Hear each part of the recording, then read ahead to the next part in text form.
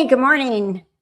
Hey, Gayla. Good to see you. Hi, everyone. I'm Kathy. Welcome to Chatting with Kathy and Left Undone. I'm streaming on both today, so we will see how that goes. I did it briefly one day and it was fine, so we're going to just try that again because I know a lot of my people from Left Undone haven't been over here to Chatting with Kathy, which is my new channel, which is where the videos are on this case. So today, if you're new here, please say hello in the chat. Hopefully some of my mods and normal viewers will show up. I know it's a weekday, so it's not necessarily the easiest thing to do if you're working or errands or doctors or whatever you're doing. But this will be available for the replay crew tongue as well. Hey, Christian, nice to see you. I haven't seen you in forever. Are you on Left Undone? I can't tell which one you guys are on from StreamYard. It's really weird. Okay, well, either way, you show up in my chat, so that's what matters. So today we're going to cover the Lindsay Clancy trial. Opening statements started this morning. And if you don't know this trial, this is one of the ones that are just very close to my heart because of what I do, what I do for a living. I went to nursing school specifically to be a labor and delivery nurse after I had my 4 kids. Well, I took my pre-nursing classes during the time the kids were, as they were being born, basically. But then I got accepted in nursing school, and then I found I was pregnant with my 4th. So I put it off, and then I went to nursing school when he was 2. So I've been a nurse since 2002.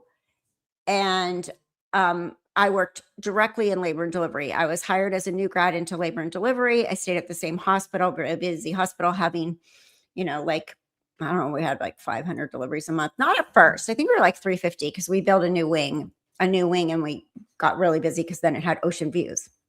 I worked in Newport Beach, California. So as people roll in the door, please say hello in the chat. I'm going to, the trial didn't even start at 6 a.m., which was 9 a.m. there. Oh gosh. Okay. Kitty cat is going to be a pain in the butt for a little while. Just FYI, if cats bug you, sorry. He's messing with the door right now. He just got up, pushed the French door, swung back. Let's see. This case is so sad. I saw this many times in my law enforcement career. See, and that's the thing. A lot of people have never heard of postpartum psychosis, have never experienced it, have never dealt with somebody in the throes of deep postpartum depression / postpartum psychosis. And it's a real thing. I am not making a decision yet, but I do lean towards not guilty based on the fact that she was psychotic during what happened. But I want to see the evidence. I want to see what the prosecutors have. Honestly, if this was so straightforward, I don't think it would have went to trial if it was straightforward postpartum psychosis, or for some reason they have pressure from their, people that vote for them, the district attorney's office. I don't know, because honestly, I've seen many of these cases. I have another one on Left Undone where the woman, the husband left and she had 2 babies and she suffocated them and piled them on top of each other. And when he came back, he was like, what happened to the babies? So I did a video on that because I remember that arrest, and that's on Left Undone somewhere. And it literally is titled Postpartum Psychosis. So that's, that's one of the things that I find that I know is real. After I worked labor and delivery, I went to another hospital. So 10 years at the hospital, then a couple more. Then I went to hospice for a couple years. Then I went to a nurse advice line. So I got calls like this, working nurse advice for insurance company for a while. And then I went high risk OB case management for 7 years. And then back to hospice. And now I'm trying to go back to high risk OB case management. Like that's the beauty of being a nurse. You really can do more than one thing. So if you have a little ADD in you, there's options out there. but my heart is with maternal health. My daughter is a psychotherapist. Her plan initially, and I'm not sure if she's still sticking to it, was to specialize in um, maternal mental health, perinatal mental health, because she's had friends and she's experienced a lot of what happens in the postpartum period, and there is a very big lack of awareness on postpartum mental health. It's incredible. Well, that was the cat. Just decided to cross in front of the camera. There. I don't know if you could see this if I turn it, but we got birds in the window, and I have a bird feeder right there. So this is an all-day game. We chase the birds. You can't really focus on them, but you could see we chase the birds away from the window, and then they come back because the birds know he's in a glass case, I guess. Birds are smart. Let's see. Mama, hi. Very much believe that even if it's easy to prove that she was mentally ill, I think it probably has a lot to do with the public. I think that makes sense to me. You know, public outrage. Oh my God, this has to go to trial. Who kills 3 babies? And just from the comments that I've gotten, there's a huge lack of understanding on psychosis flat out, but on mental health disorders, on postpartum. Oh, you had a baby, you should be happy.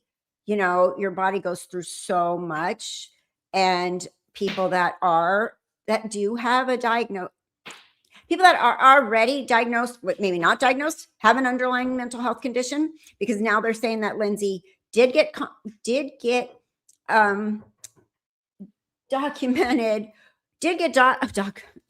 diagnosed with bipolar disorder later. So that was missed. And 50%, I just did a video on this, 50% of all women that are diagnosed with bipolar disorder are diagnosed in the postpartum period. That's when it rears its ugly head. And so when you are already fragile with a diagnosis like that, or some mental health disorder, you are more at risk. And she did have some baby blues, maybe postpartum depression with her other babies. Now, I know so far this morning, they did opening statements, and Patrick, her husband, has been on the stand. So we're going to go ahead and live stream all of that. And as you roll in and out of the door, or whatever, thank you for being here. I really appreciate it. I'm trying to grow Chatting with Kathy as more than just true crime, but trending topics, things that my knowledge base can help with, like this, just from my training and my experience in life and being a nurse, you know. And one thing they say, hi, Carolina. Hey, lady, I won't yell at you. I miss you. I haven't seen you in a while, but we haven't live streamed in a while either. So it's kind of my fault. I went to Greece. I just came back. I went to Greece with my cousin. We did a road trip through the Peloponnese, which is where Sparta is, which is where, in fact, we were at the same hotel where the cast and crew for the Odyssey stayed, in the Peloponnese, in a place called Costa Navarino. We stayed at the Westin there. It was beautiful. So that part of the country is amazing. That's where my grandmother and grandfather on my mom's side are from.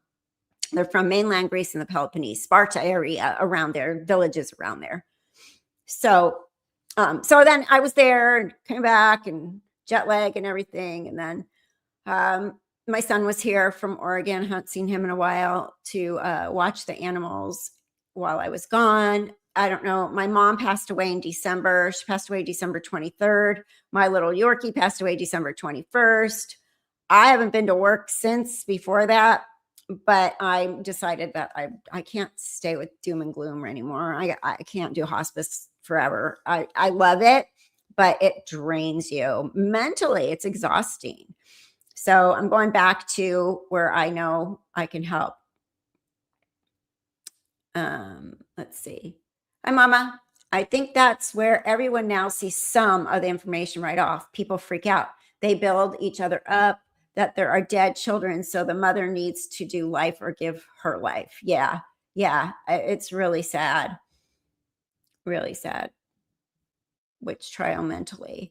And if the prosecution doesn't come up with some mic drop moment for me, I'm going to be extremely annoyed that they even took this to trial. If she gets found not guilty by reason of insanity and the prosecution doesn't have some big bombshell evidence. Allow people to have questions and different opinions. Thank you. I do. And you're more than welcome to have questions. Hey, sunshine. Questions and opinions. Just don't argue with anybody in the chat. You know what I mean? Like attack somebody for their opinion and say something mean to them. But you can say, "Oh no, I think she's guilty. This is premeditated murder." You're welcome to say that, and you're welcome to say it's psychosis. This is a discussion place, so we can do that. Okay, so let's go ahead and get started. Let me share my screen. And if you don't like being interrupted, this probably isn't the one for you, because I am going to add my 2 cents here and there during some of the commentary and the testimony, just based on things that I want to say, because it's my channel. So that's what I'll do. All right. So let me share my screen and we'll get started watching this. Before we get started, do you want to hear the commotion beforehand when the jury comes in and all that? Or do you want me to just go straight to opening statements? Anybody care? Or maybe just look at it for a few and then zip over to opening statements? Let's do that. Just start from the beginning and see what they're doing, and then we'll decide. Okay.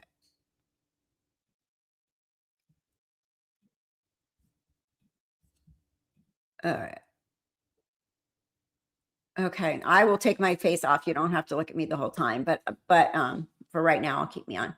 Even with that case I sent you about the mom in Idaho, about the twins both dying, she did take the kids in twice. Yeah, I still got to dig into that case. That one is really interesting. And other people have mentioned it to me. Let me see if I can show comments on stage. Hey, Ruby, how are you? Good to see you. Thank you so much for being here. Oh, I look gorgeous. Thank you. It's not working since before December, right? It helps. I'm not like, And believe it or not, my mom was so much stress for me. I mean, yeah, you can believe it. She had Alzheimer's and she was a lot of work and a lot of stress. Hey, there's PLM. YouTube recommended the Left Undone Live first in line, but the Chatting with Kathy hasn't shown up at all as of now. So the Left Undone channel is still the algorithm favorite for me. Anyhow, interesting.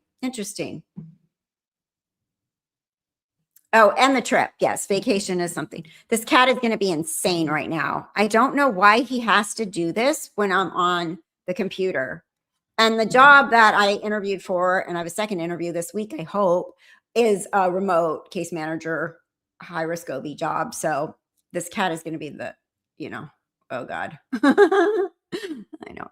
Hopefully he'll settle down. We need more birds to come to the window to distract him, because he's right here.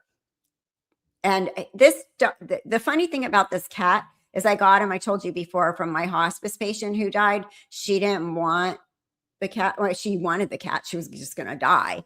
And so I told her I'd take him.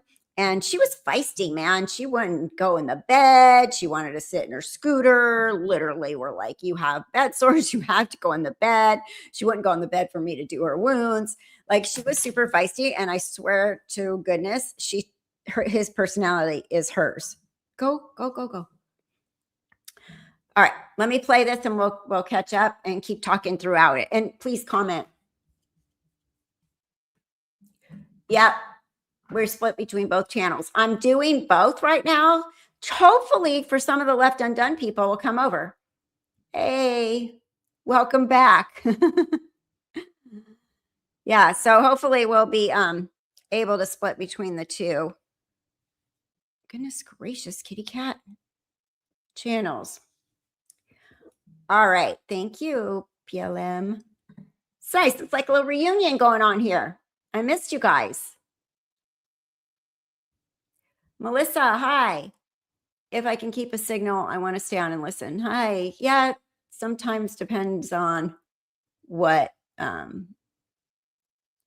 what's going on. You know what I mean? Like, oh, there's Dental Lori. Hi, my friend. Long time no see you either. How are you? Everybody remember Lori? She changed her name to Dental Lori. Hey, Justine. Hi. Good to see you. It is a tragic case. Yeah. We got a Left Undone OG reunion going on here. Hey, Karen. All right. I just asked. Who did I miss? Miss anybody? Oh, just asked. That's Justine, right? Okay, cool. And I will try to put comments up on stage while there's things going on too in the trial, that if you want to comment, because I think on both channels, the people can't see unless it goes up on the on the screen, right? Yep, there you go. There you go. All right, you guys are awesome. I'm so happy you're here. Thank you.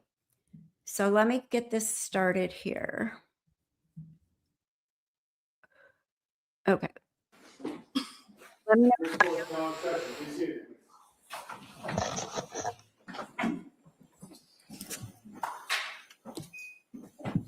Is audio okay, guys? There's Lindsay and her lawyer. All right. All right. Yes, please. Your Honor, before the court today, we have the matter of Commonwealth versus Lindsay Clancy. Ms. Clancy is present. She is represented by Attorney Kevin Reddington. The Commonwealth is represented by Assistant District Attorney Jennifer Sprague and Assistant District Attorney Shannon Cox. I can hear. All right, counsel, good morning. Good morning. Ms. Clancy, good morning. I apologize, everybody. We had some technological problems here, but I think we're ready to go forward. Before we continue, could I see counsel at sidebar just briefly? See, I'm pulling the Emily Baker here. That's why I started late, because we can zoom, like she says. We can zoom past this stuff, right? Let me see. Sidebar. Yes, please. Your Honor, before the court today, we have the matter. Okay, hold on. Let me zoom. I like how she does that, because then you're not sitting around during all this blank space. Blank space, baby. Okay, here we go.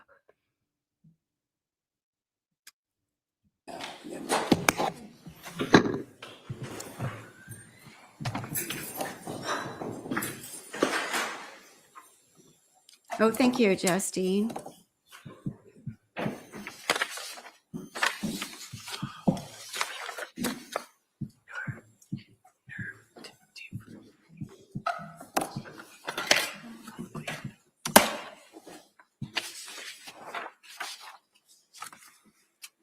Question for Dental Lori on the screen. Perfect. Thank you. Okay, we're still. So I don't know how much goes on. Let's see. I will probably bring it in the jury.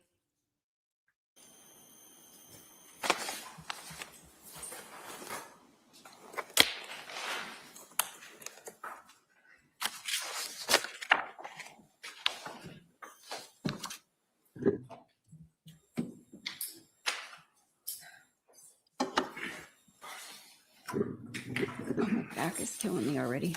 Sitting here. Yeah. Okay.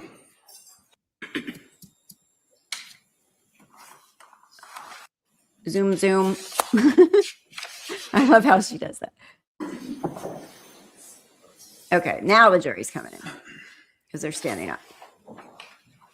Is that, I wonder if that is Patrick's new wife back there. Do you see that? She looks like it. Did you guys see that? Patrick is remarried and she looks very much like Lindsay, but look, I think that might be her, but I'm only guessing. Right there. Very much looks like it could be Patrick's wife. Patrick can't be in there yet because he's a witness. You know what I find interesting about Patrick's wife is she's a fertility doctor. You know, they're divorced, right? So he divorced Lindsay, but he's still standing by her. But this woman that he married is a fertility doctor. It's in Massachusetts. Oh, yeah, she does have a sister too. So it could be Lindsay's sister. You're right, because they look similar. And so does his wife look similar. So it's wild. But she's a fertility doctor. And what I think probably why she's so okay with Patrick standing by Lindsay and they remarried is because she knows what happens. She's an obstetrician. She's a fertility specialist. She understands postpartum. She understands postpartum psychosis. She understands all of that medically. So yes, Massachusetts. Yeah, we'll see. I mean, I don't know if we'll know, but maybe we'll know. But that would be great if it's her. That's super supportive being there. Okay.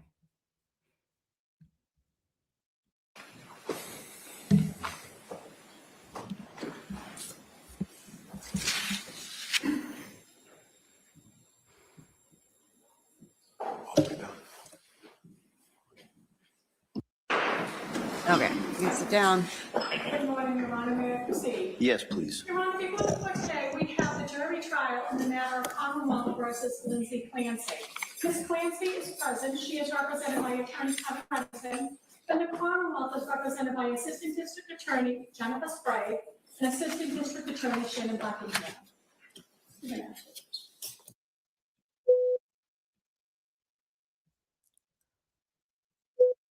Now we got white noise. This thing's something going on here. Okay, let's get past these beeps. 019-001 on the charge of murder. The jurors for the Commonwealth of Massachusetts on their oath present that Lindsay M. Clancy Hi, Paula. of Duxbury in the county of Plymouth on or about Thank you for being here. January 24th, 2023 at Duxbury in the county of Plymouth did assault and beat Cora Clancy, intend to murder her, and by such assault and beating did kill and murder said Cora Clancy. She's just going to read all of it and then all the charges, right? On docket number 23.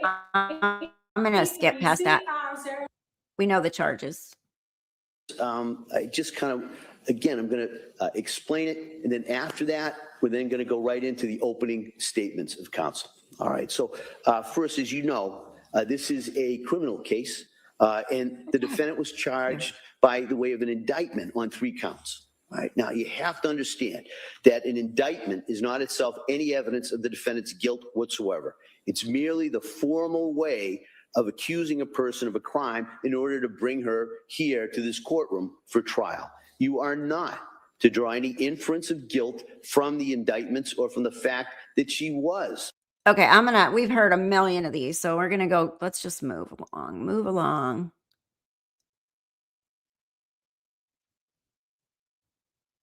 He's got a lot to say. Is he still talking? All right. We're just going to keep moving. Okay, here we go. Let's go right here. Of 2023. Of what the law is and what your obligations are. But I know that you're going to try this case according to the oath that we talked about that you took as jurors. We promise you well and truly try the issues between the defendant and the Commonwealth according to the evidence in the law. If you follow that oath and try this case without fear or prejudice or bias or sympathy, you'll arrive at a true and just verdict. I'm confident of that. And also, have confidence in yourself. All right? You can do this. The lawyers and I asked a number of questions, and we all decided and chose that you would be the people who could make this Just decision. like another minute. So everyone has confidence in you. You should have confidence in yourself in regards to sitting on this jury. I know a lot of people say that. The just verdict on this. So at this point, seems fast. I'm going to especially since she hasn't been tried yet, you know? To give their opening statements. Come on. Okay, Buckingham. here we go. Thank you, Your Honor.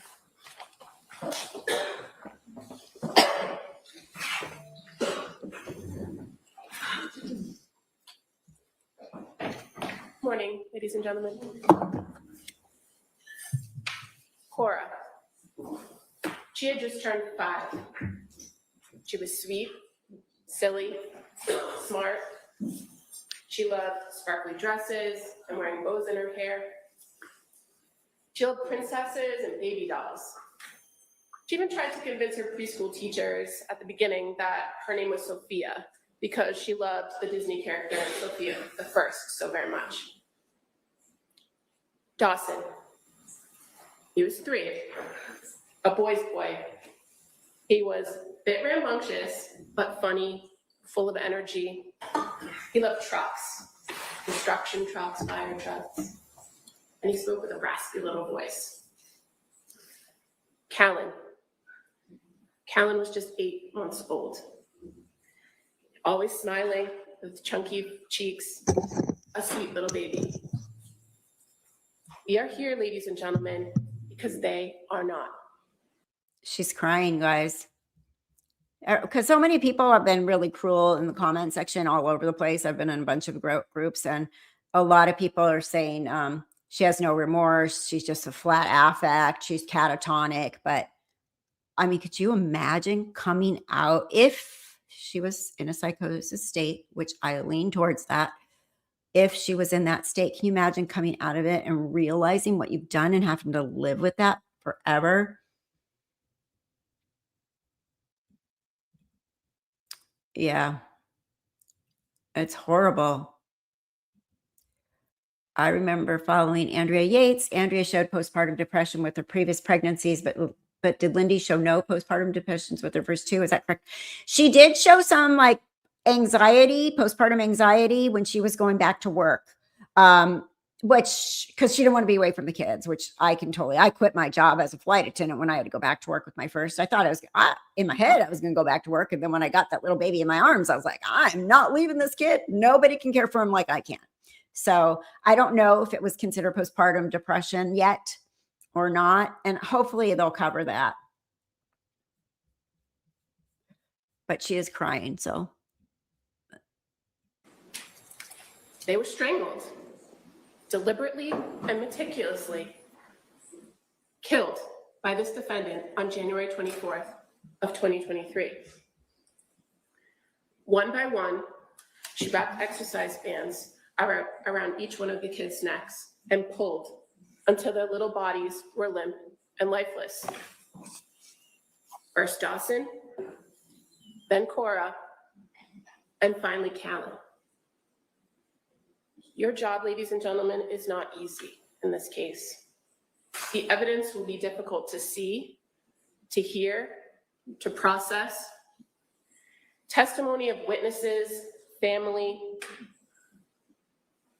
friends, teachers, people who knew the Clancy family, people who saw them regularly, people who saw them on the day in which this defendant killed them. They're all going to come before you. And it may be heartbreaking to hear what they have to say.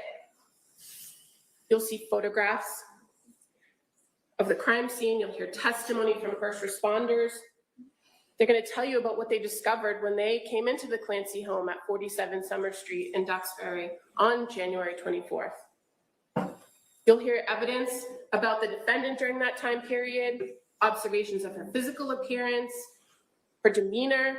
You'll hear testimony about what she was reporting to her friends and family and doctors during this time period. The list of witnesses is quite long. Law enforcement, firefighters, friends, family, teachers, crime scene investigators, forensic scientists, toxicologists, medical examiners, experts. We expect over the next few weeks that you will be able to, or will be able to present to you a clear picture of what was occurring in the Clancy household on January 24th of 2023. We ask that you keep an open mind when you're hearing this evidence, and during the course of the trial, don't forget that you use your common sense and your life experience. Those are things that you bring as jurors to the courtroom every day, and it's what's going to take you into the deliberation room at the end of this trial. So what happened? On January 24th, 2023, it had recently snowed. It was in fact a Tuesday. Tuesdays were days that Cora and Dawson usually went to preschool. They attended the Learning Sprouts preschool in Duxbury, but they didn't attend on Tuesdays. So on this day, they were home. On this particular day, Cora, who had just turned 5, had an appointment at the doctor's, an annual checkup. And so the defendant brought her first thing in the morning to the doctor's. Defendant's husband, Patrick Clancy, was home and he was caring for Callan and Dawson while defendant took Cora to the doctor. Pretty normal. You'll hear and see that Patrick and the defendant exchanged text messages that morning. Patrick sends a photo of Dawson, who had just dressed himself that day and he was jumping for joy. And he sends that text to the defendant while she's at the doctor. And while at the doctor, the defendant sends a text of Cora and her little Johnny and mask to Patrick. When the defendant and Cora returned home that morning, Patrick went downstairs to his basement office to do work, same as he had normally done on any other day since returning from paternity leave. And then the defendant was charged with caring for the kids for the rest of the day. She put Callan down for a nap, bundled up Cora and Dawson, took them outside to the backyard, and played in the snow. They built a snowman. The defendant sent pictures of the snowman and the kids in the snow to Patrick when he's working in the basement, and her mom, who was living in Connecticut, who had just been there that weekend but had gone home. The day proceeds as normal. You'll hear Patrick describe it as a good day, actually. In the late afternoon, around 4 p.m., the defendant searched on her phone for kids' Miralax. She searched takeout 3V, and she opened the Apple Maps on her phone and searched the route that it would take to get from their house to the 3V restaurant in Plymouth.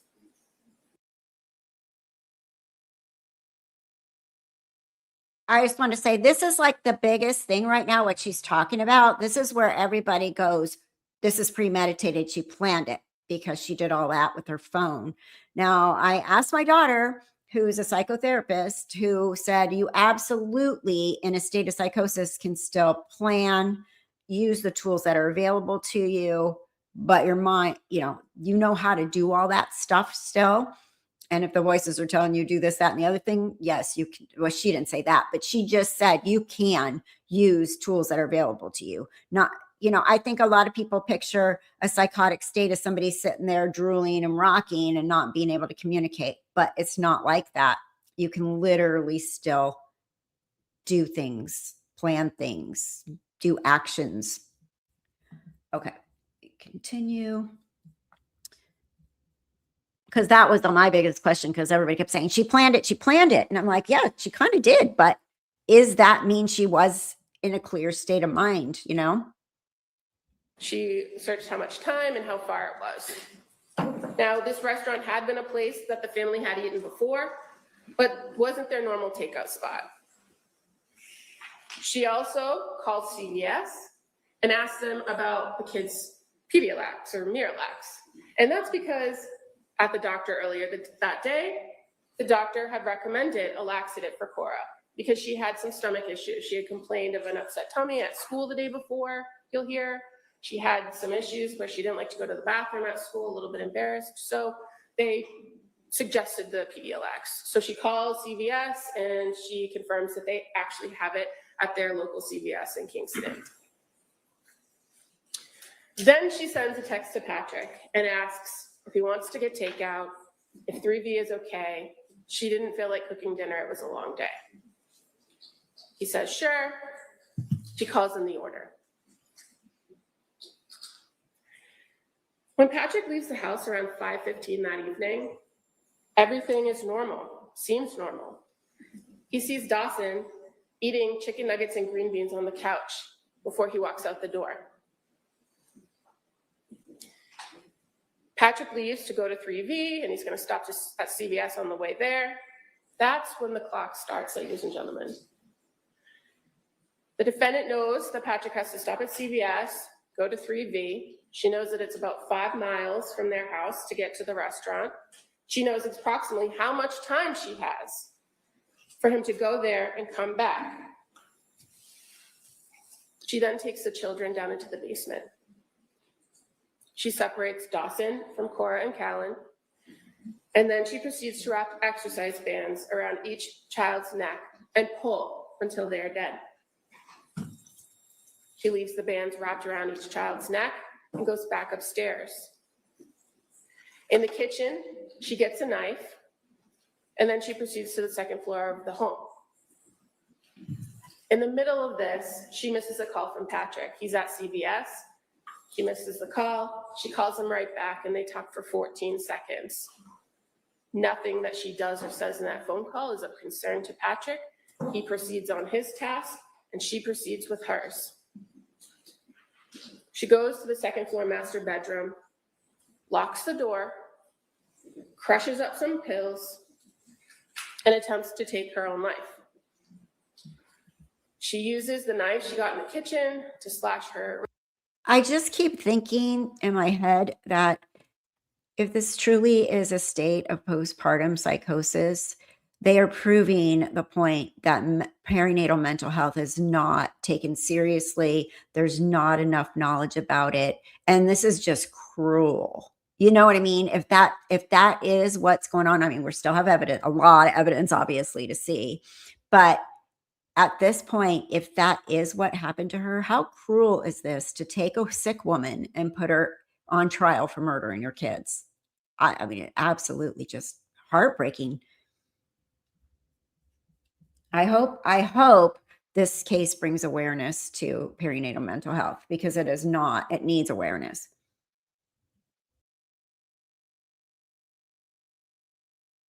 Wrists and her neck.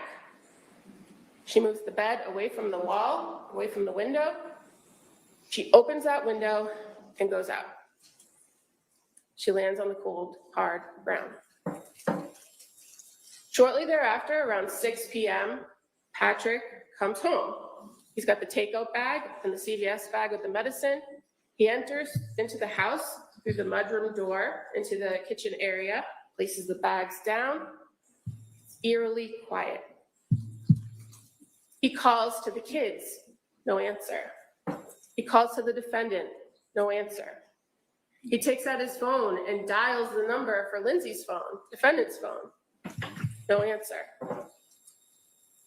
He then goes upstairs and finds the master bedroom door locked. He opens it and enters the room, sees blood and the window open.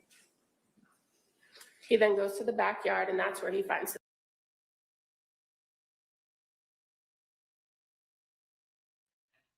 Very true, Ruby. For the most part, women in postpartum, but first of all, postpartum psychosis is different than postpartum depression. It is different.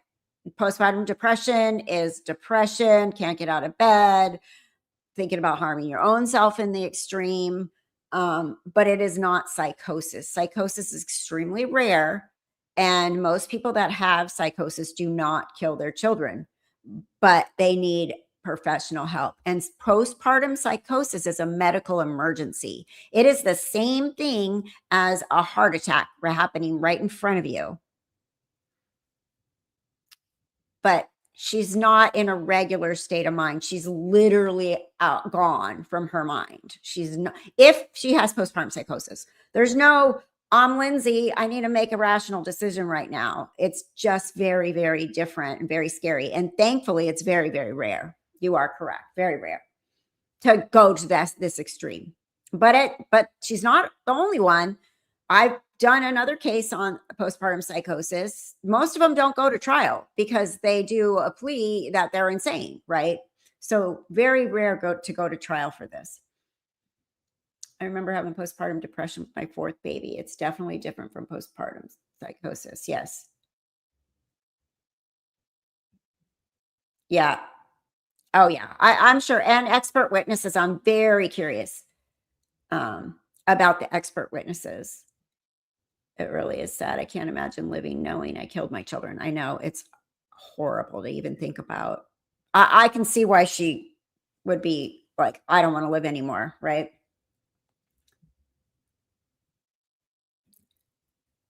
That That's what I've heard, Lori, that she had some postpartum depression with the first two, but we'll see what comes out if there's any documentation, medical documentation, right? Okay, let me continue. Defendant.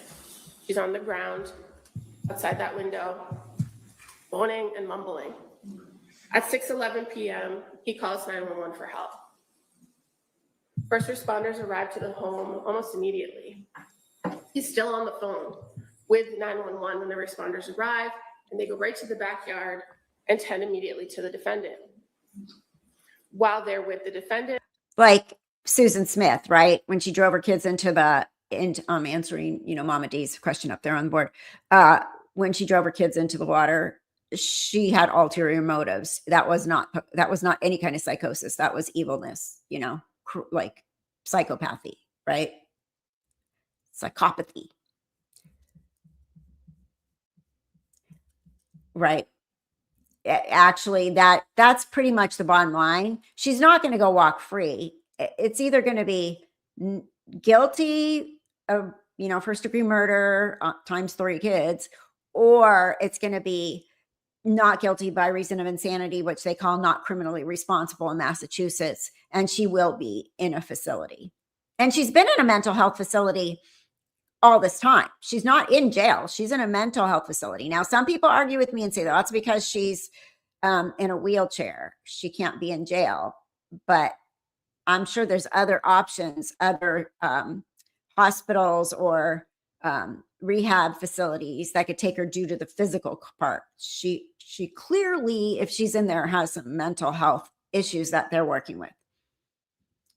I heard that the DA is believed to be the only one in Massachusetts who would bring this level of charge against Lindsay Clancy. I think the DA overcharged. I think a lot of people say that for sure. And again, if I don't see some mic drop evidence from the DA, that's what I will totally believe. Okay, let me play. Sorry, I have a lot to say. We all do, right? Patrick tells the first responders, I need to find my kids. He had asked the defendant where the kids were, and she told them they were in the basement. So when he went, yeah, just wait, Paula, you're going to see this is horrible what happened after. Then I won't interrupt for a while so you can hear the whole thing when they came home. But yeah, it's the reason she's in a wheelchair is because of this. And in the house, that's the first place he went, down into the basement. He's still on the phone with 911 when he finds each child with an exercise band still wrapped around their neck. He screams for help, and he says, she killed the kids. Efforts made to resuscitate Cora and Dawson were futile, but first responders from Duxbury and the surrounding communities were persistent, and they kept trying to resuscitate them all the way to the hospital. But when they arrived at the hospital, there was nothing more that medical staff could do for Cora and Dawson. The staff at Beth Israel were able to get a heartbeat on Callan, but he never started breathing on his own. He never regained consciousness. He had no brain activity. Nonetheless, he was transferred to Boston Children's Hospital, where he died 3 days later on January 27th.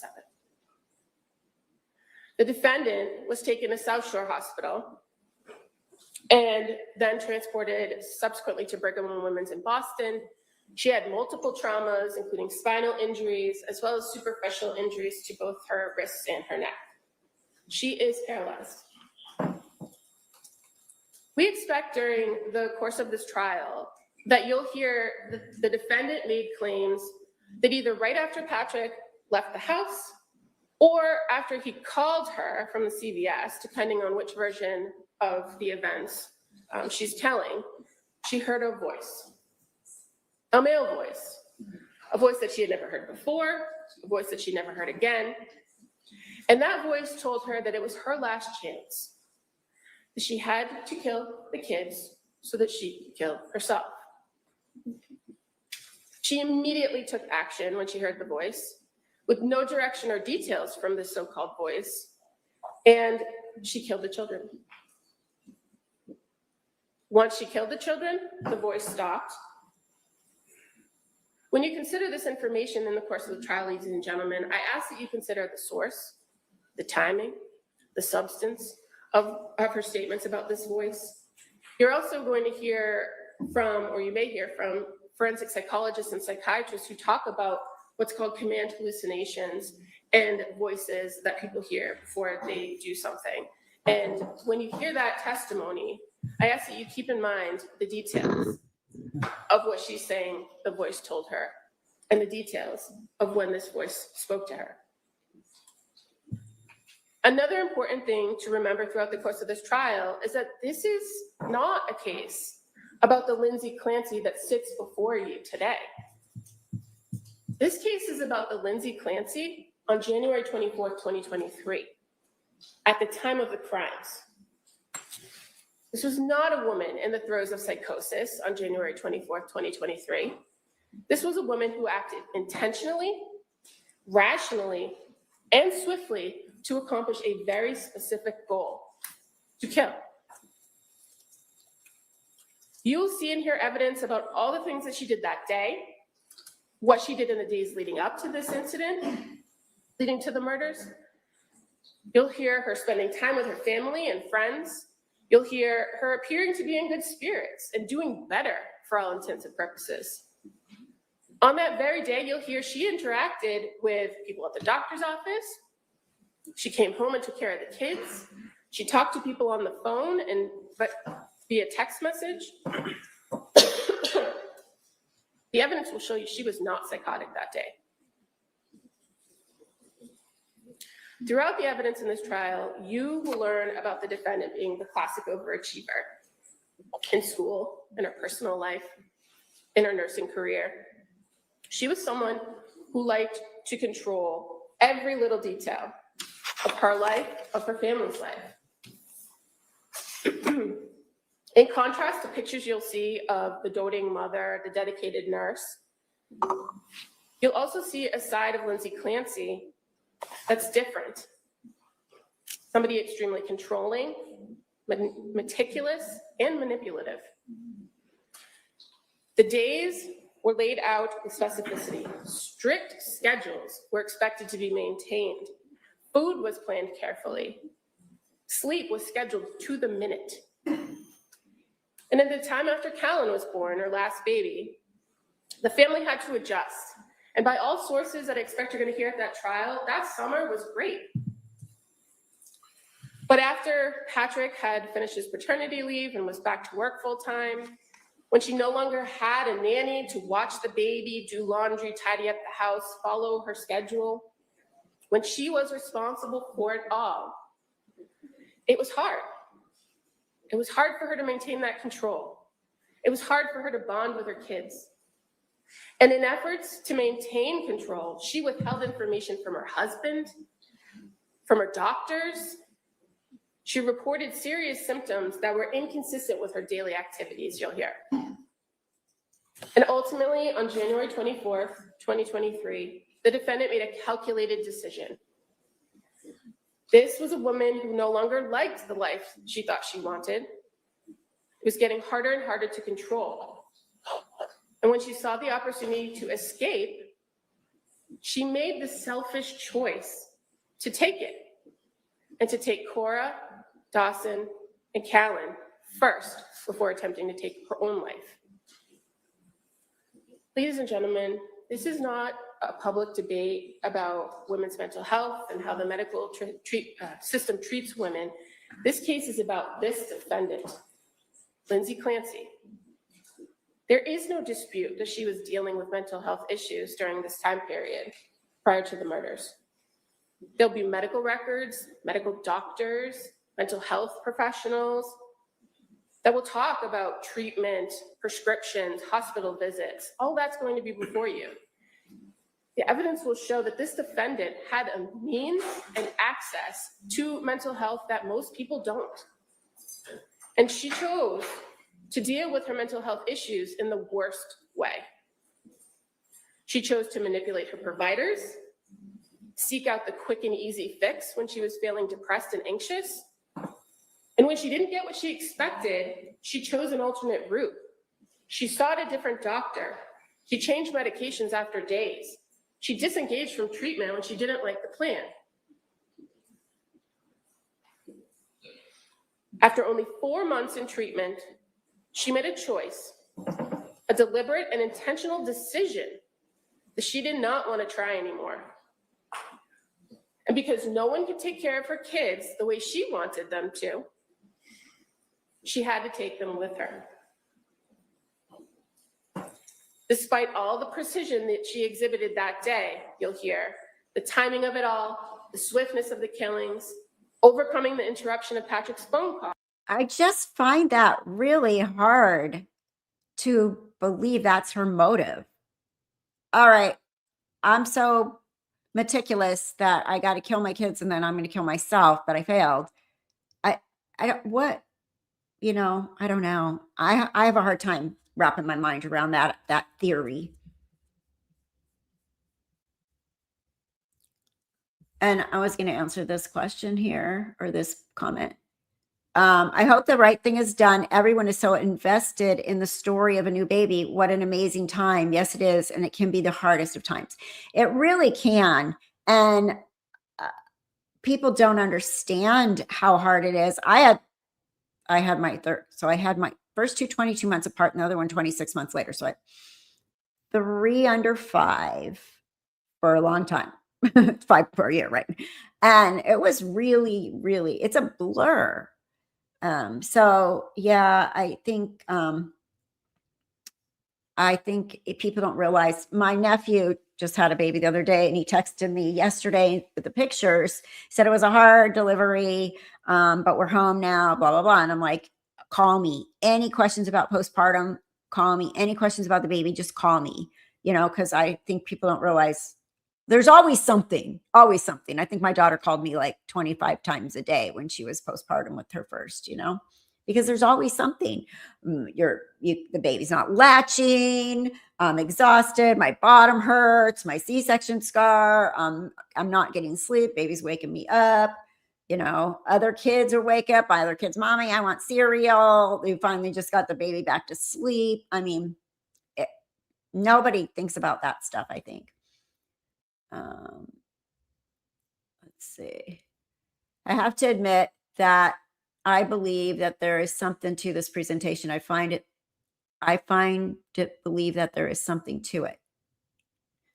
Yeah, and I can't wait to see all the evidence to find out, what they have. I do think a lot of women don't want to leave their kids behind. Well, yeah, I wouldn't want to leave my kids behind if I was going to go anywhere. But she didn't even want to leave them behind. She had anxiety about going back to work,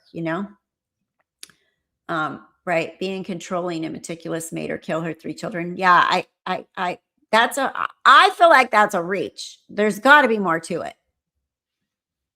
I had postpartum depression after my kids. That was hard enough. I cannot imagine psychosis. Yeah. Right? The depression is hard enough for sure. I had it after Michael, my last one. I don't know if I had it after my other ones. I was so young and naive. I don't even know what my problem was at that point. Just grumpy and tired, right? Okay, I'll continue.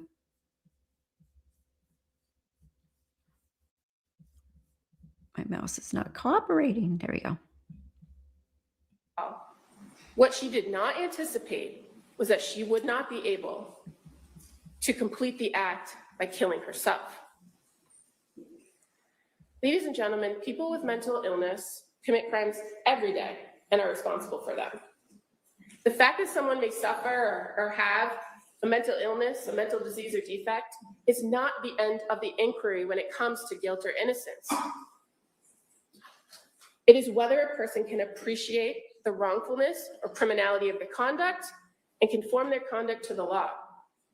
Do they know what they were doing, and can they control their actions? The evidence in this case will prove beyond a reasonable doubt that this defendant coldly and efficiently executed first Dawson, then Cora, and finally Callan. One by one, she strangled the life out of each one of them. She did so with no hesitation, with deliberate premeditation, and extreme atrocity and cruelty. She is criminally responsible for the murders because the evidence will prove to you that she knew exactly what she was doing. She drew her husband out of the house, their father, so that she had the opportunity and the time to carry out these murders. She maintained the ability to control her conduct, conform her conduct, when she attempted to kill herself to escape the consequences. At the conclusion of this case, we're going to come back and we're going to ask that you return guilty of the murders of Cora Clancy, Dawson Clancy, and Callan Clancy, because the defendant committed those crimes. All right, thank you, counsel. Mr. Reddington, do you wish to give an opening? I do.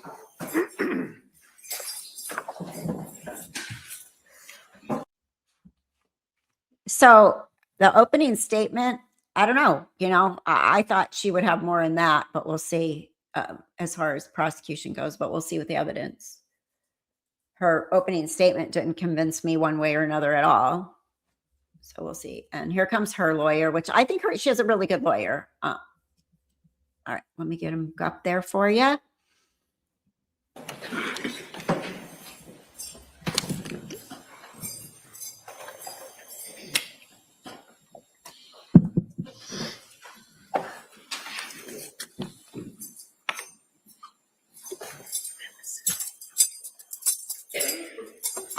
Your Honor, I might use the easel, may it be placed in front of the TV screen so that the jurors are able to.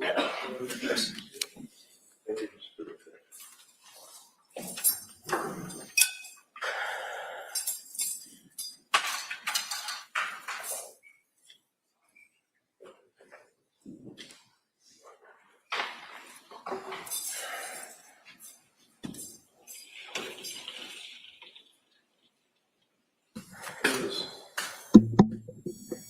Normally, we thank jurors for time away from your life, your jobs, your family, coming to court, listening to a trial, certainly is a service that's provided by you as citizens. But in this case, God bless you. You people are going to have to listen. You mean the voices that she heard that told the command voices? Is that what you're talking about, Ruby? Yeah. Have you ever spoken to somebody that's hears voices like a schizophrenic or something that the voices are telling them things? I have. And it is the weirdest, wildest thing. That is the reality when it's happening. That is the reality. It's just so weird. And you can't bring them into your reality when they're in that reality. It's just so crazy. So I've had patients that have called me and I'm like, you need to go 911 right now. When I was doing high risk OB, they're seeing shadows, they're hearing voices. When I worked nurse advice line, I've had people call where we have to get on the line and with another nurse to call 911 to send them there that are hearing voices like that, telling them to do things or telling them to kill themselves and stuff. It's wild that your mind, their brain can be that fragile. It's really wild. And I lived through it in my own house with my own mom towards the end. She was seeing children, little assholes. They were keeping her awake, talking all night. They kept bothering her, and there was she'd be like, oh, come on, Kathy. She knew exactly who I was. Oh, come on, Kathy. You mean you can't see that right now? I'm like, well, I just told them to leave. I had to go into her reality to get rid of these little assholes that were keeping her awake all the time. Yeah, so it's a thing. I don't know which mental illness, which ones, there's different ones, but some of them cause that to happen. And I experienced it with my mom with Alzheimer's and with patients. So, and my ex-boyfriend's son, heard voices to beat up a guy with a pipe, and he did it. And so he's still institutionalized years later. So, and that was like drug-induced psychosis, because there is such a thing. A lot of people have fried their brains with drugs. Get psychotic like that. It was just that day, that minute, or did you hear them before? I don't know. I think the evidence will let us know. I don't know for a fact if she heard them before. It was only that day. So my sister was a schizophrenic. She had full on conversations with imaginary people. Yeah. It is so weird. I was so sick of those kids in my house. They were starting to become real to me. I'm not kidding. She's yelling at them, telling them to get the hell out of her room. She'd come sit out here and she's like, I'm never going back in that room again. They're little assholes. They keep me awake all night. I was like, oh my God, I'm going to lose my mind over this right now. And I'm literally go into my mom's room and be like, go home. Your mom wants you home right now. Open the back door because she had a back door in her room, close it loud enough for her to hear. And like, they're gone. Oh, good. They wouldn't listen to me and leave. You know, it was wild. It was like, oh my God. No way to live having that. Not a good way to live. All right, let me get him because let's get him on here. To some of the most horrific things. Look at some of the most horrific things. And jurors, it's a beautiful system. You pass between, as you heard Don Clerk say, you probably don't remember it, but it's old language, goes back to Old England. It says that you as jurors pass between the government, them, and she places herself on her country, which country you are. You owe allegiance to nothing but your oath. Lori, Mama's still here. You guys are probably are you in two different channels? Are you in two different, like one's on Chatting with Kathy and one's on Left Undone because I'm streaming to both. That's probably why you don't see it in the chat. Thank you. Oh, thank you so much, Paula. I really appreciate that. Thank you so much.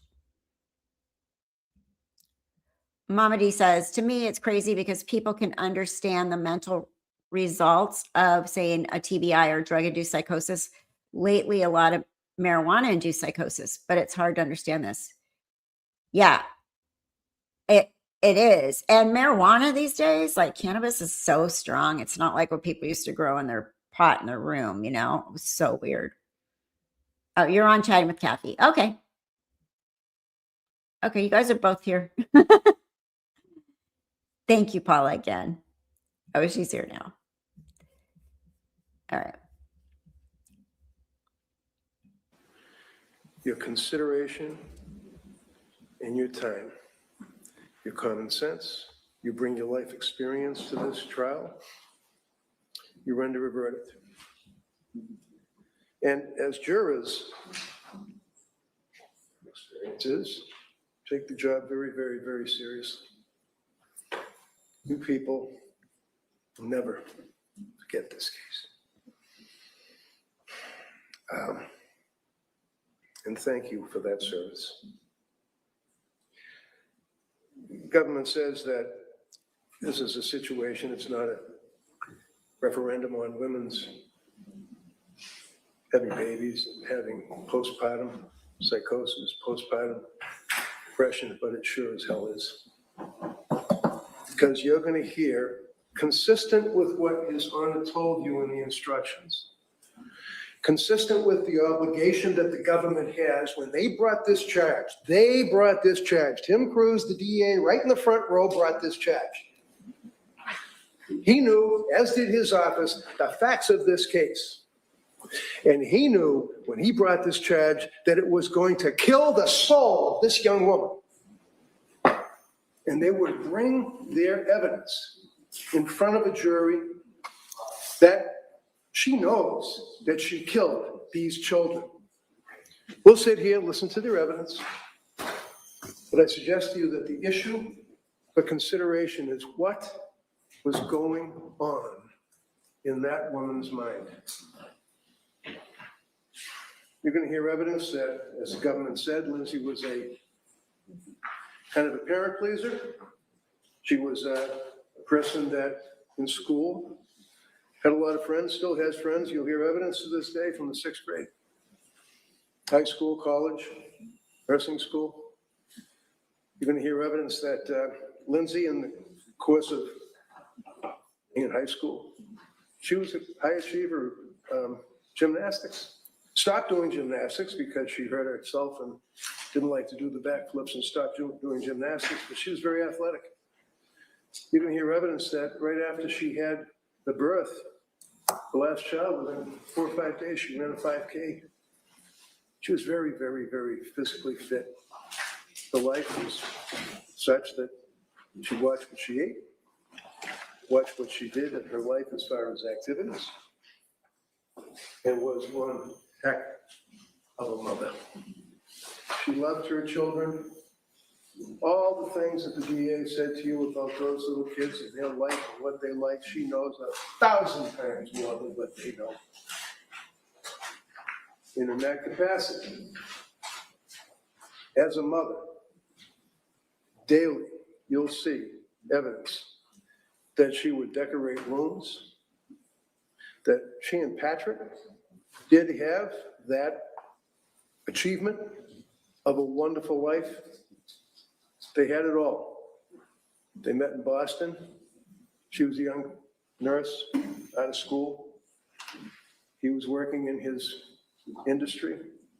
They ended up falling in love. They got married, bought a nice house. And, you know, people will say, oh, they're living in this mansion. No, they're living in a very, very humble house in Duxbury that they had to struggle to pay for. That house, you will see, not from the view, because it's not enough that we have photographs. On top of the photographs, we have to have video. And on top of the photographs and the video, we have to have an auto-computerized animated display. And on top of the photographs, the video, the automated animated display, we have to get on a bus and go take a ride and look at the house where some guy and his wife are now living, that it doesn't look at all like what it looked like when Lindsay and Patrick were living there with their 3 kids.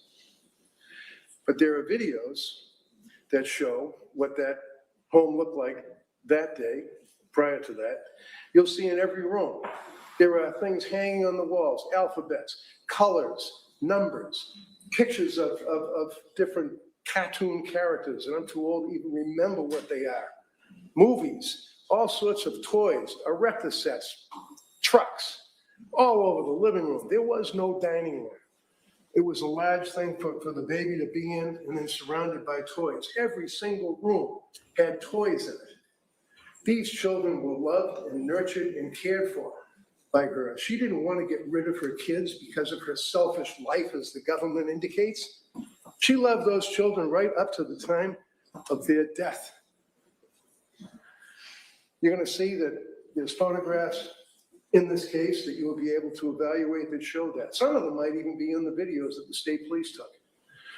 This case is a massive production by the district attorney's office. You have the district attorneys, the assistant district attorneys, the assistants to the assistant district attorneys. You have the state police crime laboratory. You have the detectives. You have the state police, the armed men that will go out, interview witnesses, and will investigate this case.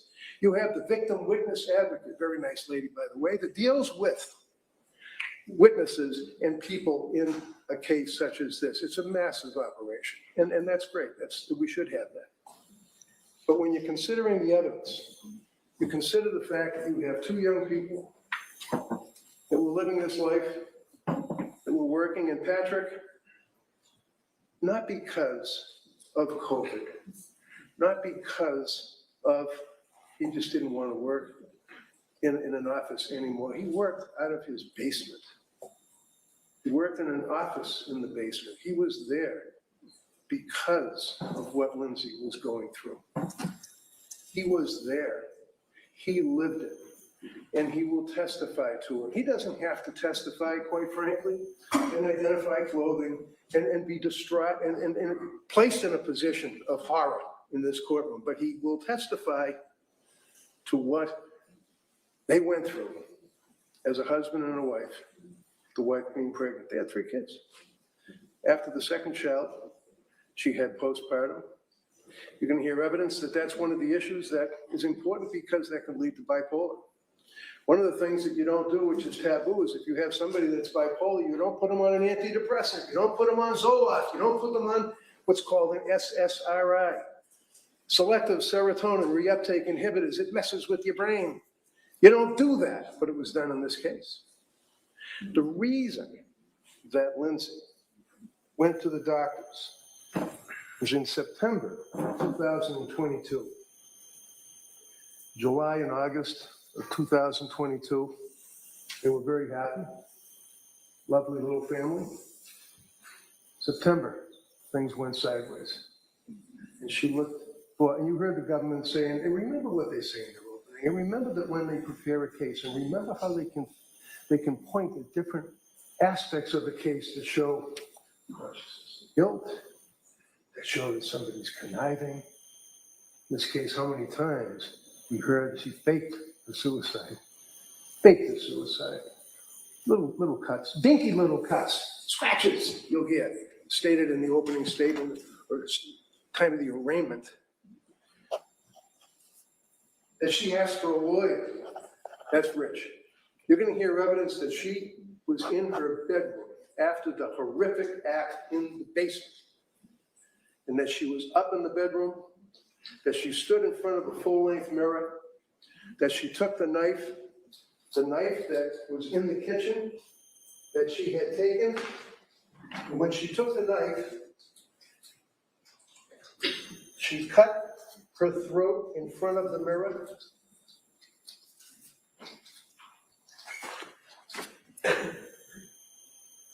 This is no fake suicide. This is her when she was brought to the hospital. She was in the hospital. That's what her appearance was at the South Shore Hospital. When she's at the South Shore Hospital, she had... All right, I'm going to say that again. Hold on.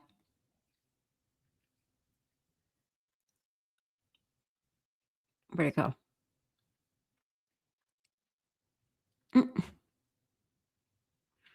Where is it? Sorry, I had to put a piece of candy in my mouth. All right. All right, so she's on a ventilator. So she is not even conscious. She's on a vent. She's restrained. She's got, hard to see, but she looks like a hot mess express. Doesn't look like a fake suicide at all to me.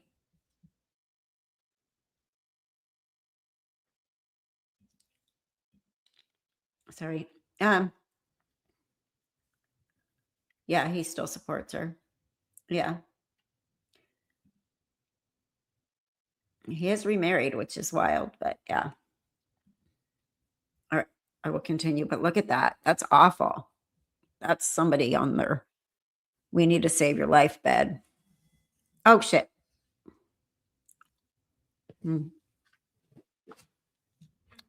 Sorry, I have to change the battery in my camera, but I will continue playing this. She was in the hospital. That's what her appearance was at the South Shore Hospital. When she's at the South Shore Hospital, she had wonderful care and treatment that was able, against her will, to save her life. Fake suicide, little scratches, dinky little scratches. This is a photograph that was taken at the South Shore Hospital of her neck.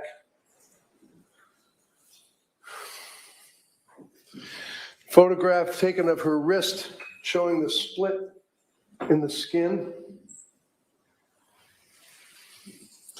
Photograph showing you'll see evidence of this, the bedroom floor next to the bed with the blood.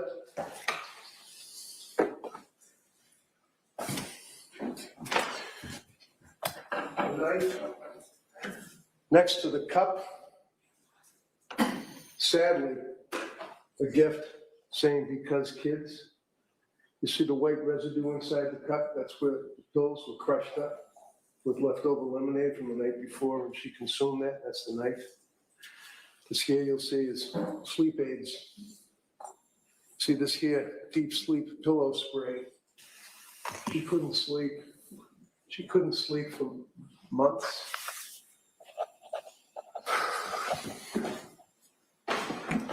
More photographs. of the injuries to her neck.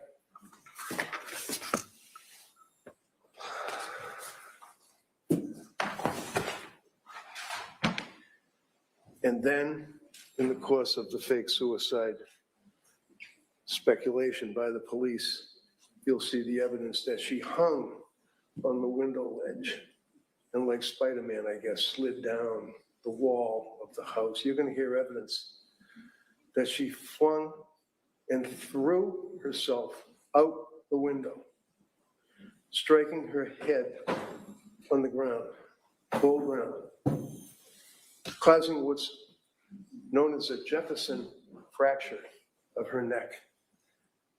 She shattered, exploded her thoracic spine,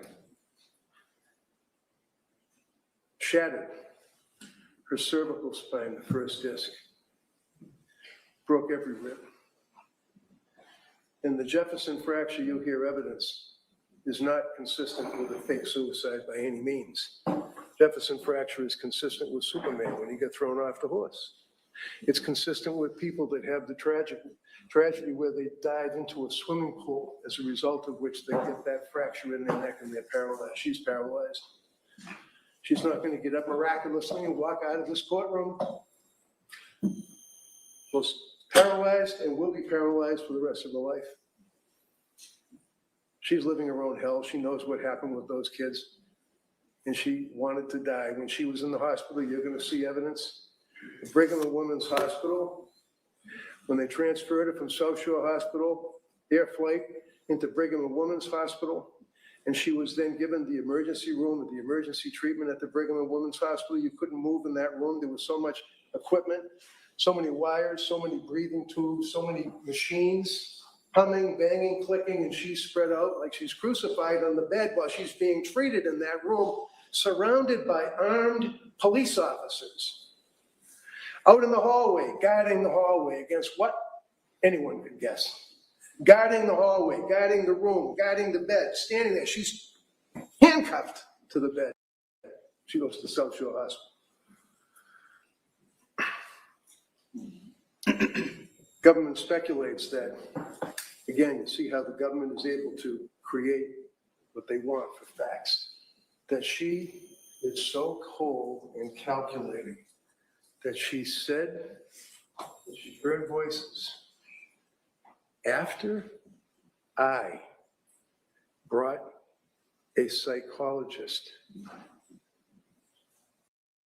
Dr. Zeisel, into that room to see her.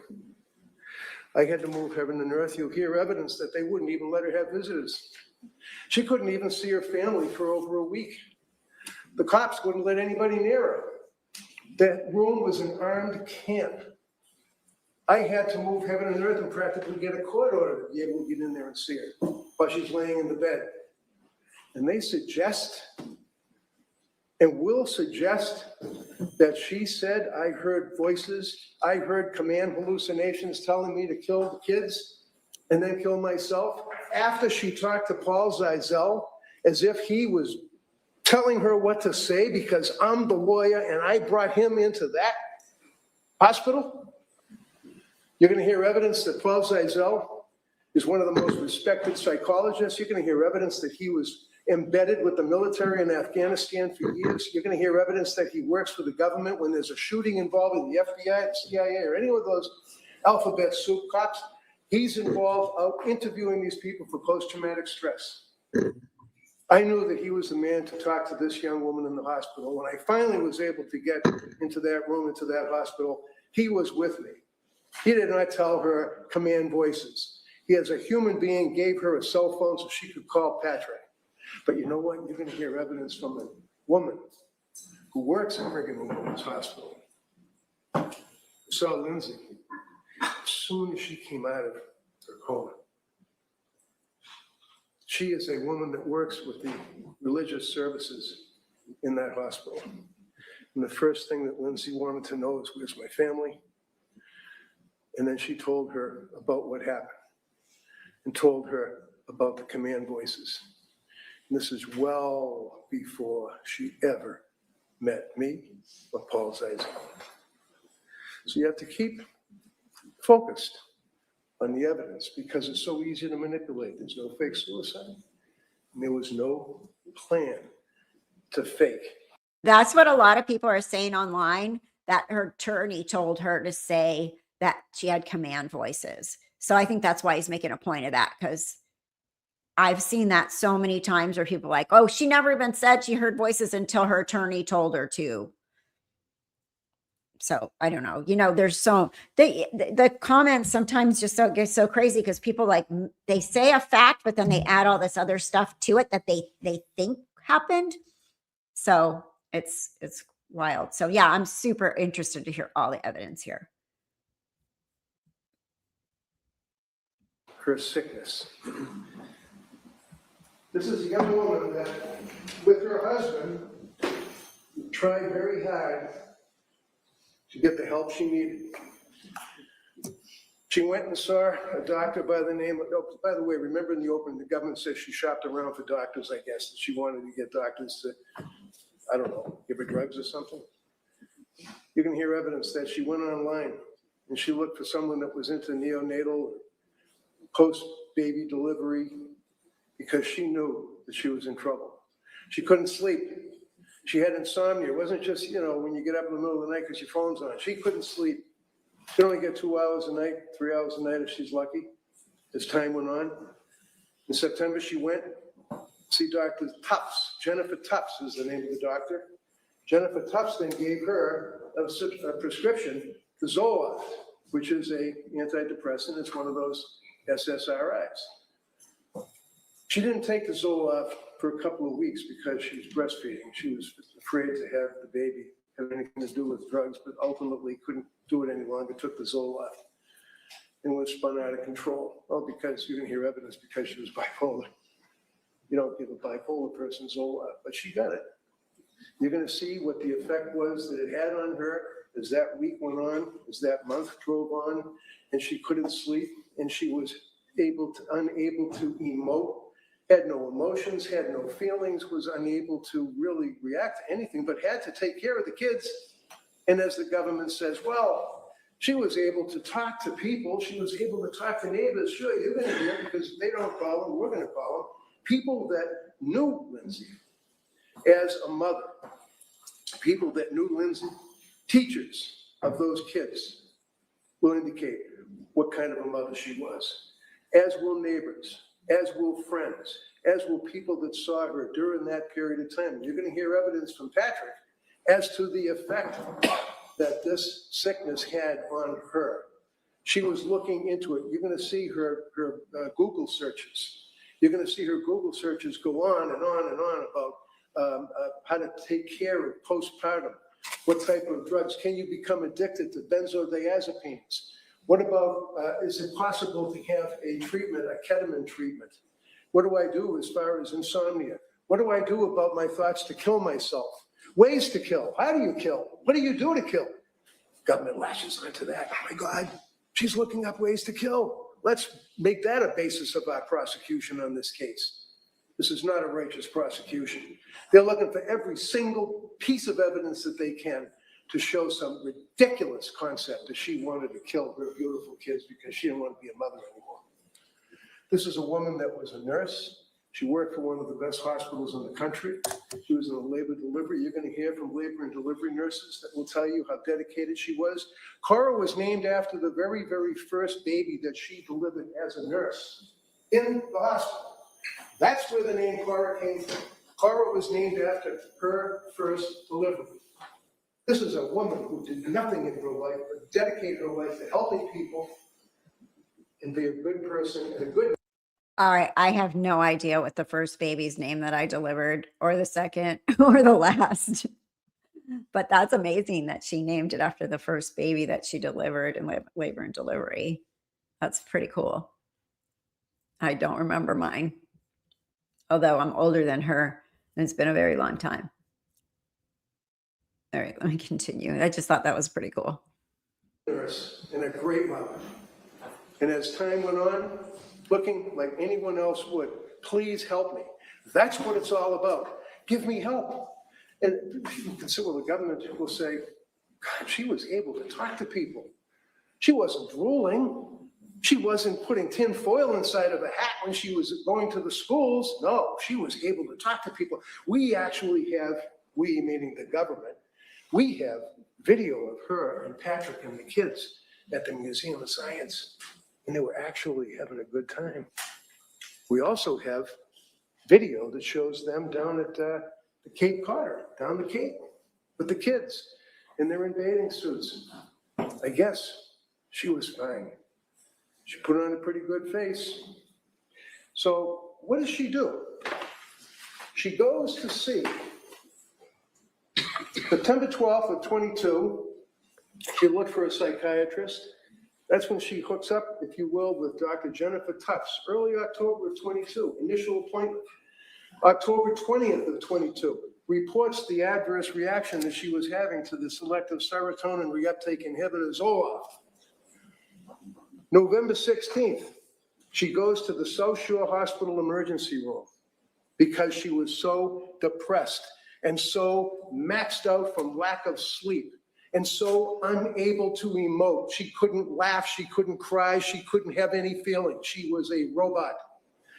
She went to South Shore Hospital. She was referred and engaged with South Shore Perinatal Behavioral Health. This was Patrick's mother. This is Patrick's mother, Mrs. Clancy, who's a nurse, well-respected nurse, wonderful woman. She works at the South Shore Hospital, labor and delivery as well. She knows Lindsay.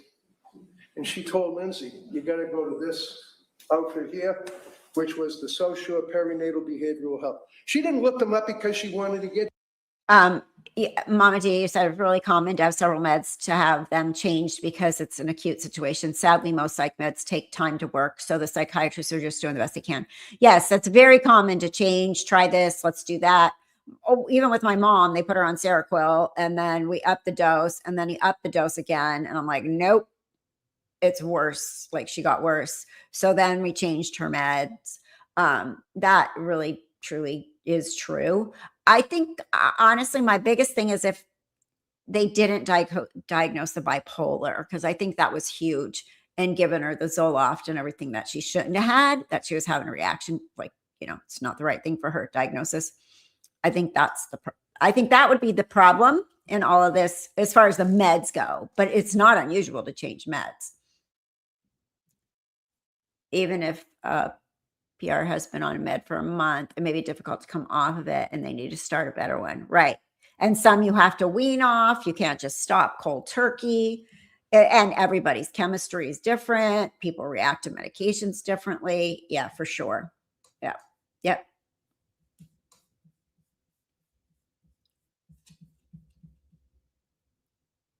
There are also so few beds for mental health patients. So few beds. It's literally almost impossible out here in California to get a patient a bed. I mean, it's horribly impossible. I mean, it's awful. We don't have enough psych hospitals. They just built a brand new one here. Actually, had applied to work there a couple years ago, and it's a brand new one. And and it has like all kinds of has a geriatric psych, inpatient rehab, like drug. Has and they were going to open each unit one at a time. It's beautiful. It looks great. And it's very much needed.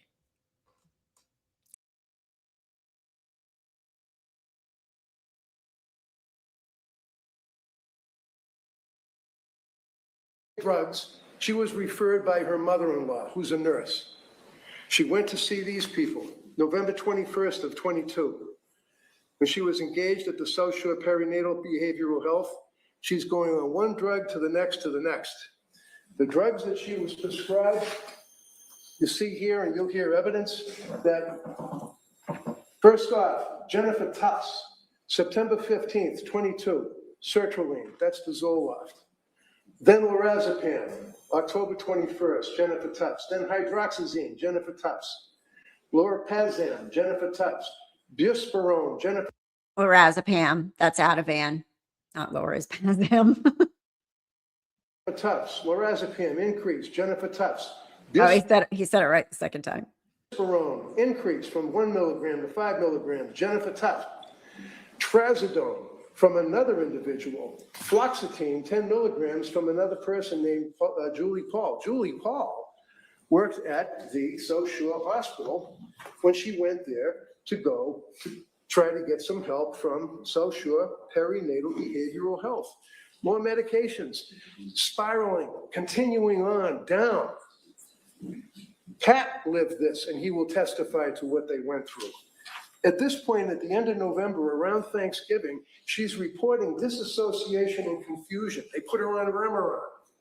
This is around Thanksgiving. Things were so bad at this point that her mother and father.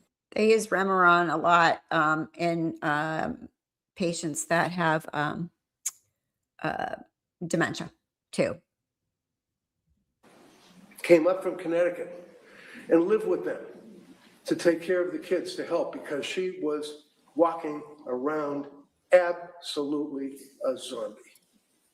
She would rock on the sofa, crying hysterically, banging her head into the pillow of the sofa. Patrick will tell you what he observed with her.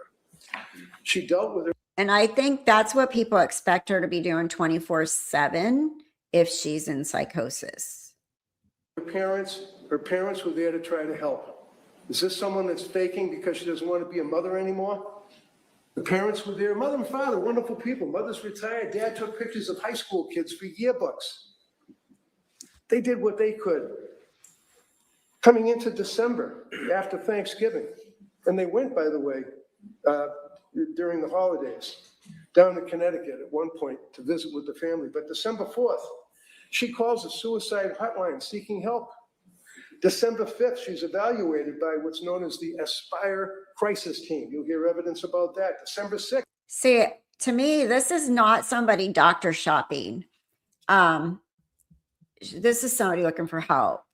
Because a lot of people are like, she was doctor shopping. But you don't call a suicide hotline if you're doctor shopping, or get the crisis team. If I were a jury, I'd be very curious about how her perfect persona played a part in the misdiagnosis of bipolar. Some people are so good at masking, you can't see that they're not okay right away. Oh, it's so true, right? Oh, and there's a stigma. There's still a stigma. I don't want to be crazy. I don't want people to think I'm crazy. I'm not crazy. I'm just going through something, right? So, yeah, for sure.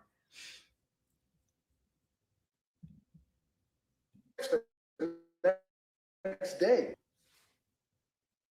they have an appointment with Nurse Gelada.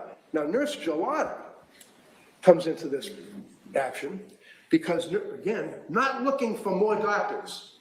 Paul retired or left or went to another job. So all of a sudden, Nurse Paul, who was treating her and prescribing meds, leaves. Here's Nurse Gelada. She's now going to be your person you deal with. That's all. She wasn't looking for some other doctors to get additional medication. She now is dealing with Gelada. They have an appointment with Nurse Gelada. And Pat goes with her because he was so upset and says to Gelada, you'll hear evidence. Do you think possibly that she's over-medicated? Do you think somebody screwed up? And she says, it's possible. And then she puts her on more medication. She puts her on, okay, December of 2022, you're going to see that Nurse Gelada, who is now on this chart, is in blue. Nurse Gelada puts her on quetiapine, 25 milligrams, November. That's Seroquel. 30th. He say 25 milligrams, so very low dose. That would be the dose that they use off-label for sleep, 25 milligrams, or to start. December 6th, diazepam 5. December 7th, diazepam. December 7th, quetiapine. December 9th, diazepam 5. December 13th, diazepam. And then she goes back to Jennifer. I'd like to see how fast they went up on the Seroquel, because I heard she was on 300 milligrams, which is a lot. Tough, because they just couldn't handle dealing with Rebecca Gelada because she wanted to wean off the drugs. Gelada told her to stay the course. She ends up going through the December 19th, 21st, 22nd, dealing with quetiapine, 300 milligrams of quetiapine. Yeah, there it is. 300 milligrams of Seroquel is a big dose. That's a big dose of Seroquel. That's a, schizophrenic dose. Wow. Now, what happens is they then suggest that what she has to do is go to Mass General Hospital. She goes to Mass General Hospital, At Mass General, they say, well, you can do like a day program, or you can go to this fantastic program down in Rhode Island called Women and Infants Program. So she goes to Women and Infants Program. She goes down for a day. She sits there in a group with other mothers and they talk. And they look at her medication and they say, you're gonna see it in the medical records. We can't really help you as postpartum, and that's what they specialize in, because you've got medications that you're gonna have to clear, because the medications can be affecting you. She was there for a day, one day. They never said anything. You're not suffering from postpartum. Postpartum, every one of these doctors and nurses knew that she was suffering from postpartum. And now it's turning into psychosis. Now as she goes through the period of time, in January 5, Aliyah Goodhart from McLean Hospital puts on trazodone, 50 milligrams, lorazepam, 1 milligram, leaving the hospital. She goes to that hospital on New Year's Eve. She and Patrick decide this is it. The two of them get in their car. Family takes care of the kids. She goes to the hospital. Now it's locked wards. She goes into the hospital. She's there for 4 days. During that period of time that she's there, she's in group. She doesn't see a doctor but once. There's no discussion of medications till the very end. You'll see the medical records. You can look at the medical records. You'll see that her daughter's birthday was coming up and she wanted to leave rather than the 5th on the 4th. This is not a discharge against medical advice. They cleared her. They said, yeah, fine, you're okay, good. Good luck, go home. She went home and she went to the birthday party. The government will have witnesses apparently to show that she was able to socialize. I've also read a lot of people saying she just left the hospital. She signed herself out. It wasn't AMA against medical advice. She did leave. But can you imagine? You got 3 babies under 5 at home. You're in a hospital trying to get well. You don't know really what the hell's going on with you. And it's your 5-year-old baby's birthday coming up and your husband's over there with these kids and your parents. I mean, I've always felt bad, like, oh my God, I got to get home to take care of everybody, you know? So I can see that being like a reason for her to be like, I think I'm okay. Let me out of here. I got to go home. I got to take care of home. Right. I mean, that's just how I see it. Like, hi, how are you? At the trampoline where they had the birthday party for Cora.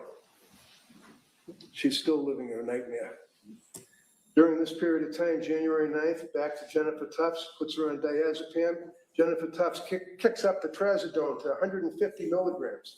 January 13th, you've got Rebecca Jawada, puts her on diazepam. And by the way, when she was down at Rhode Island and the nurse and babies,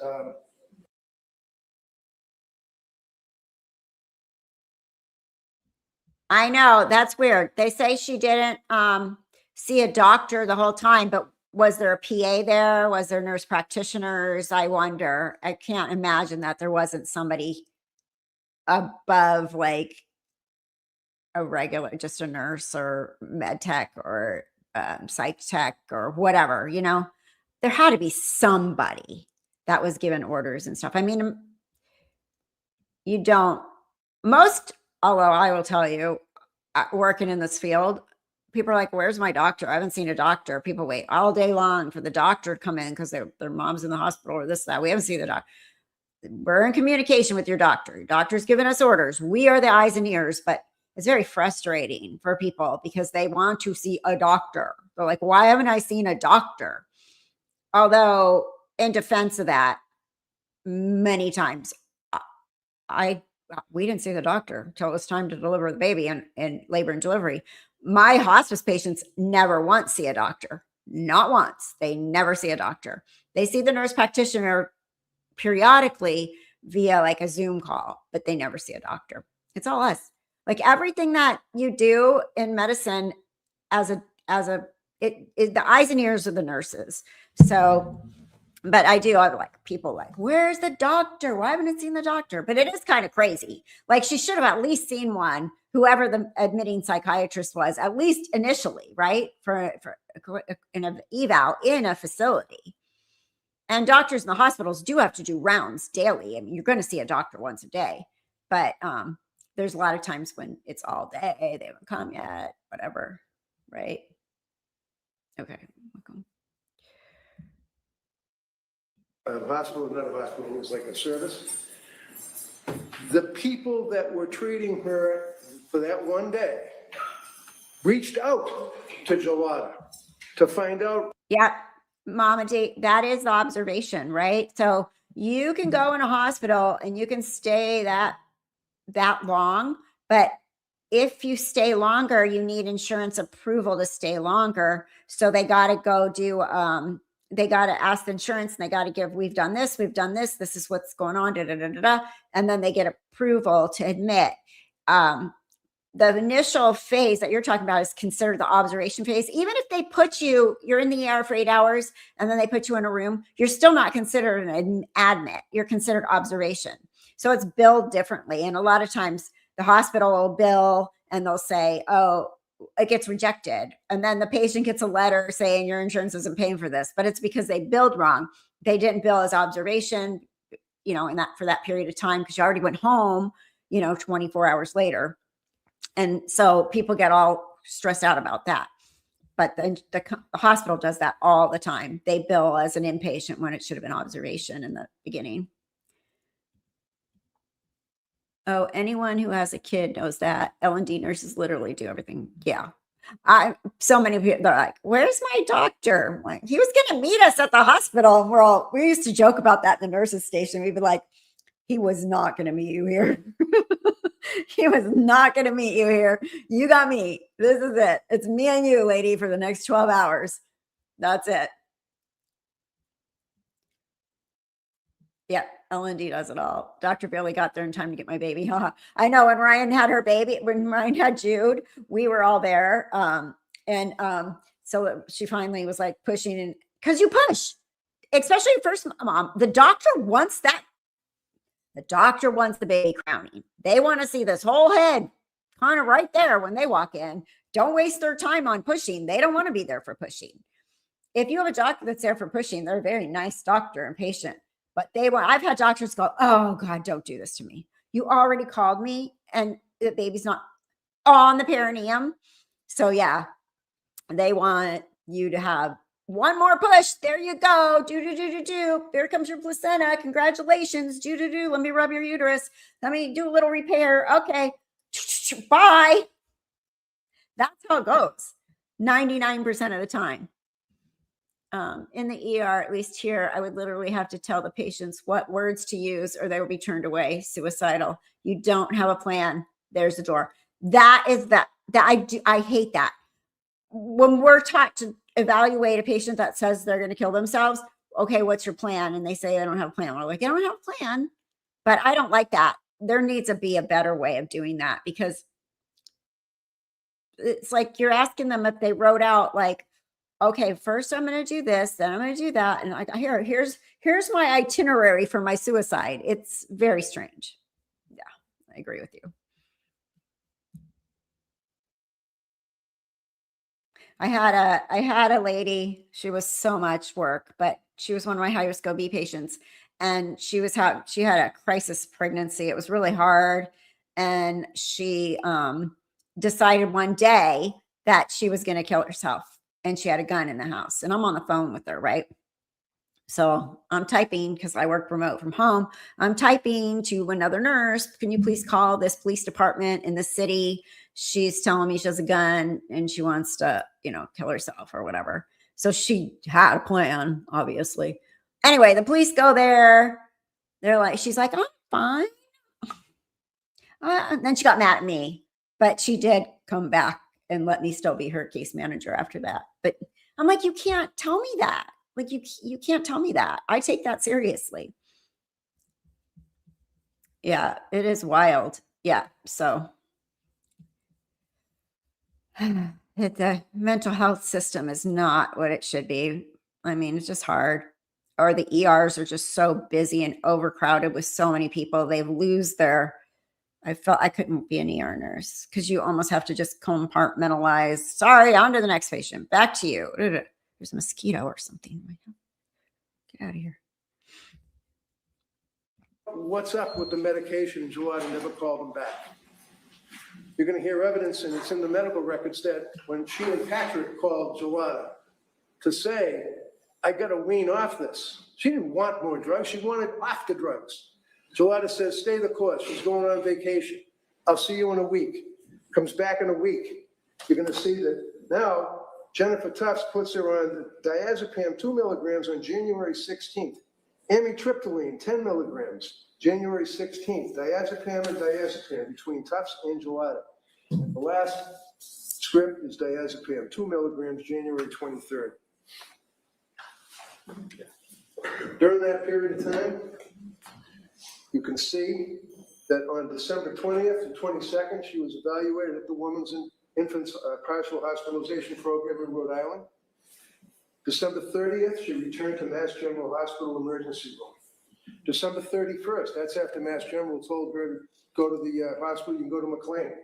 New Year's Eve, December 20th of 22, they were admitted to McLean Hospital for psychiatric treatment. January 6th of 23 was post-discharge follow-up appointment with Dr. Tufts. January 10, 16, and 23, appointment Dr. Tufts, Dr. Tufts, Dr. Tufts. Day before the killings, Dr. Tufts. These are the medications that she was on, that she had filled, that she took, that she didn't take, and apparently, according to the opening statement by the government, was manipulating the doctors, not telling the doctors. She told them that she was suicidal. She told them that she had suicidal ideation, and in December,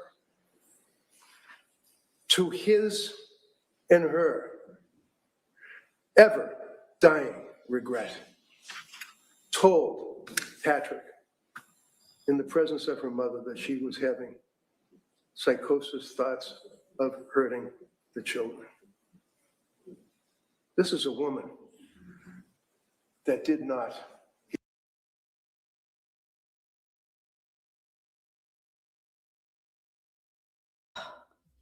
So that's a big deal. If they bring her mom on the stand and Patrick on the stand and they say that, that's kind of a big deal, because a lot of people say she never said she heard voices or whatever, thoughts like that, but she did have intrusive thoughts.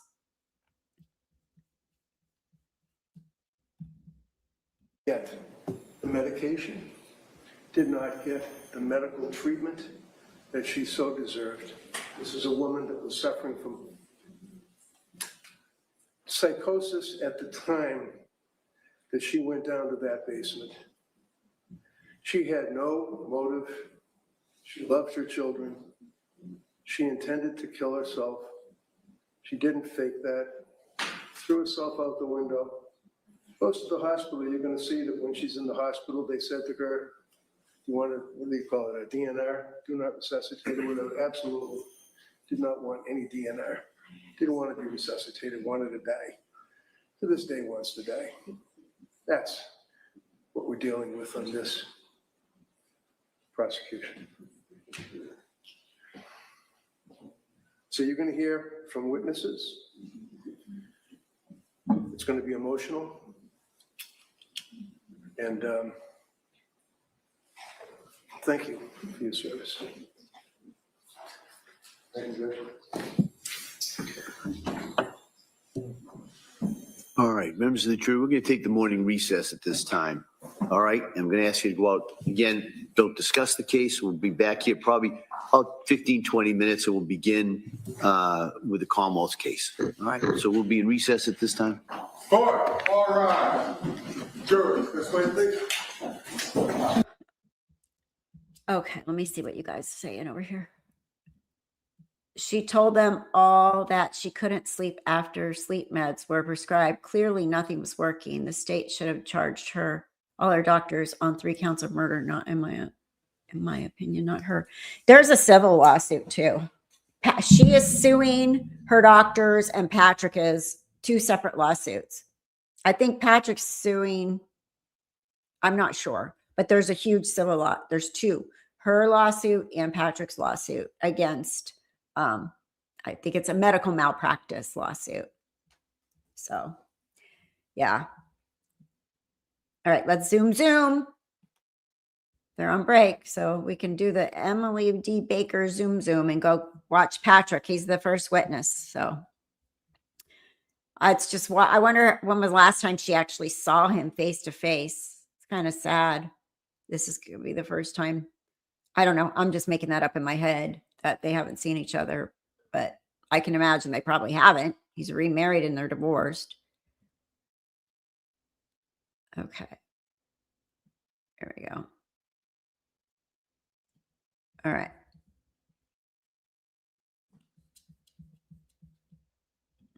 Oh my God, the insomnia like that for more than a couple days.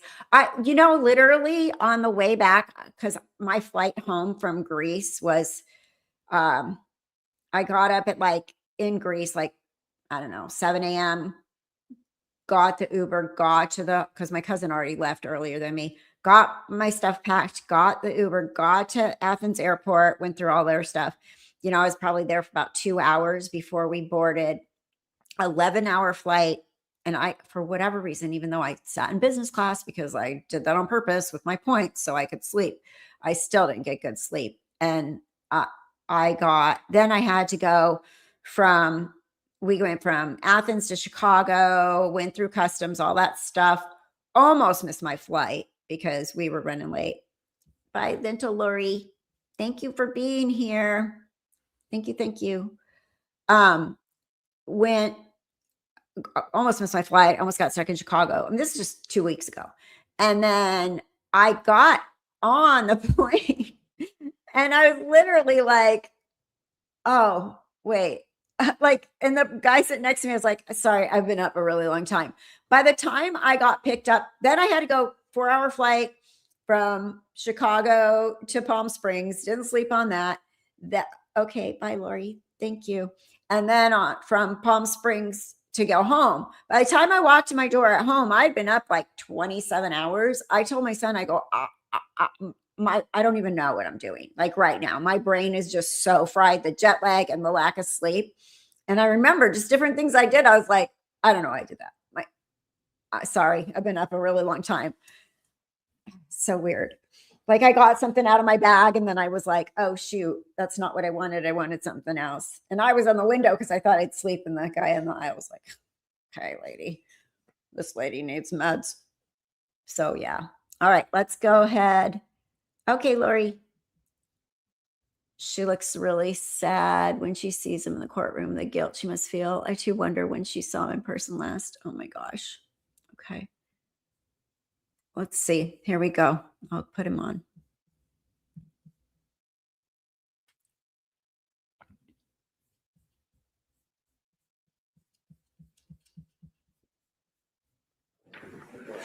Court's in session, please.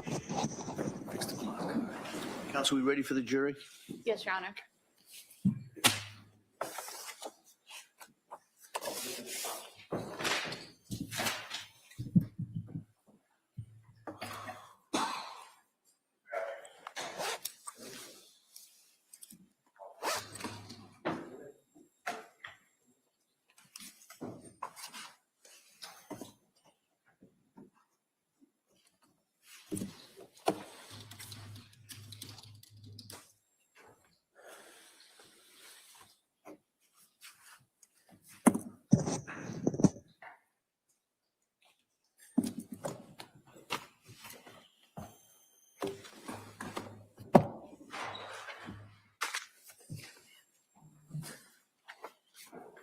Court, all rise.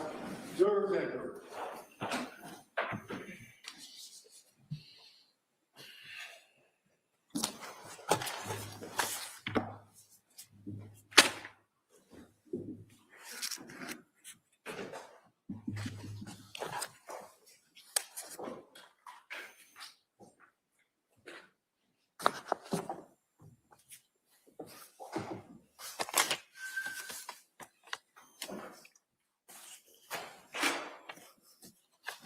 This court's now in session. Please be seated. Your Honor, for the purpose of the record, we return back to the trial of Commonwealth versus Lindsay Clancy. All parties are present, including the defendant. All right. Well, members of the jury, thank you for your patience with us. We're now going to begin the presentation of evidence. Commonwealth, can you call your first witness, please? Thank you, Your Honor. Commonwealth calls Patrick Clancy.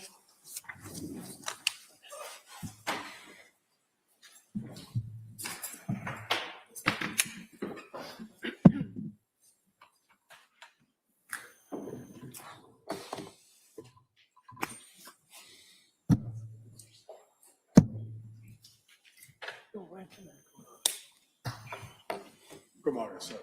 Can you stop right here? Raise your right hand to the clerk. Good morning. Do you solemnly swear that the testimony in the evidence you shall give to the court and in return, the matter now pending between the Commonwealth and the defendant shall be the truth, the whole truth, and nothing but the truth, so help you God? Thank you. You may have a seat, sir. All right, good morning, sir. I'm going to ask you to speak into that microphone. You can be seated if you'd like, if you're more comfortable. Okay. All right, Commonwealth, please. Your Honor. Good morning. Can you please state and spell your name for the record? Yeah, my name is Patrick Clancy. It's PATRICKCLANCY. And what is your date of birth? June 15th, 1988. What city do you live in now? New York. And what do you do for a living? I work in tech.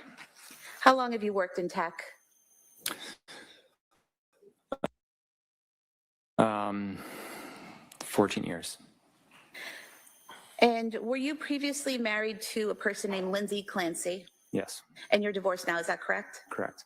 Do you see that person in the courtroom today? Yes. Could you point to them and describe something they're wearing? It's not necessary. She's wearing a pink shirt. Record reflect the identification of the defendant. Thank you. Where did you meet the defendant? In South Boston. And when was that? I think it was May 2013. And how did you meet her? Through my cousin. And would it be accurate to state that your cousin had been college roommates of the defendant? Yes. And at some point in time, did you start dating? Yes. And around what time was that? July 2013. Did you eventually move in together? Yes. Do you remember when that was? September 2015. And where did you live? In Quincy. How long did you live in Quincy? 1 year. And where did you go after that? We bought a house in Weymouth. And how long did you live in Weymouth? 2 years. Did you eventually get married? Yes. And when was that? December 2016. And was that while you were living in Weymouth? Yes. Did you have your first child when you were living in Weymouth? Yes. And what was her name? Cora. And what was her date of birth? December 24th, 2017.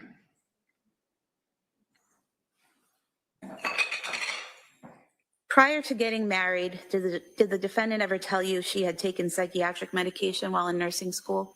Not that I recall. After having Cora, did the three of you move somewhere else? Yeah, we moved to Duxbury. And what was your address in Duxbury? 47 Summer Street. And do you recall when you moved there? I believe it was July 2018. And where were you working at that time? I was working for a startup called Automation Anywhere. At some point in time, did you start working for Microsoft? Yes. And when was that? May 2020. And when you worked for Microsoft, did you go to an office or did you work from home? I work from home. And was that from 2020 onward that you worked from home? No, I started working from home in 2018. 2018, okay. So from 2018 up until, let's say, 2023, you were working from home, is that correct? Yes. And did you have an office in your home which you worked out of? Eventually, yeah. And where was that located? In the basement. And was that a finished basement? Yes.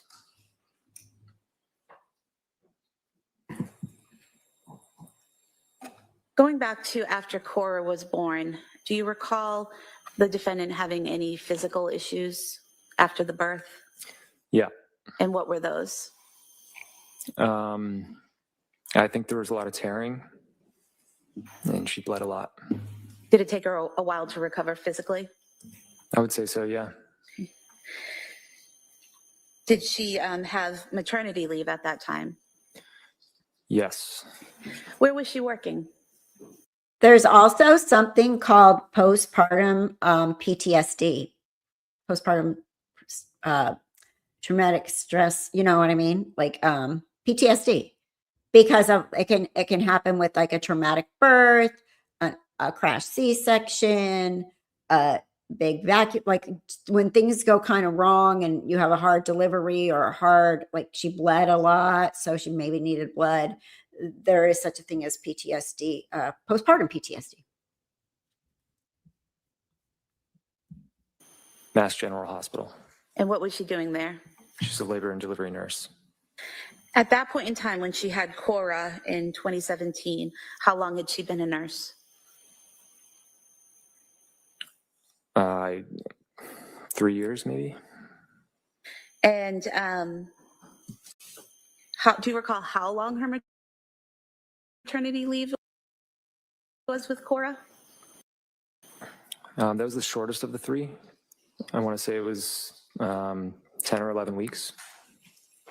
And did you have paternity leave at that time? Yeah, I had 2 weeks. 2 weeks, okay. When you went back after the 2 weeks back to work in the home, were there any issues that you noticed the defendant having? Yeah, I'm sorry. I just want to correct an earlier statement. I was working for Pegasystems when Cora was born. Okay. And then eventually you worked for Microsoft? Yeah. Okay. And so after the 2 weeks of your paternity leave, the defendant was still on maternity leave, correct? Yes. Okay. And did she have to take any psychiatric medications at that time? Not that I know of. She had a lot of anxiety, but Okay. So you're saying that she had some anxiety at that time. Is that correct? yeah. How did that manifest, or how did you know that? She just really struggled with the date of going back to work. So immediately after having Cora, as she healed physically, what was her mood like when you're both on leave? It was great. It was good. Good. Okay. I mean, relatively, yeah. And so did the anxiety start as it became closer in time to when she had to go back to work? Yes. How many shifts was she working at that time? Before Cora was born, she was working at least 40 hours, maybe more. After she went back to work, it was, I think, initially just one. One shift? Yeah. And was that a 12-hour shift? He's probably wrong about the 40 hours unless she was picking up. If she was picking up an extra shift, then yeah. So it's usually 3 12s. And she was working nights. I know that. So then he says after Cora's born, she went back and did one shift, which is 12 a week. But the thing about night shift, that was so hard because you have to sleep before you go to work. You have to sleep when you come home from work. So literally to do one night shift takes part of 2 whole days, 3 days, really. It takes all of that, the day, the day after, the day of, that you have to take a nap because you don't, and when little kids, it's not that easy to take a nap before you go to work. There were times when I worked nights, I was like, I haven't slept in 2 days. It's hard. Being night shift with new babies is really hard. Being a nurse with new babies is hard, but night shift especially. Okay, let me go back to what she... It was per diem. Per diem. And then she eventually did 2 shifts. Okay. I think it was 20 weeks. After 20 weeks, she moved to 2 shifts? I'm sorry, it was 20 hours a week. 20 hours a week, okay.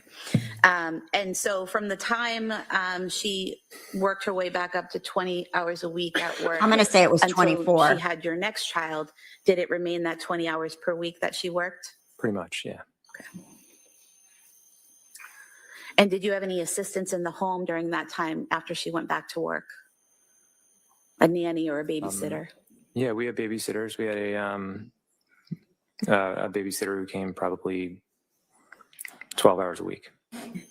And did that typically happen after your wife had a shift, that the nanny or the babysitter would be there? Yeah, so she could sleep. Did the defendant work overnights? Yeah. And how long did you have that nanny or babysitter for? Several years. Do you remember her name? So it's usually We called her 7 Miss Jen. Miss p.m. Jen. to 7 Do you a.m. remember her last name? Shanahan. And then you had a second child, is that correct? Yes. And what was their name? Dawson. And what was Dawson's date of birth? September 30th, 2019. And was Miss Jen still helping out in the home at that time? Yeah. And what was Dawson's delivery like? Pretty traumatic. How so? He was in I think a breech position. So he came out in I guess I don't know much about it, but not an ideal way. And it caused just significant bruising and tearing. I can't believe they delivered him breech. That's just unheard of at this day and age. This is not 1966. Really weird. I'm not positive. Was he breech or was he transverse? Was he OP, sunny side up? Like delivering a baby breech in the last 20 years is like unheard of. I delivered one baby breech. It was incompatible with life. It had some dwarfism that it wasn't going to live after it was born anyway. They delivered that baby breech. And then that's it. In all the years, that's the only baby I caught a baby being breech when mom was completely dilated. And I'm like, that's not a head. That's a butt. And she went really fast. And I'm like, nope, that's a butt. Still had to take her for a C-section, even though the baby's right there. So I'm shocked if they delivered that baby breech. It's just not what they do anymore, ever. They did back in 1966. My mom was like, I'm with my brother. My foot popped out, or a foot popped out. And I said, baby's coming. They're like, no. And they're like, oh, yep. They delivered him breech. It's probably what his problem was. Okay, come back.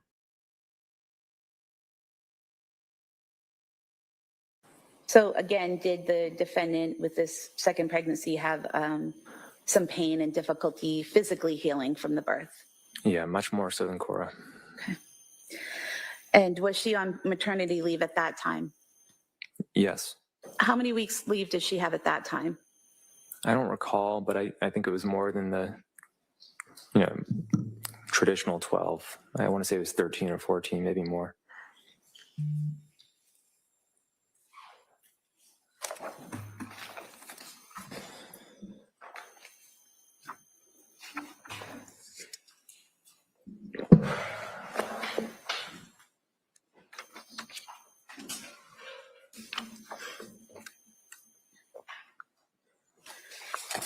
Page 13, if I may approach.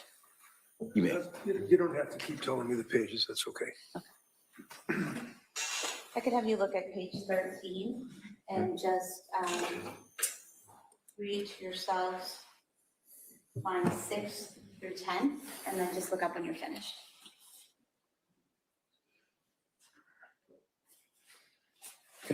Thank you. Does that refresh your memory as to how much maternity leave the defendant had after Dawson's birth? Yeah. And what was it? 18. 18 weeks? Mhm. Is that correct? I believe so. Okay. And, after dealing with the physical pain of birth and starting to heal, how was her demeanor and experience during that maternity leave? I think it was fine at first. It was always when she had to go back to work, that's when she struggled. So, Okay. So that was a pattern that you saw after Yeah. the baby. Maternity leave was good, and then she'd struggle going back to work? she just had a really hard time being separated from them. What was the plan for how many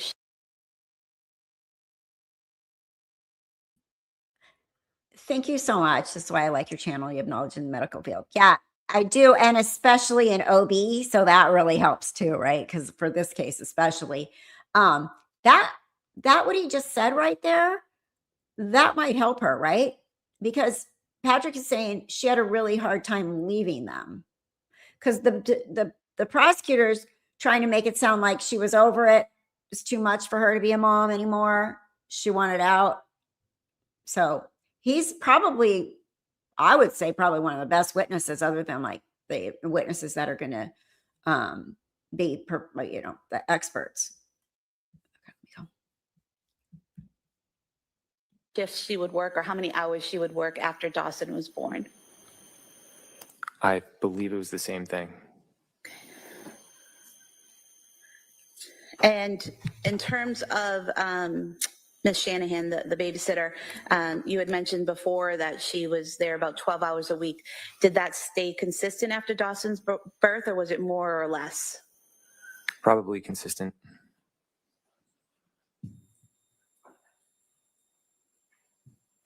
After Dawson's birth, did the defendant ever tell you whether she was on any psychiatric medication after Dawson's birth? No. Did she seek treatment or tell you she sought treatment after Dawson's birth? Yeah, she got a therapist for a short period of time, but it didn't last very long. Did she tell you that at the time or later? At the time. Okay. And did she have any psychiatric hospitalizations or commitments at that time? No. What about after Cora's birth? Any psychiatric hospitalizations or treatments? No.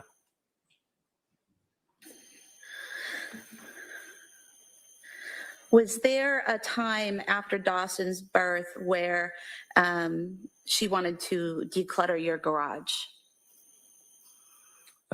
Maybe at some point. Okay. Yeah. And did you assist her with that? Yeah. Okay. And how was that done? We had a lot of stuff to throw away, and I think we sold some stuff on Facebook Marketplace. We just had a lot of stuff. Good point, Mama. In fact, from right away when that baby's born, in our chart, it's asking if bonding is in progress. Are they bonding with the baby? Like, is the mom looking at the baby, holding the baby, touching the baby? Or mom detached from the baby? Because that's a huge clue too. That can happen really early on too. And postpartum wise, obviously, and bonding in progress. And that's why I think postpartum doulas are great too, because nobody else is paying attention to you after you deliver your baby. Go home, good luck, have fun, bye, see you in 6 weeks. But postpartum doulas will come to your house and help you, talk to you, I think they're awesome. I think that everybody should get a postpartum doula. Not necessarily a doula in labor and delivery, but you could. But for sure, a postpartum doula, if you have daughters or anybody having a baby, is a great idea. And Medi-Cal, in California, Medi-Cal will pay for a postpartum doula, pay for a regular doula too now. But that is important because someone to talk to, helping you bring the baby to you, you're exhausted. So postpartum doulas were helpful, but yes, bonding is a huge thing. Everybody, bonding in progress. Yes, bonding's in progress. Mom's touching baby, It's part of our charting. So you forgot you had a baby. Oh, wait, did I get one? Oh yeah, there it is. Hey, I'm tired. You're tired, right? There are many different types of insomnia, chronic pain, PTSD, PPD, so many things cause sleepless night stress. Yep. Oh my God, I had sleepless night last night. I don't know why. I got up and took melatonin at midnight. At 1:30, I took a Benadryl. I'm like, why am I not sleeping? It was horrible last night. Sometimes it just hits you, but all these things going through my head, I got this new job, hopefully pending, and you just start thinking too much, right? Hey, this normal Idaho mom doing some family stuff. We'll check back in. All right, cool. Thank you for being here. Hello, hello. All right, let me get Patrick back on the stand here. So did the two of you go through the items in the garage and organize it into what you would keep, what you would throw away, and what you would sell? Yes. Okay. And so it was very organized? I would say so, yeah. And you finished the project, is that correct? It was always ongoing. Now, eventually you had your third child, correct? Yeah. And what was their name? Callan. And what was his date of birth? May 26th, 2022. Can you describe that delivery for us? It was great. From what I could tell, it was relatively quick. It was during the day. We were both smiling after, and I don't think there is as much physical trauma. Nothing compared to what happened with Cora or Dawson, is that correct? Correct. Did the defendant have maternity leave after Callan's birth? Yeah. And how long was that leave? She never went back. How long was it planned for initially? I want to say 18 weeks. And were you on paternity leave as well? Yes. And how long was your paternity leave? 12 weeks. So with Callan being born on May 26, 2022, the two of you were home with the children that summer on leave. Is that correct? Yeah.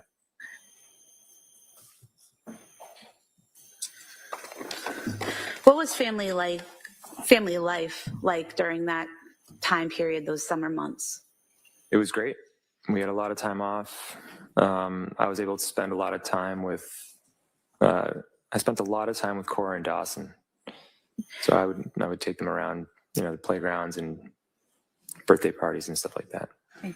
And what would Lindsay be doing while you were with Cora and Dawson? Sometimes she'd come with us with Callan, but oftentimes we did kind of like a divide and conquer. So she'd be home with Callan and I'd be out with the older kids. And what types of family activities did you all do during those summer months? We went on a couple vacations. We went to the beach. We went out on our boat and went to friends' houses. During those months, when you're going to the beach and out on the boat and visiting with friends, were there any signs of anxiety in the defendant during those months? I would say starting in September, yes, but in the previous months, not so much. When had she been scheduled to go back to work? I don't remember the exact date, but I think it was October. Okay. So again, it was that pattern of as it became closer in time to go back to work, Yeah. she started to struggle? Yeah.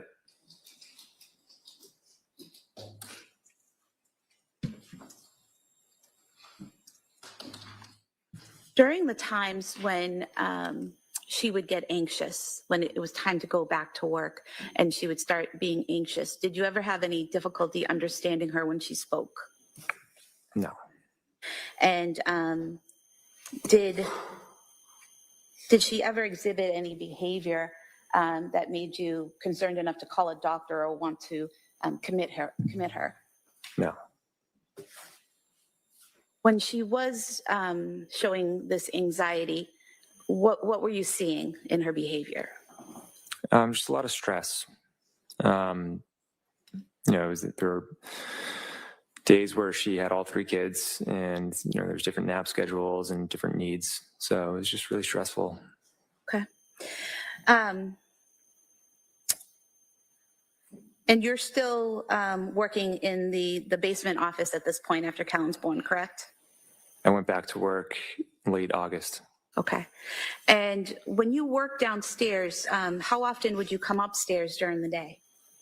All the time for lunch or just to say hi. Were there times when Lindsay would ask you to hold the baby in the office while she was doing something? So, yeah. Okay. And were there times when you would watch one or more of the children while she took another to a doctor's appointment or to an errand or something like that? Yeah, if it worked out with the schedule, yeah. Okay. What was the plan in terms of how many shifts or hours she was going to work after Callan? I believe the plan was 2 shifts per week, but there was a lot of flexibility. She could have done really anything. Do you recall saying previously that you were going to start off with 1 shift and hopefully move to 2? I could imagine, yeah. Okay. And you said there were some options, correct? What were those options if that didn't work out? Well, I always put money aside in basically our own maternity account, just so that if she needed more flexibility, we planned for that. So if she needed more time off, more than what her work would provide for her, you were financially secure enough to afford that at this time?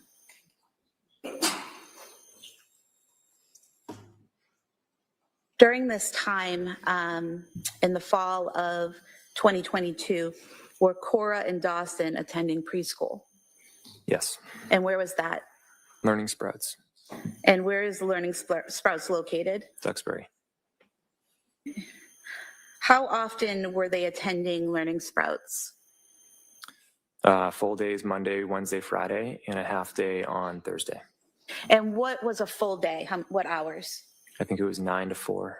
9 a.m. to 4 p.m.? I think so, yeah. And what was a half day? Like 9 to 12:30. I think they might have had some days where they started early. I can't remember. But basically all day, working hours all day, Monday, Wednesday, Friday, and then the mornings on Thursday. Is that right? Right.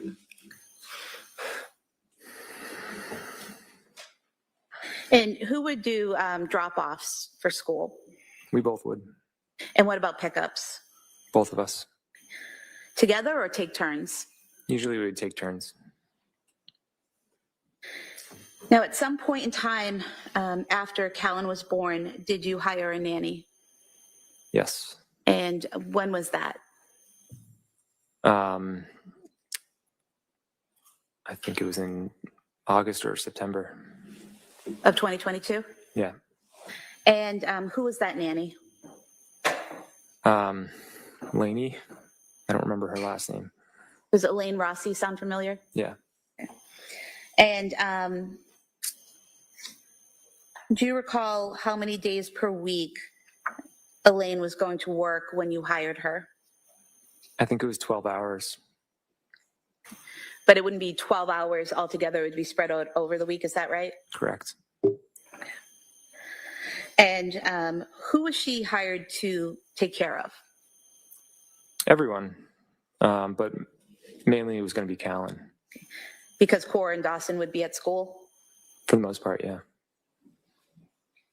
And what was the plan for when Elaine would work? Was it that same type of after Lindsay worked shifts or something different? Yeah, the goal was after Lindsay would work. I mean, she never went back to work, but I think we wanted to get her just like oriented with our house and the kids. So we had her start before, and then she was amazing. She was an amazing caregiver, but eventually we decided to let her go because Lindsay was home anyways. So when you initially hired her in August or September, you said Lindsay was going back to work in October. So is that what you're talking about, that give her that month or so, give Elaine that month or so to get situated and acclimated to the house? Yeah. Okay. Have the kids get used to her. Is that right? Yep. Okay. Elaine, did she also do some cleaning, laundry, and food prep? Yeah. Yeah, she was amazing. Now, during this time frame, and again in the end of summer, fall period of 2022, what types of activities were Cora and Dawson doing? Gymnastics. Are you talking about organized activities or just in general? Organized. I only remember gymnastics. Did they both do the gymnastics? Yeah. And then were they also participating, maybe not in organized situations, but in swimming, soccer, skiing, things like that? Yeah, they were doing swimming. And yeah, Cora and Dawson did skiing. Yeah, Cora started doing soccer. She didn't really like it, but did a little bit. And who took them skiing? I did. And as in terms of the swimming, where would you do that? We did it at Goldfish in Rockland, I think. And then Lindsay took them somewhere in, I think, Plymouth. I don't remember where it was. So you would each take them swimming at various times? Yeah. Okay. Did you also do some swimming at the Kingsbury Club? Yes. And what is the Kingsbury Club? It's like a gym with a pool. And they had childcare, so sometimes they would hang out in the kids' room and we would go work out. And is that in Duxbury? It's on the Kingston-Duxbury line. I'm not entirely sure, but yeah. Okay. And so you could drop the kids off at the daycare portion and go work out or swim or something like that? Yeah, or we could go with them and go swimming. Okay. Did Lindsay work out? Yes, She was very health conscious. I think so. And were you aware that she had been an athlete in both high school and college? Yes, Do you recall what she did? competitive cheerleading. Now, when you were together, what type of exercise would she do or did she prefer? She did a lot of running. She did the Peloton, and she did there's like some program called Beachbody, I think. Do you recall when she started Beachbody? Maybe in the spring of 2022. I'm not sure. So right before having Callan, would that be accurate? Probably, yeah.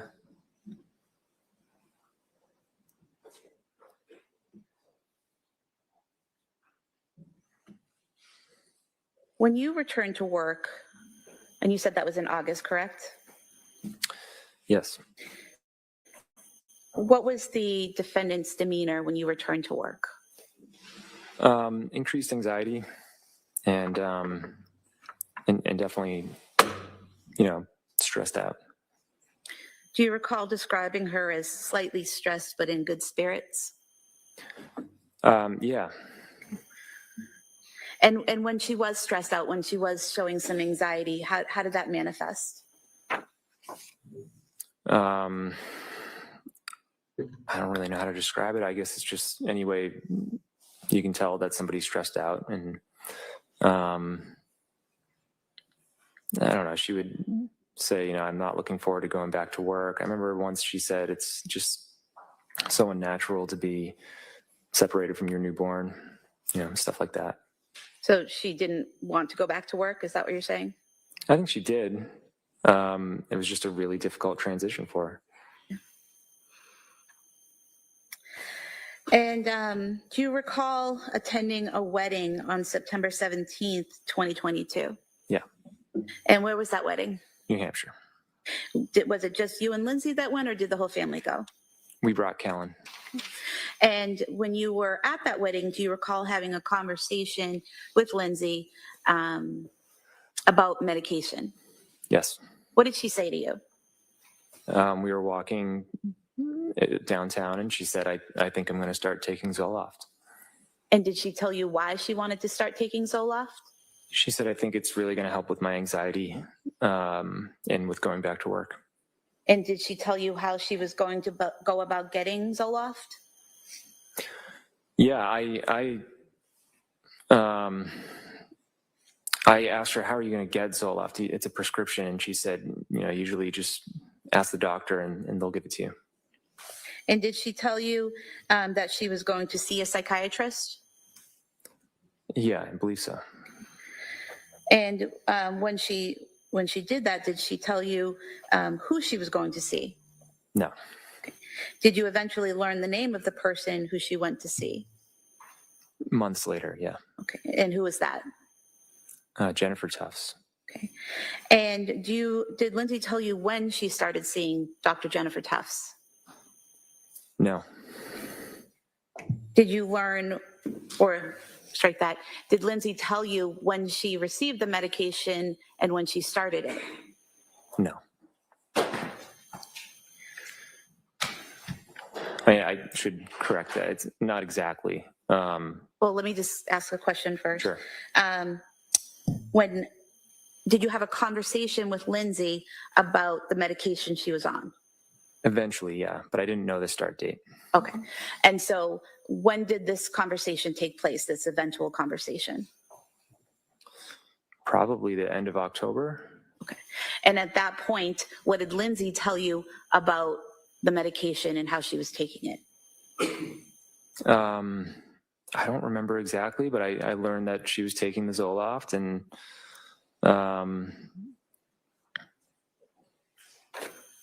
I don't remember really too much about it after that. She was just taking it, and we were seeing how it went. And did you notice any changes in her physically during that time frame that she was on it and you weren't aware she was on it? At the time, no, I don't think I did. And did you notice any changes in her emotionally during that time when she was on it, but you weren't aware she was on it? Yeah, she wasn't really improving. She just kind of seemed to be gradually becoming more in like a depressed state. And how was that manifesting? What were you noticing? It was just small things. I was planning a trip with Cora to San Francisco, and she was nervous about us going. And I remember we went to a Halloween event, and just leading up to it, I remember it just kind of seemed like she didn't want to go for some reason. Okay. Now, do you recall learning that she had actually obtained the prescription the day before she told you she was going to ask for the prescription? I did later learn that, yeah. So she's telling you at the wedding that she is going to ask to take this medication and going to see a psychiatrist to get on that medication, but she actually already had the prescription. Is that correct? Correct. I don't think she started taking it yet, but she already had it. Okay.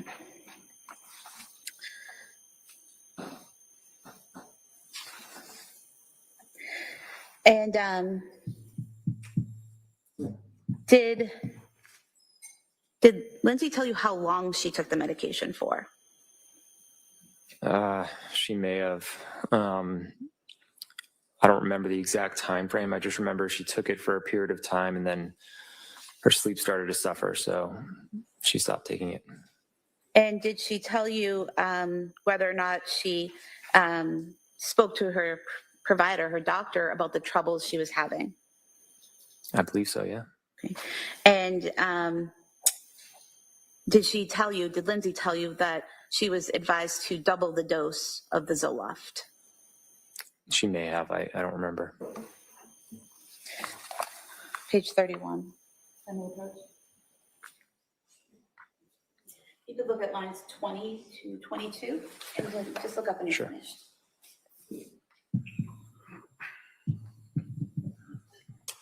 Okay, yeah, apparently she did. Did that refresh your memory? Yeah. And so did Lindsay tell you that she was supposed to double the dose? I guess she did, yeah.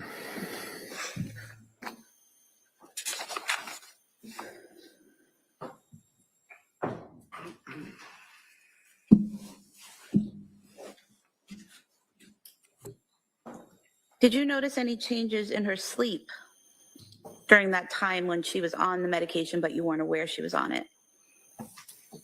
Eventually, yeah. When was that? I don't remember the exact dates. But she just, one night she said, do you mind? She started it by saying, I'm not mad or anything, but do you mind sleeping in the basement? And letting me just sleep in our room with Callan. And then you can take the monitors down in the basement. And if Cora and Dawson get up, you can get up with them. She said, I've just been having a lot of trouble sleeping. And I'm hoping that like if there's less in and out, then there'll be less disruption. Okay. Had you noticed prior to her telling you this that she was up a lot or having trouble sleeping, like physically seeing her awake? No, not that I recall. And did you in fact start sleeping in the basement for a period of time? I think I did it for like 2 nights, and then she actually went down in the basement. Okay, so then you went back up to your bedroom to sleep, is that correct? Yeah. And how long did Lindsay sleep in the basement for after that? Maybe a couple weeks. And so during that time frame, was she telling you that she was still having trouble sleeping? Yes. But you weren't actually down there watching her sleep. You're getting this information from her, correct? Correct.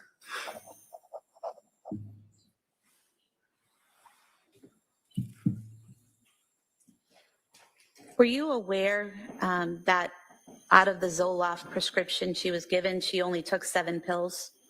No.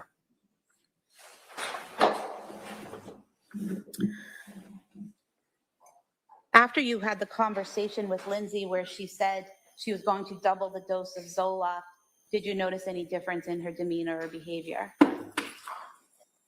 I would say yes. I don't know if I connected it with the doubling of her Zoloft, but over that period of time, she just kept getting worse and worse. And what period of time was that? What month are we in? Mid-October to the end of December. Okay, so she got the prescription in September, started taking it in October, took 7 pills, but was having difficulty in December. Is that what you're saying? Yes. From this medication? Yep. Well, I don't know which medication it was from, but yeah. Okay. At some point in time, did Lindsay, switch providers? Yes. And why did she do that? Because whatever she was doing with Jennifer Tufts, it wasn't working. She was only getting worse. And she thought that it would be better if she worked with, I guess, more of like a perinatal psychiatrist. And did she get a referral or a recommendation of where to go? I think so, yeah. Do you know who gave her that recommendation? It might have been my mother. And your mother's a nurse at South Shore Hospital, correct? Yeah. Does she also do labor and delivery work? Yes. Okay. And so do you know which provider or which office she recommended? Yeah, her name is Julie Paul. And was she at the South Shore Perinatal Clinic? Something like that, yeah. Okay. And do you know when that was? I don't know the dates on that.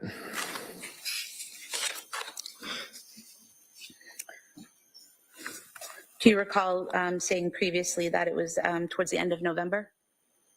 Yeah, that sounds accurate, yeah. Okay. And you said she initially saw someone named Julie Paul, is that correct? Correct. Okay. And do you know how long she saw Julie Paul at that facility? I think it was only 4 or 5 days. And were you aware that Julie Paul left that office? Yes. And do you know who Lindsay saw after Julie Paul? Rebecca Gelata. And was Rebecca Gelata a nurse practitioner? Yes. Were you aware that she also saw a licensed social worker therapist named Letitia Dukes while she was at the South Shore Perinatal Clinic? I don't recall Letitia Dukes, but it's possible. So Lindsay never told you that she had therapy sessions with a person named Letitia Dukes during that time frame?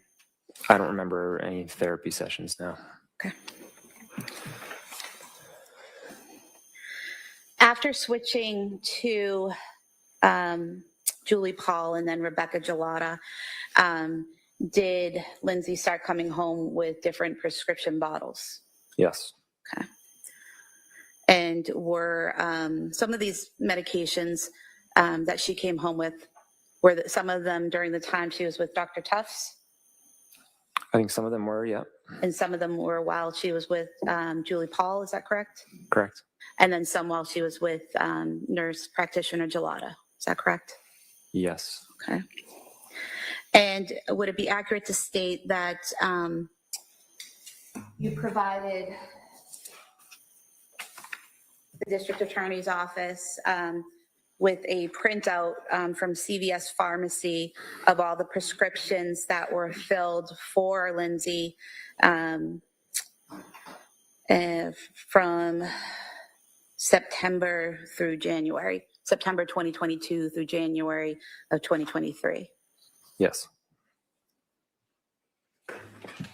Any objection? No, of course not. I'd ask for it to be admitted. Sure, yeah. In members of the jury, one of the things I forgot to tell you is anything that's entered as an exhibit, you'll have with you in the deliberating room when you're deliberating. So you'll have a chance to go over that as well. So you'll have anything that's marked as an exhibit. Okay? Thank you. Now, while she was taking these medications, the various pills, were you always with her, watching and monitoring exactly what she took? Not always, no. Sometimes you'd see it, sometimes you wouldn't? Yeah.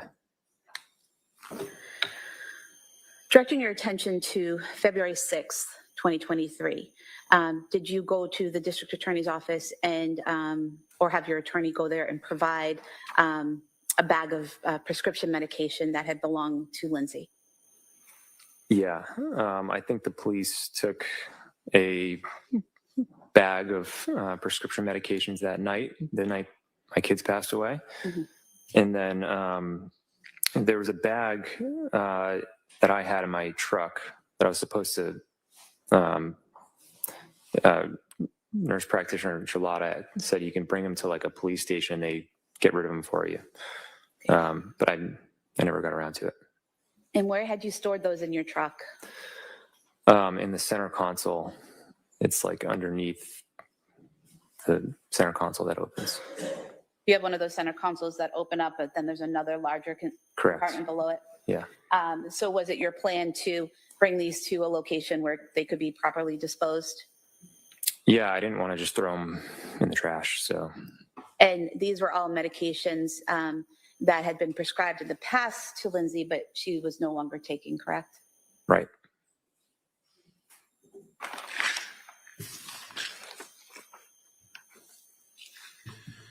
Your Honor, I don't think I have any objection to any of their exhibits, so Okay. she doesn't have to keep showing it to me. That's All right. fine. So I'll assume if you do have an objection, just Sure. rise, let me know. Okay, thank you. So for the record, a bag here with 9 pill bottles as exhibit 2, please.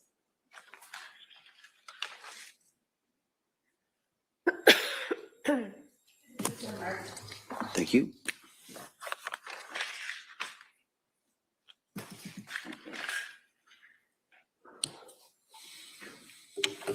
And so looking in exhibit 2, we have the Zoloft that was prescribed by Dr. Tufts and filled on September 15th, 2022. And I think I asked you earlier, you weren't aware that only 7 pills were taken out of this, correct? That's correct. And then there's another prescription in here for Ativan that was filled on October 26, 2022. Were you aware that only 6 pills were taken out of that bottle? Can you say the date again? October 26, 2022. And how many did it start with? Let's see.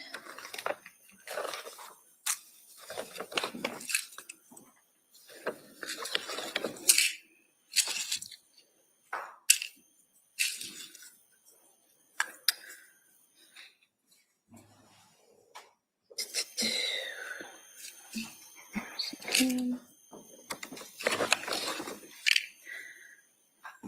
30 pills. Okay. I mean, I don't have those exact numbers on how many she took, but there were adjustments made on the dosage of the Ativan. Mhm. So that aligns with But what the question was, were you aware that only 6 pills were taken out of this prescription? happened. No, but I think the context is important. Okay. Were you aware that there was a prescription for buspirone or Buspar filled on October 26, 2022, in which only Thanks, 2 pills Holly. were taken out of the 30 that were prescribed? I found out about the Buspar later, and I didn't know about the number of pills taken. And then were you aware that there was a prescription for hydroxyzine, prescription filled on October 26, 2022 for 30 pills, and that only 3 pills were taken out of this bottle? Which Hydroxyzine? Yeah, what is that?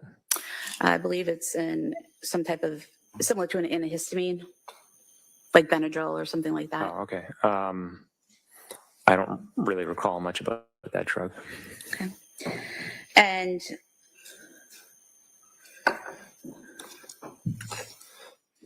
were you aware in this bag there was another prescription for Buspar that was filled on November 9th, 2022, 30 pills prescribed, and no pills were taken out of this bottle? Were you aware of that? I wasn't keeping track of the number of pills taken out of each bottle. Okay. So And then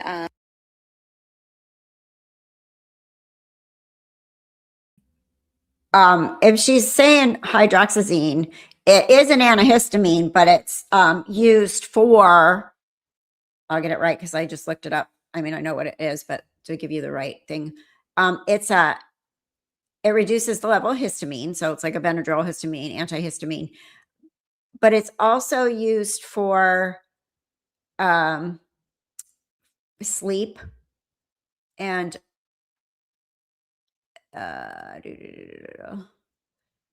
so it's prescribed for insomnia as well. So that's probably why they prescribed it for her, because she was saying that she wasn't able to sleep. I think it also works for anxiety.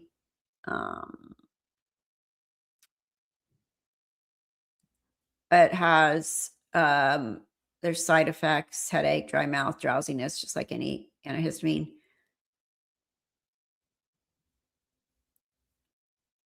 So anyway, but I also believe it's used a little bit for anxiety. So is Benadryl sometimes.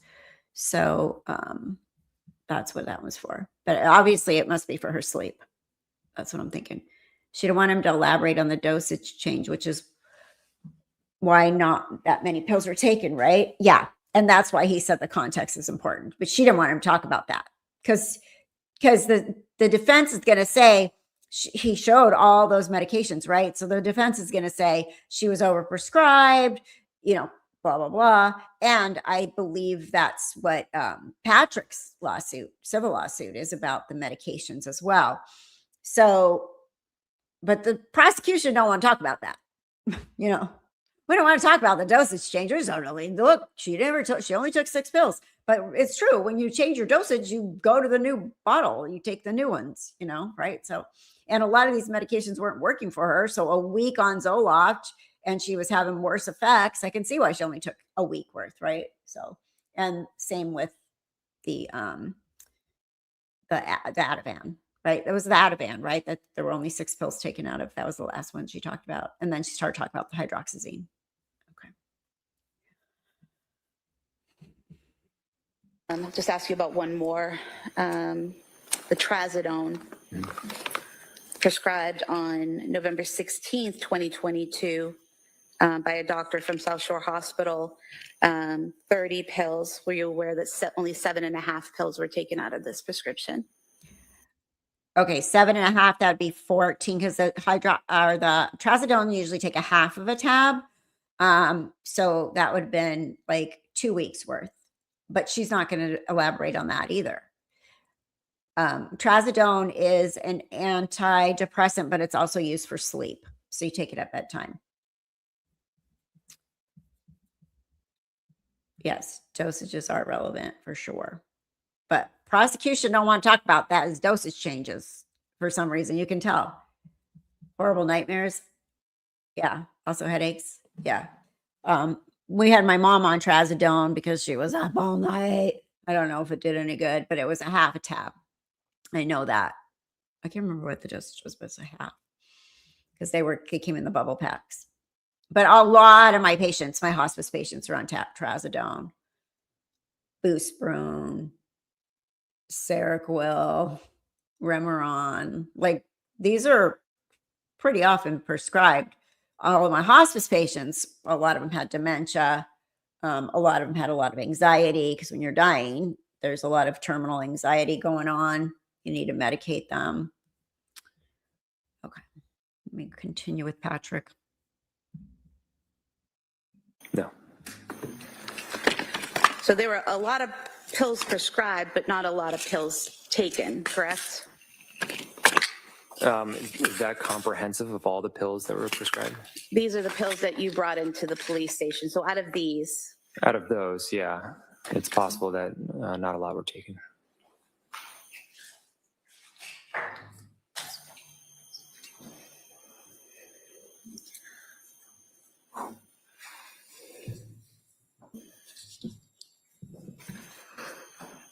Do you recall what was the most amount of pills prescribed? I guess I could ask this better. What was the maximum number of medications she was on at any one time? I want to say 3 or 4. Okay. Would it surprise you to know that she, at any given time, the most she was prescribed was 3, but most of the time it was 2 medications that she was prescribed at any given time? It wouldn't be terribly surprising, no. Now, On November 16th, 2022, did Lindsay visit South Shore Hospital? I have a question about that too, because some of them are probably PRN. The Ativan isn't a routine med; it's a as needed. The trazodone should be an as needed too, I would imagine. No, maybe, I don't know. It just depends. But some of these meds, like obviously the Seroquel, you're going to take every day, but Lexapro or Zoloft, whatever, you take every day.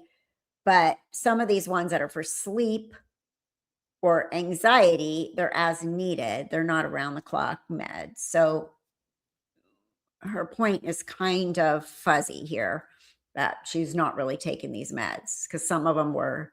And obviously she was breastfeeding still. So that's always a concern, to take medications when you're breastfeeding.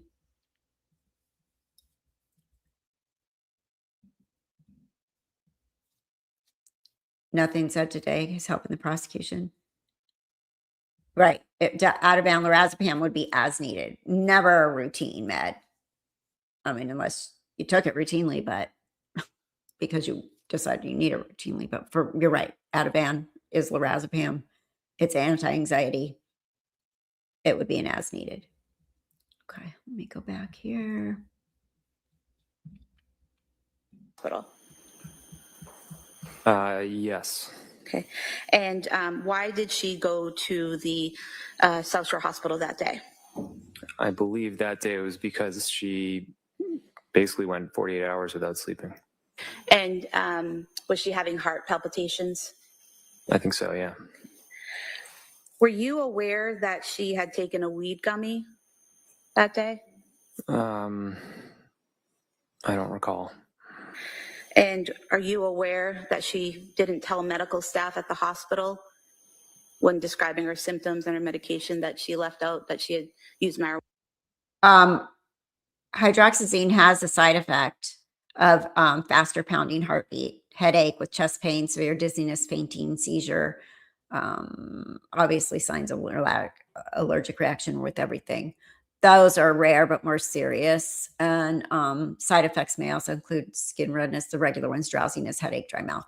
So it could have been a side effect, the fast heart rate of something.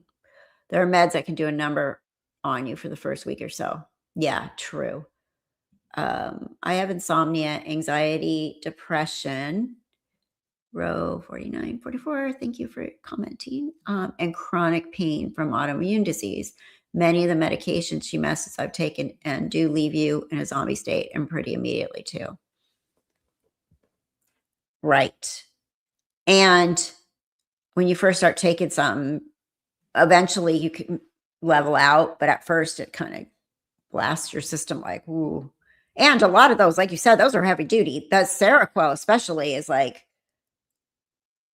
I don't know. Like when my mom was taking the Seroquel, my patients, they're fall risk, therapeutic dose. And I think, and that's what they do with medications, especially psych meds, that it's all, okay, this dose isn't working. Let's up this. Let's change this. Let's do that. You see that all the time with psych meds, with a lot of meds to get a therapeutic dose, right?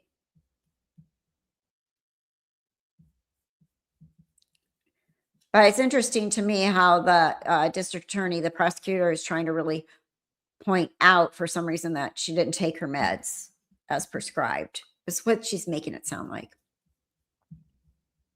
Marijuana? I wasn't with her, so I don't know what she talked about at the hospital. So she drove herself to the hospital? She did. Okay. And she drove herself home from the hospital then? Is that correct? Now, during this time frame between September and November of 2022, are you still participating in activities as a family? Between November and December? Between September and November? Yeah. Okay. And what types of things were you doing? We celebrated Halloween. Well, I wonder about that too, because they're being sued for medical malpractice in a civil suit, right? So I wonder, I mean, maybe there was a statute of limitations or something, why you had to file it already. but I would have thought that you wanted to wait on the civil suit until the criminal one was over. But I would not be surprised. PLM, I would not be surprised. But we'll see. I don't really remember what else, but I think we're doing things regularly. Do you recall going to an event with food trucks?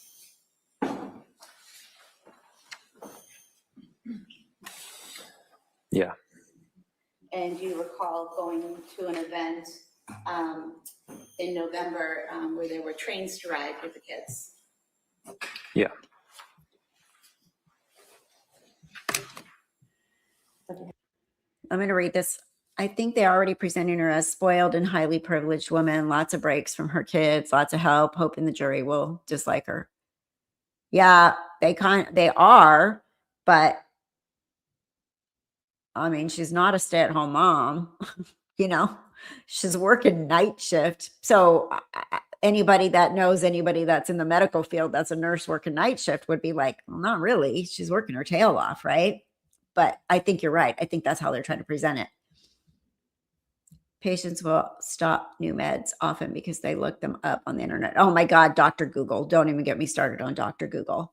Because they'll call me and say that too. Like, oh, I stopped taking that. I read. I'm like, do you ever look at the inserts in prescriptions, how horrible they are? Nobody would ever take their meds if they read all of that.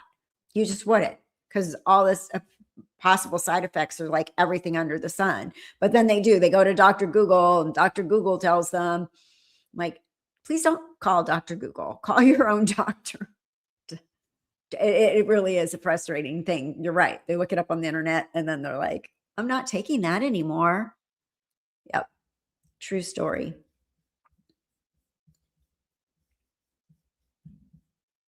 I have the photo from the food truck event. This is Exhibit 3.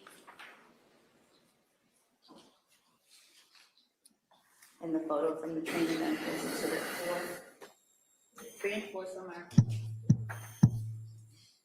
Can they publish? You may.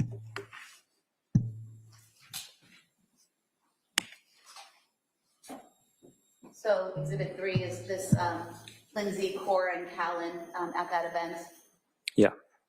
And Exhibit 4, this Lindsay with all 3 kids at that event in November. Yeah.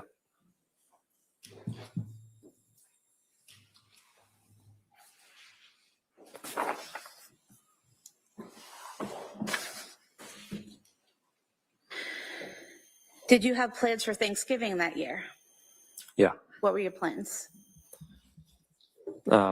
Yeah, honestly, I lean more towards than the medications screwing her all up.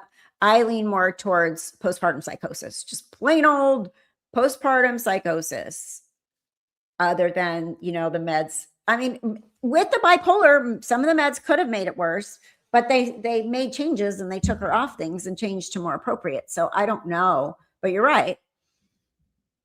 I wonder what the socioeconomic makeup of the jury is. A mother juggling 2 jobs with no help is going to hear about this woman's life and not feel sorry for her, you know, unfair but true. Right? True.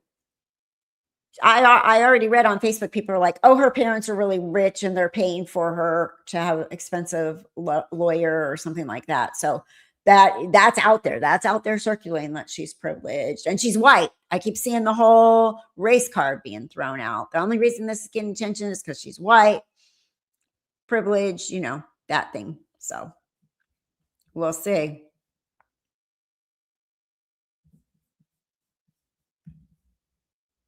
I believe the order was we went to Wallingford where her parents lived in the week before, and then the week after we went to my sister's house. And where did your sister live? What town? South Hamilton. Okay. And that was a week after Thanksgiving, is that right, correct? I think so, yeah. Yeah, it was.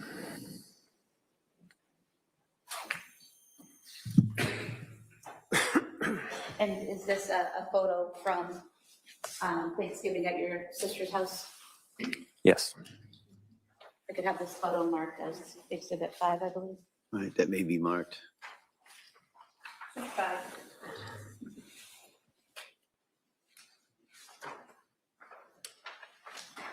Showing you what's been marked. Exhibit 5. Is this Lindsay here on the left? Yes. And are those your sisters in the photo with her? That's one of my sisters and my sister-in-law. Okay. And have they coordinated outfits for the day? The shirts? Yeah, I think my sister did. What was Lindsay's demeanor that day? She was in rough shape. Rough shape? Yeah. How so? She wasn't talking much. She had low energy. She was really depressed. I just remember when she showed up, my sister-in-law gave her a big hug. And she was able to get through dinner, eat dinner with everyone? Yeah. Okay. She interacted with people, is that correct? I would say very little, but to some degree, sure.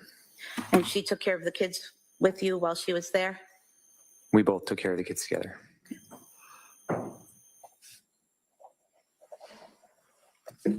You mentioned earlier that your wedding anniversary is in December, is that correct? Yeah. Okay. Do you recall going out for your anniversary on December 3rd, 2022, going into Boston? No, we didn't go out. You don't recall arranging for a massage for Lindsay and then going to the Omni Parker house and going out to dinner that night? No, December 3rd, 2022, we stayed home. You stayed home, okay.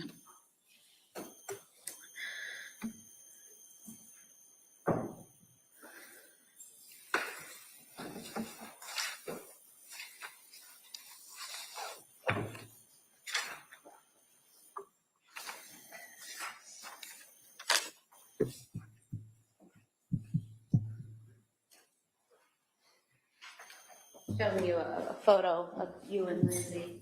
You recognize this photo? Yeah. And when was that taken? I'm not really sure. She's in a mental institution being held right now. Apparently, they have the capability of handling her physical being a paraplegic as well as her mental health. A lot of people say she's only there because she's a paraplegic, but I believe she's there for her own. They've been pretty clear that she's still suicidal. So.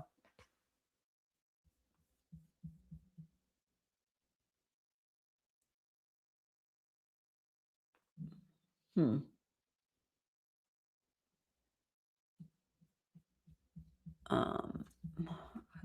sorry, let me turn this back on. I don't know who that is. It wasn't taken on December 3rd when you were out celebrating your anniversary? In 2022? Yes. No. No, we wanted to go out, but we canceled because she wasn't feeling well. So we stayed home. We got takeout. Okay. Did you also, on November 26th, 2022, go out as a family to get a Christmas tree? Yes. Well, probably. I don't know. But yeah, around that time, yes. Okay.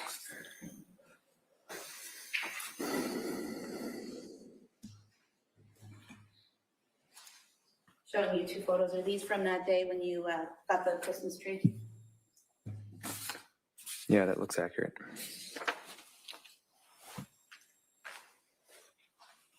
You could have the first photo with all 5. Six. And then the second one is Exhibit 7.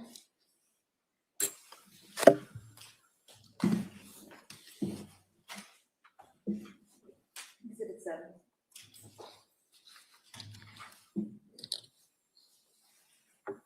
Showing you Exhibit 6.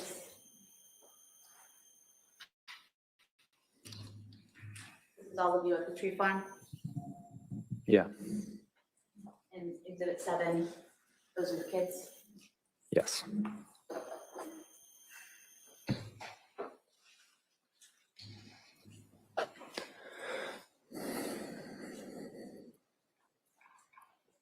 Around December 6th, 2022, did Lindsay tell you she was starting a new medication?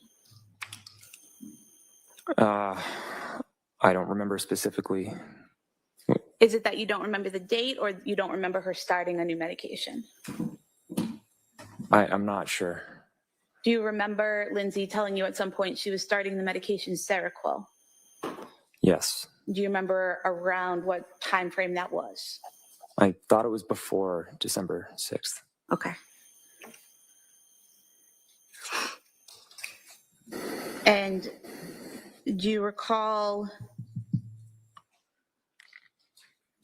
how she was physically after starting the Seroquel? Awful. How so? That was really where her big spiral started. She started to lose a lot of weight, and she became very depressed, and she was having a really hard time.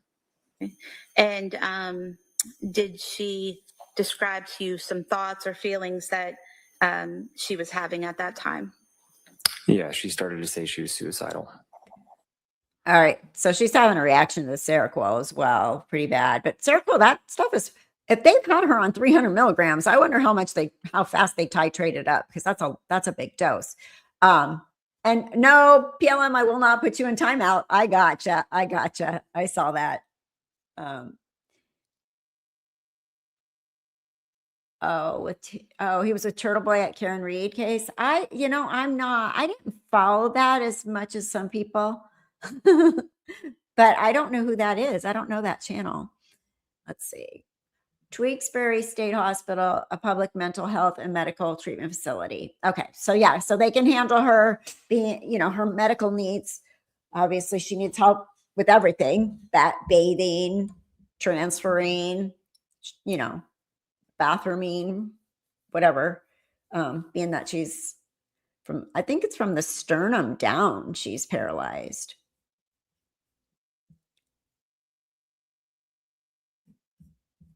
Okay, let me continue here. And was that in December of 2022? I think so, yeah. And when she told you she was suicidal, did you ask her if she had a plan on how to kill herself? Yes. And what was her response? She said no. And did she ever mention a specific way or plan she had to kill herself to you? No. And at some point in time, did she tell you that this was the first time she had suicidal thoughts?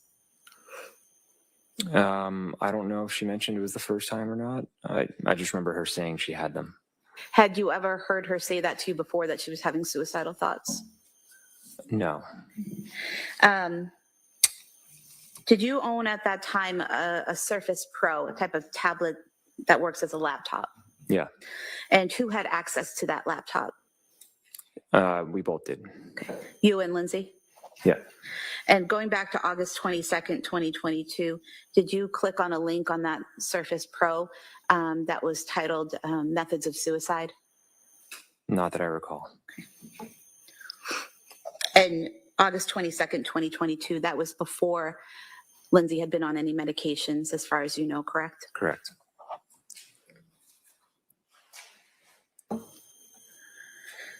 Going back to December, she's told you that she's having these thoughts. What's your reaction when she tells you that she's having these suicidal thoughts? I just wanted to support her.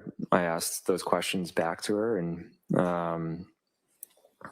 her mother was coming up pretty regularly anyways, so we let them know, and we just try to be supportive. Did she also tell you at that time, at the beginning of December, that she was having some other intrusive thoughts? Yeah. Is that how she described them or how you described them, intrusive thoughts? I would say both. Okay. And when she told you that she was having intrusive thoughts, did you ask her what they were? Yeah. And what was her response? She described thoughts of hurting the kids or or them having some sort of ailment. So like she was very worried that Cora had, whenever she had a stomach ache, she became overly worried that she was, like had like a liver problem or something much more dramatic than it was. Okay. But going back to that first part, she said she had thoughts of harming the kids. Is that correct? Yeah. And did she tell you whether or not she had specific thoughts of how? Yeah, postpartum psychosis is curable. And I think she probably isn't having psychosis at this point. She seems pretty engaged, pretty emotional during this trial. I can picture her being suicidal, knowing what she has to live with now. But postpartum psychosis is treatable. It is treatable.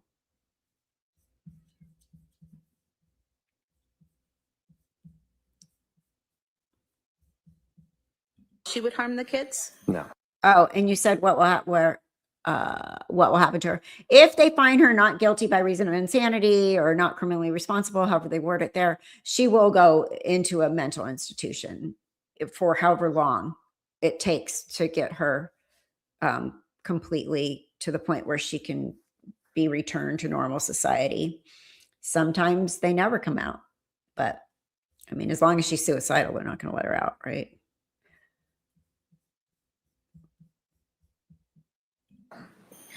And she didn't describe that as hearing this external voice telling her to harm the kids, correct?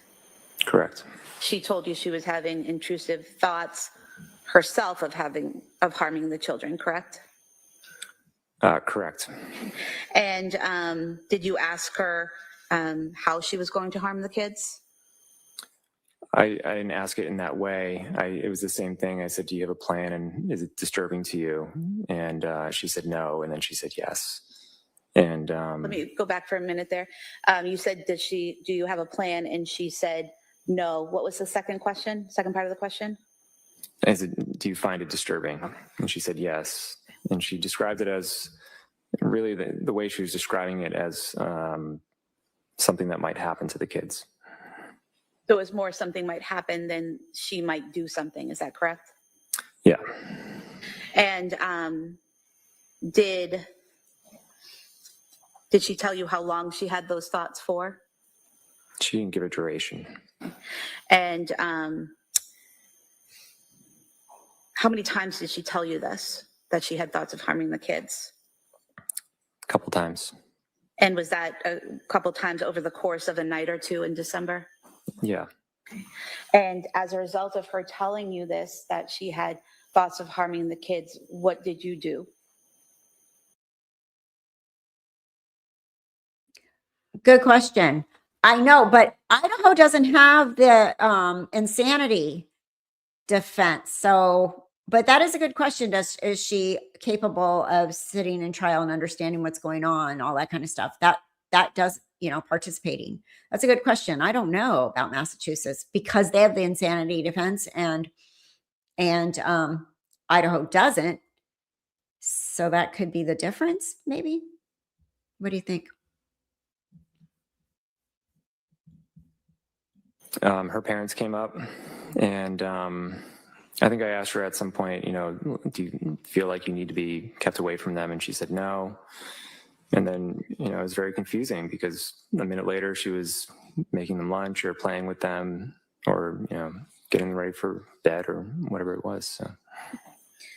So it was confusing in that she wasn't physically harming them at the time, but was had these thoughts. Is that what you're saying? Right. I never saw Lindsay harm the kids.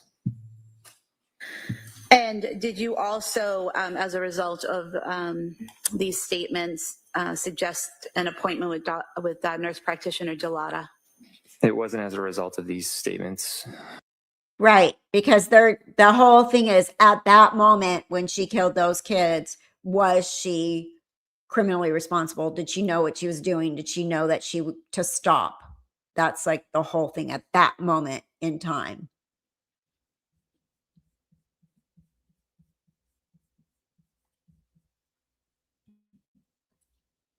That appointment was set up because we were at her parents' house in Wallingford for Thanksgiving. and she just described how she was feeling on the medication, and she felt that she was addicted to them. Was that the benzodiazepines that she thought she was addicted to?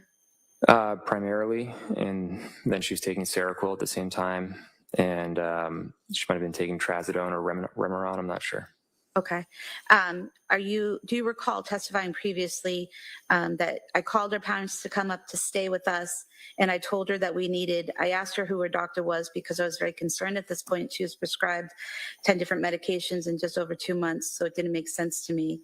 And then you said, so after her parents came up, she said, I have a remote meeting with Rebecca Gelada, and you said, no, it has to be in person. Yeah, I felt like it had to be in person because I just felt like there was a disconnect. I felt like we could figure it out, whatever was going on. Mm-hmm. So it seemed like most of her telehealth appointments were pretty quick, and there just wasn't like a lot of attention. Were you present for these telehealth visits? Only a few of them, okay. And they were after that meeting with Gelada. Okay. And that appointment in person with Gelada was December 6th, 2022. Is that correct? That sounds correct. So the thought of harming the kids was after Thanksgiving, but before December 6th. Is that correct? That sounds correct. Were you concerned for the kids' safety at that time? No, I wasn't. And why not? Because she wasn't showing any intention of harming the kids. And she told you she didn't have a plan. Is that correct? Correct.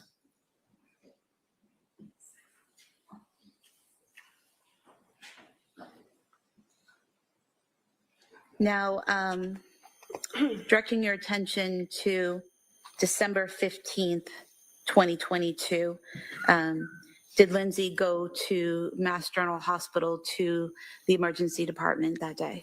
Yeah. Hey, Phil Okay, for and why Dom was Russo. Thank you. I haven't seen you in a while either, but I haven't been here in a while. Thank you. Told her dad that she wanted to commit suicide, and then she said to me, I told my dad I want to die, and it didn't bother me at all. And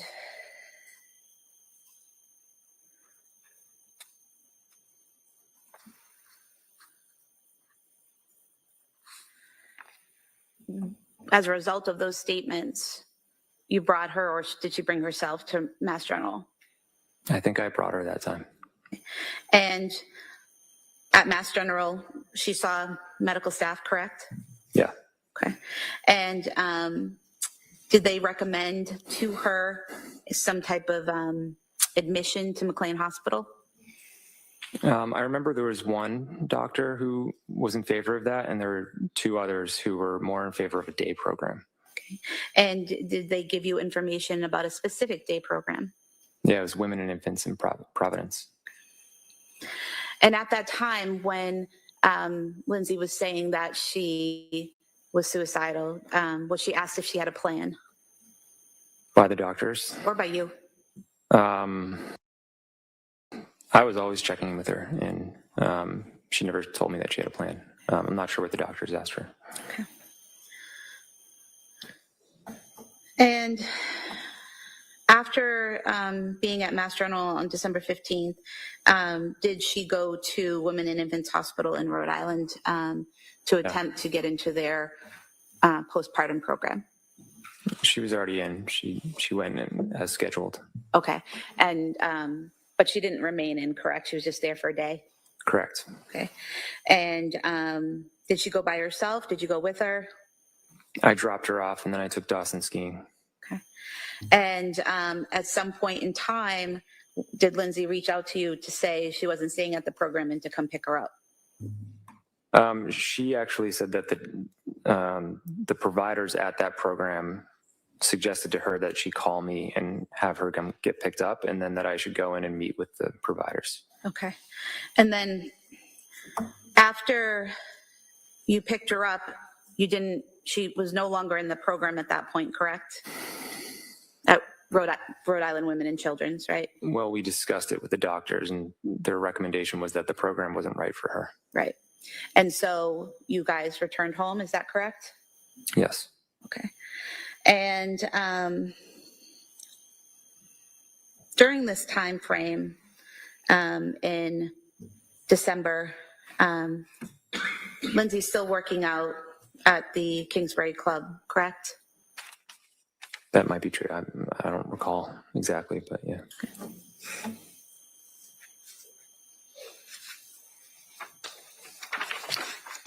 Do you recall her going to the Kingsbury Club on December 6th, 13th, 16th, 17th, or 18th? I mean, I believe that can be true. Yeah, I don't recall those exact dates, but yeah. At this time when she's saying that she's feeling suicidal, she's telling you she doesn't have a plan, correct? Mhm. She's no longer saying she has any thoughts of harming the children, correct? Correct. She's still bringing the children to doctor's appointments during that time, right? Yeah. Do you recall her bringing Callan and Dawson to the doctors on December 2nd when they weren't feeling well? Yeah. And then she was able to call the doctor's office on December 27th and make an appointment for Callan and Cora when they weren't feeling well. Do you remember that? Yeah. And take them to the doctor, I believe with you, correct? Maybe I don't know. And then on December 30th, she was able to take Callan to the doctor that day as well and interact with the staff. Is that correct? Probably. Then you returned to Mass General Hospital, the emergency department, on December 31st. Is that correct? Yes. And why did you go back on the 31st? Because she was still talking about thoughts of suicide, and I was exhausted. I said, I think it's time to go to McLean, and we didn't have a diagnosis, so we just didn't really know what was wrong. And I think for me, I was hoping that McLean could really evaluate her and try to figure out the best path forward. Okay, so the path to getting to McLean was to go to the emergency department at Mass General and be referred to McLean. Is that correct? Yes.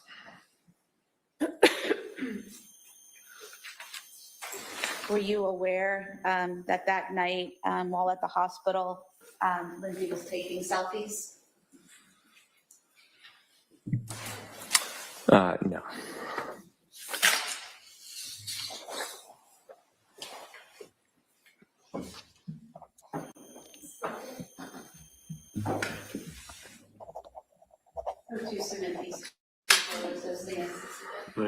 Since this came up, Carolina, you handled that so well. I just want to tell you, I was in the chat. I had to add my 2 cents, as you know. And I just said this chat's an echo chamber because they've done that to me before. Trisha Griffith from Web Sleuths. I happened to just be scrolling, landed there right when she was yelling at you and telling you to get out of there. And I was like, what the heck? It was bad. It was so rude. I was very disappointed in Trisha for acting like that. Anyway, it's just that true crime drama stuff that's going on, but it was not cool at all.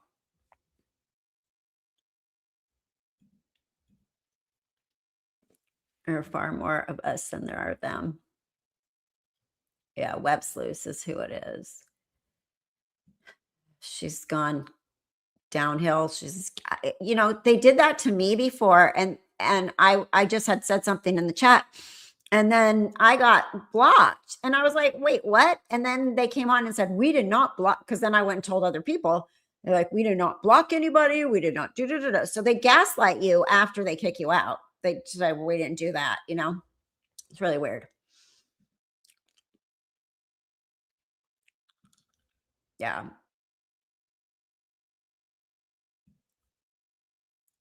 Thank you, this normal home, Idaho mom. Sorry, I'm just catching up on you guys' comments real quick. Oh, you're so welcome.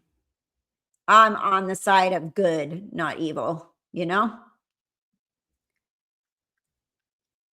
love you, and it makes her look like the fraud. Yeah. Trisha attacked you too? That's right. You told us that. I don't know what her problem is lately, but she has gone over the edge as far as everything goes. It's really disappointing. All right, I have put a cough drop in my mouth, so I sound like I'm chewing on something. I have a second on a cough drop. All right, let's get back to Patrick here. That may be admitted, or they may be admitted.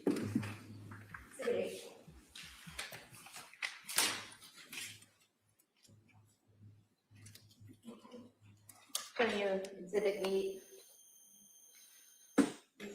taking a selfie at the hospital, is that correct?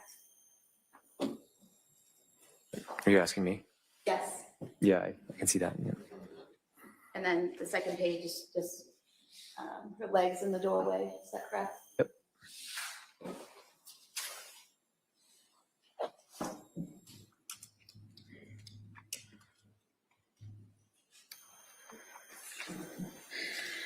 As a result of going to Mass General and telling them about her suicidal thoughts, was she transferred to McLean Hospital?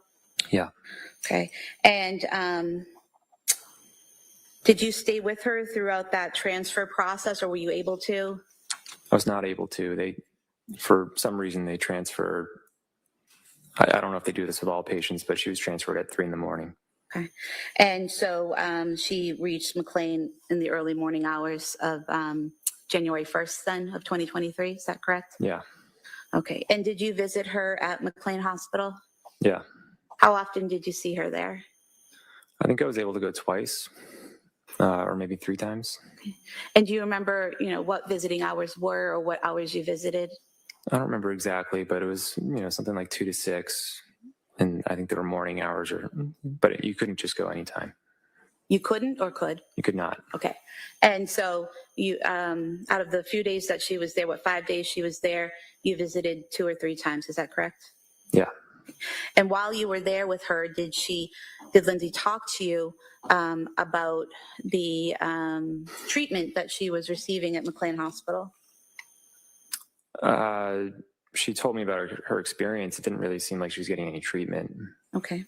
Did she tell you that she wasn't really getting any treatment or wasn't getting as much care or treatment as she wanted?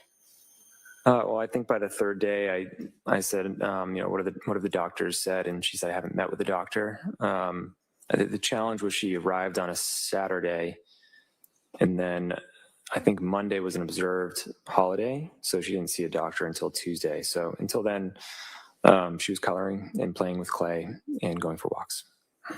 Were you aware that she was seen by a resident, a doctor, the first 2 days she was there, and then an attending on the 3rd day that she was there?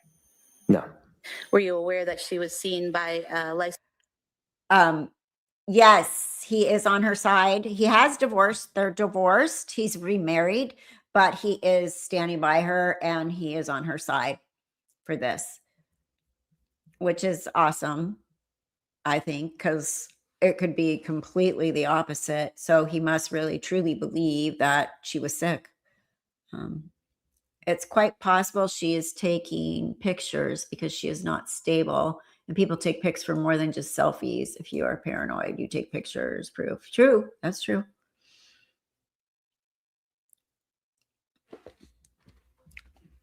So yeah, it just, but yeah, he is on her side.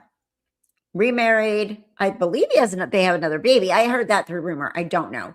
But he is remarried, but he is standing by her on this.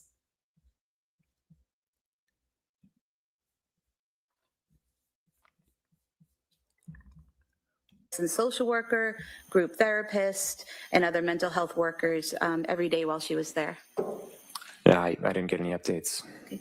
Were you aware that she was offered one-on-one therapy by unit staff every day that she was there? No. Did you know that she participated in group therapy on January 1st for 45 minutes, a session about illness and symptom management? I was aware of some group activities. I didn't know the details of it. And were you aware that she participated in 2 group therapy sessions, one for 45 minutes and one for 50 minutes, one on self-compassion and one on illness and symptom management on January 3rd? I wasn't aware of the subject of any of the meetings now. Were you aware that she declined further group therapy and treatment in the afternoon of January 3rd? No. Were you aware that on January 4th, she participated in a group for 40 minutes called medication management? No. Were you aware that she participated in a group on January 5th on expressive therapy for 45 minutes? No. And were you aware that she declined further treatment 2 times on January 5th, one to attend group therapy and one to attend a session on cognitive behavioral processes? No. When I did my rotation in nursing school in a mental health lockdown unit, they kept them doing that kind of stuff. But I'm curious to why he wasn't, as her person, her husband, getting updates. That's why he's not aware. And if she's in a, weird state of mind, why is she going to tell him, oh, I did this today and I did that today? Like normal, organized thinking, who knows? But all that stuff is normal when you're in a lockdown unit, right? The group therapy, the one-on-one. I mean, you can't just let them sit in a room, bounce off the walls. So I don't understand why they're really pushing this stuff. Just because he said she didn't see a doctor, is that why she's pushing this for a couple days? Again, as I said, I don't know if you're going to see a doctor right off the bat and there's attendings, and you don't necessarily know who everybody is. Plus, sometimes when they do their rounds, they peek in and peek out, like whatever, and again, the nurses' notes are their eyes and ears. You can't get down. So I don't know. Yeah, prosecution's making it look like she had a ton of help. But it's just weird that she's really pushing this.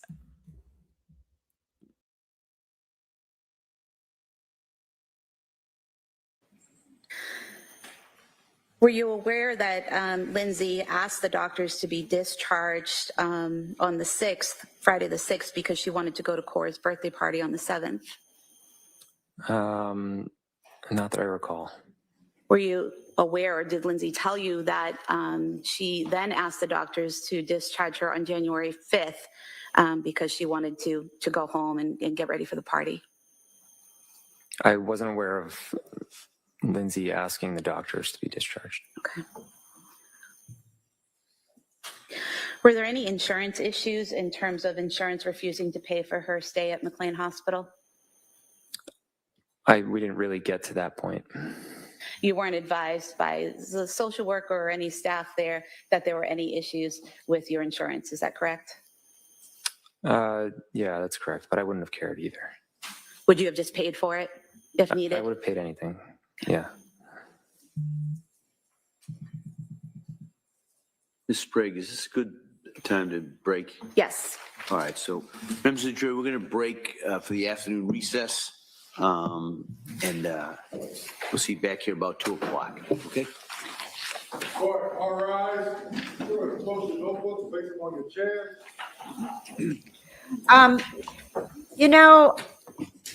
Honestly, because the thinking isn't there, just remove herself from the home before doing the unthinkable. And when she did the unthinkable, if the defense is correct, she was in a state of psychosis. So let me read you how my daughter explained that to me. She's a psychotherapist. Hold on. Let me just get on my phone because it's in a text message.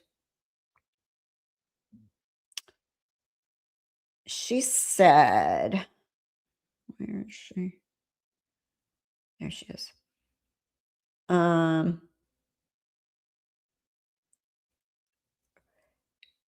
She said, honestly, if she was in actual psychosis, 0% of her was aware of reality. Psychosis is all-consuming, and whatever the reality that she came into was the only reality that existed to her. Given she had tried so many meds, tells me it was very real. If she had a different diagnosis, like antisocial personality disorder, you could say it was deliberate. Even in psychosis, you can use the internet and the tools at your disposal. People in psychosis have no control over themselves in a reality-based way. I think of it as being her body performing the actions, but her mind being in control. If I was on a jury as a mental health professional, I would not convict her as guilty. Her punishment is having to live with what happened for the rest of her life and who people believe she is. She will have to fight to become stable in many ways, and that seems like a sentence enough for something that was out of her control. So that's what my daughter says. Let's see what you guys are saying. It doesn't surprise me that just took a big hugging birds with her. Is she in? Is LM in Massachusetts at this trial? Good opportunity to direct people to ethical creators like it. Thank you. I try. Believe me, I have the thoughts that go through my head about other rotten people, but you know, I try. And maybe another reason they are doing a civil case. She was sent home. She didn't see a psychiatrist for a while. All normal. Okay, thanks. It's just hard to imagine. I guess you have to experience. It's hard to wrap your mind around. I completely agree. Very difficult to wrap your mind around. Because I've never been in psychosis. Like my mind has always been mine as far as I know, right? So it sounds terrifying. If you go look at the comments under, I've done 4 videos on this so far, but there are people in my comment section that have commented that they have, I'm looking over here because that's where the chat is, but there are people in my comment section that have had postpartum psychosis or psychosis episodes, and they say it's terrifying. It's the most terrifying thing they've ever had to deal with. You agree with her? Yeah. Oh, that's what I thought, because I saw a selfie yesterday that said unplanned work trip or something like that. And I was like, yeah. Oh, you should. You could be our frontline correspondent, or whoever's, mine and other people's, whatever. That'd be great if you go for the verdict. That'd be really cool. I know, I wish I could go. All these trials are so far. Can we just have a trial right here by me, like a big one, so I can just go? Hopefully they have good experts on psychosis. I hope so. Plymouth, Massachusetts. Yes, about as far as you can go and stay on the continental United States from where I'm at. I need a dog and a cat sitter. It really would be. I could go because I'm not working. Just sucks that I have to get animal sitters. Then I told her, I've spoken to moms in postpartum depression who are heading towards psychosis, and they're telling me they're seeing shadows. They're hearing voices. I told them they need help now, emergency help, but they're also scared because they're confused. But I did a video on this and it's getting a lot of controversy. So I'm telling my daughter, a lot of people are saying, oh, it doesn't matter. Murder's murder. It doesn't matter. And people don't understand the difference between postpartum depression and postpartum psychosis and postpartum anxiety. It's all about selecting a jury that can understand the gravity of what happened. This is what I'm saying. They had her on many different medications. I'm not sure what 4 she was on at the time of the murders and her attempted suicide, but she was on 4. That's what I had heard at that time. And they had listed that she had been taking during her months reaching out for help. And she also was admitted to a mental hospital facility in Boston, McLean Hospital. It's supposed to be one of the best psychiatric hospitals in the country. And they discharged her after 5 days. So my big thing with this is perinatal mental health, once again, is not given the attention it needs. Her youngest baby was 8 months old, but she had been struggling. And then I told her the meds. She said, people don't get the nuance and what's really happening. Murder is murder, sure. But the question is, did she, as her normal self, choose murder, or did her disease choose it for her? No one would tell somebody with cancer going through chemo it was their fault they lost their hair. The disease and treatment did it. This is just like that. So, and I said, yeah, if that's the case, it's crazy that it's even going to trial. And she says, shows the kind of world we live in. So anyway, yeah, so that was my daughter's take on it. That was her take on it. I think so too. I think the expert testimony is going to be the big thing. Do you remember in the Johnny Depp case, they had his expert and then they had Amber Heard's expert, and Amber Heard's expert was kind of disorganized, and Johnny Depp's expert was very, I don't know, she just came across so much better than Amber Heard's expert. And they both contradicted each other because obviously one's the expert for the defense and one's the expert for prosecution. So you kind of have to look, okay, what the heck? What the heck is happening? Like with the experts, like who do you, I guess as a juror, which expert do you trust more? Which expert do you think is more authentic? Which expert do you think knows what they're talking about better? Because they're going to conflict, right? It will hinge on Massachusetts definition of insanity. I heard that Massachusetts is probably the best state. I got a piece of hair in my face.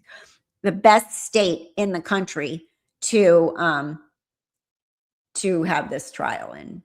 Like they have a different, there are like two ways to look at it. I have to look up exactly because it was a little bit confusing to me. The hospital 65 miles from the courthouse. The one she's in or the one McLean? What is on? Could we tell or has it been reported that Lindsay and Patrick looked at each other today? I couldn't tell so far. When he came in, he didn't look over there, but he had to point her out.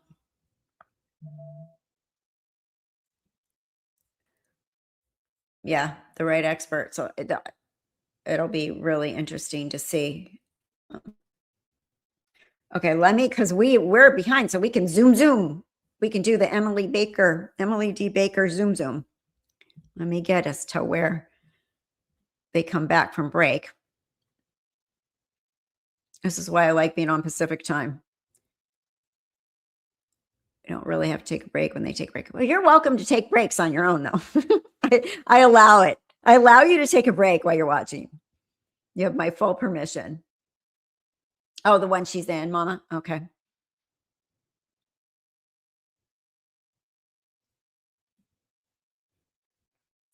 I'm trying to get there.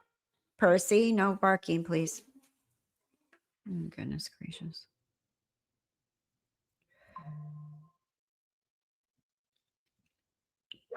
Okay, here we go. Okay.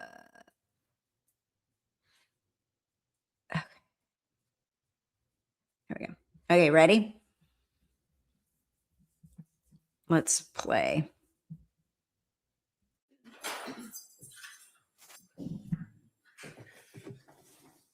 Court is back in session. You may be seated.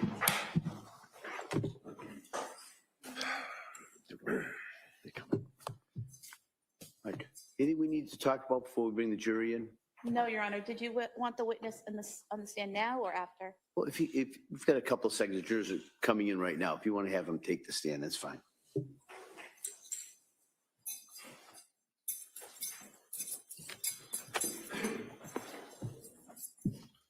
Right this way, sir.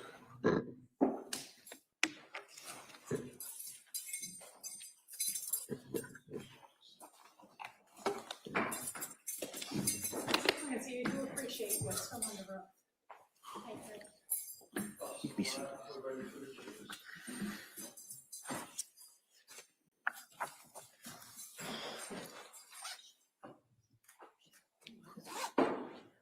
Court, all right.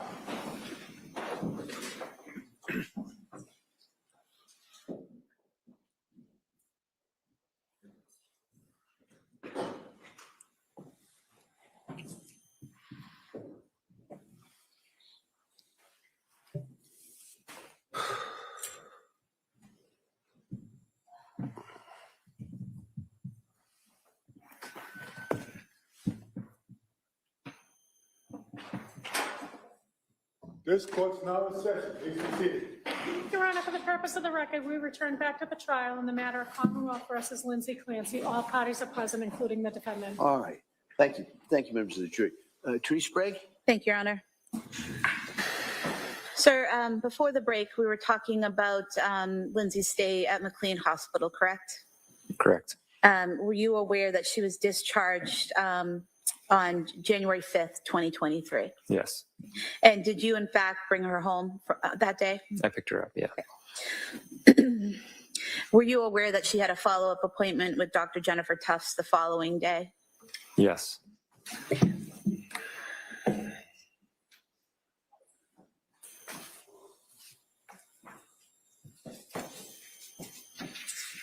I want to show you some photos here of the children and just ask if this is a fair and accurate depiction of how they looked in January of 2020. I'm going to try. I'm not working right now. And the job I'm hoping I'm going to get doesn't start till September. So I may be able to do this. Kitty cat, don't knock down the camera, please. I would love to be able to do it. So I'm going to try. I can't promise I'll be here every single day, but as much as I can, for sure. And at least a recap.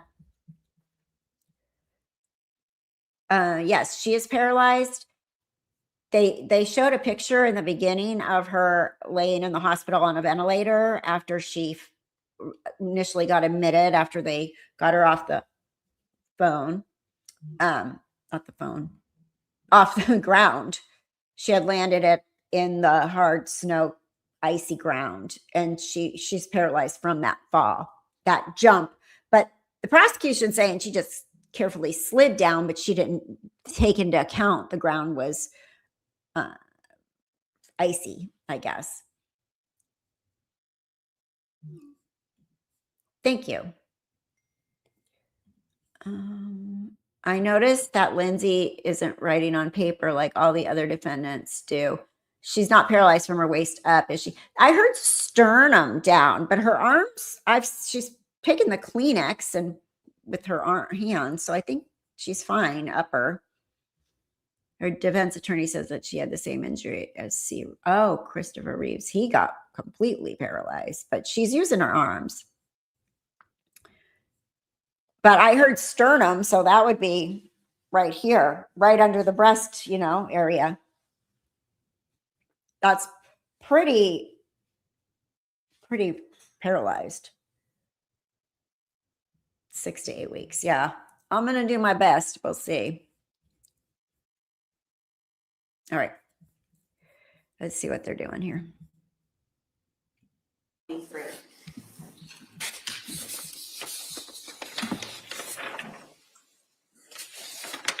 Yes.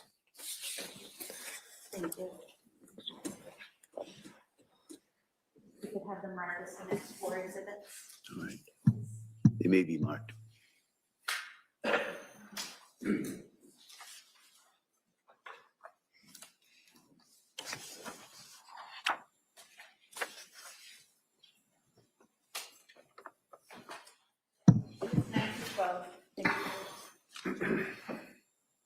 So showing you exhibit 9. This is Cora, correct? Yes. Can you tell us a little bit about what Cora was like in January of 2023, what her interests were? I'm going to object at this point. Counsel, can I see it sidebar?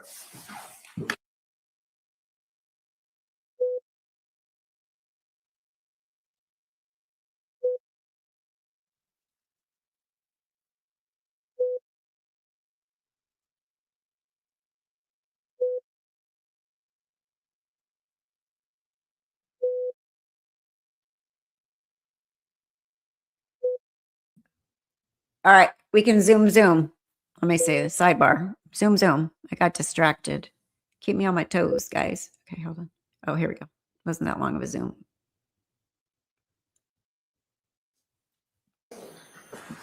Cora was into princesses. And it's she so had a lot hard. of friends. And she just liked taking care of people. And showing you Poor guy. Dawson, correct? Oh, Yes. probably one of the hardest days of his life. What kind of things was Dawson interested in 2023? Using the firefighters and trucks. He's breathing so hard. And he liked Paw Patrol. Exhibit 11, Alan. He's only 8 months old, correct? Correct. Did he have any interest or He was just a happy baby. happy baby? And then just showing you briefly exhibit 12. Does this picture clearly indicate their sizes in relation to each other in January 2023? Yes.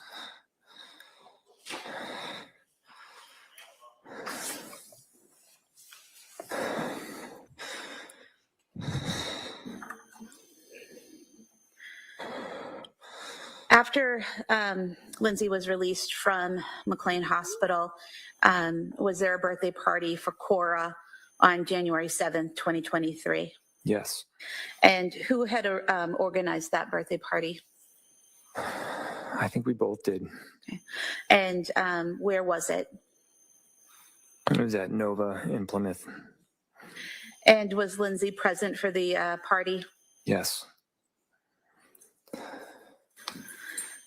And do you recall who got all the supplies and everything for the party? I think Lindsay did. We could play a video. I'm going to ask you to look at a video and just tell me if you recognize this as a video from the party.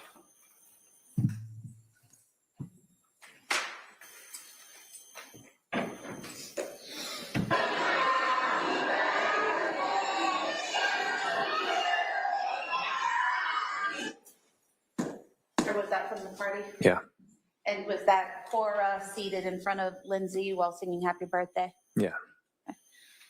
And there's a second clip. Again, was that Cora and Lindsay? Yeah.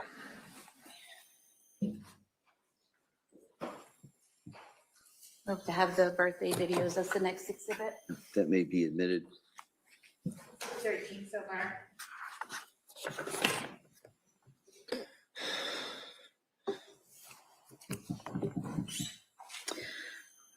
From Cora's birthday party until January 23rd, 2023, did you check on and check in with Lindsay? Every day. And how did you do that? I would ask her in the morning how she's feeling, how she slept. And did she tell you that she was sleeping better? Maybe a little bit better, but she's still struggling.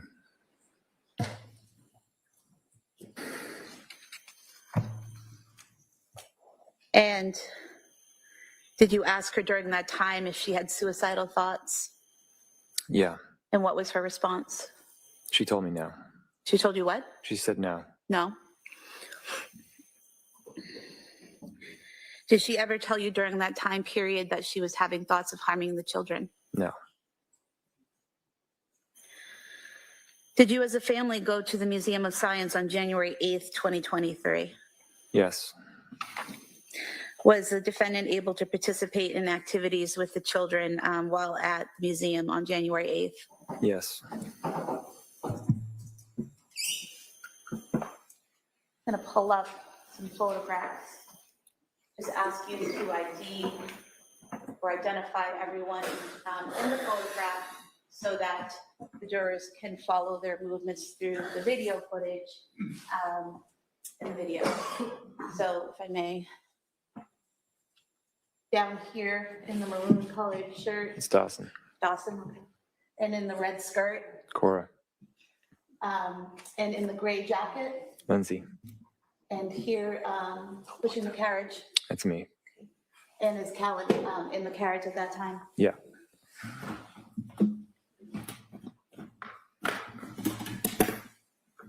And permission to play the video, Your Can I Honor. see you again, sidebar?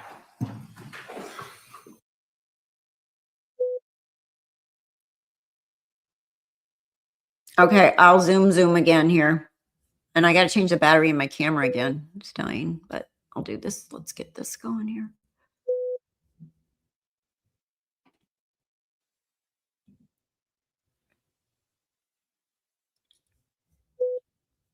Let's see.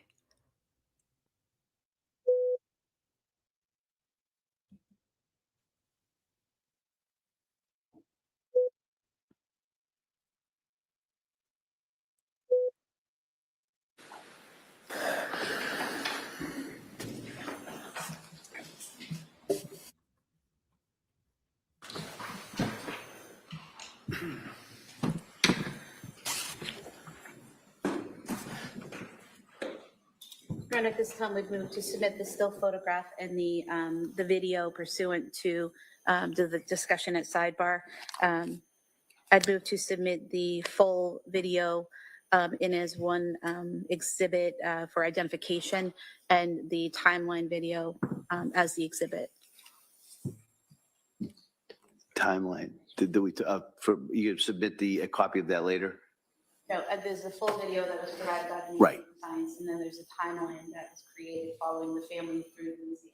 And you can get snippets from this video. Okay, that's fine. So for identification. Museum of Science video. Exhibit C, so marked.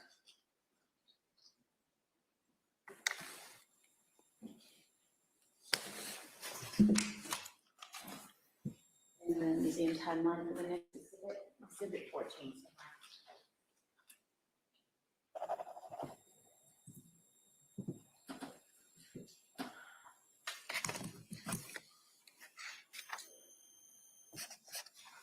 Sir, after going to the Museum of Science, well, let me go back to that for a moment. At the Museum of Science, do you recall the defendant being able to interact with the children at exhibits that required, manipulating knobs and materials and showing the children how to do those exhibits and interacting with them at those exhibits? Yeah, Lindsay was always able to interact with our kids, even including at the Museum of Science. Okay. And then after your trip to the Museum of Science, do you remember going to the Charlie Horse restaurant with the kids and Lindsay? Yes. And how soon after the Museum of Science was that? Do you recall? I don't recall the exact dates. Okay. And what type of place is the Charlie Horse restaurant? It's like a family restaurant with games. And how was the defendant's demeanor at the restaurant?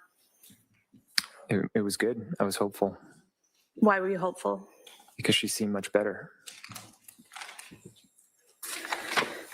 And then on January 14th, 2023, were you able to go to brunch with your friends while the defendant was home with the children? Yeah. And about how long were you gone? About 2 hours. Were there any issues or problems that you were aware of while you were gone? No, she encouraged me to go. She said, "You've just been inside a lot. You should go out," and it was fine. And while you were there at brunch, she send you photos of the kids? She's been teary-eyed a lot. She has Kleenex. She's crying. She's been crying since like the other day on the motion hearing. She started crying when the prosecutor got up there and started saying shitty things about her, as they would. And then today too, when they zoom in on her. So she's definitely feeling horrible.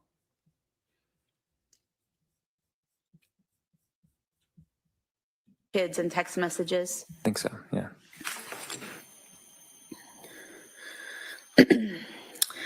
Direct your attention to January 15th, 2023. Did you and Lindsay and the kids go to the Cape Codder in Hyannis? Yeah. And was there a water park there? Yeah. And how was Lindsay's demeanor that day? It seemed pretty good. Was she able to interact with the children and participate in the activities? Yes. I could bring up photos again. I would just like you to look at the photos to point out who the individuals are in the photo. So here in the dark shorts with the white band on the top, It's me. and then in the bathing suit here with the It's ponytail, Cora. and then in the striped swimsuit at the bottom. It's Dawson.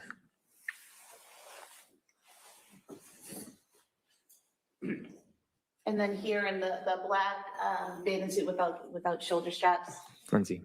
Lindsay. And is that was Cora with her? Yes. And in this third photo, is that Lindsay with Callan in her arms? Yeah.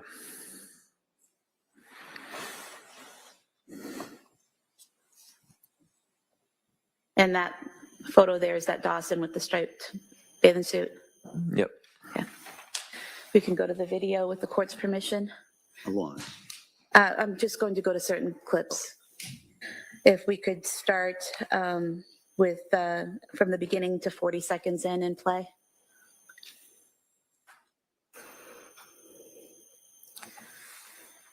Sir, if you could tell us who, well, can you confirm that that's you and the children and Lindsay arriving now? Yes.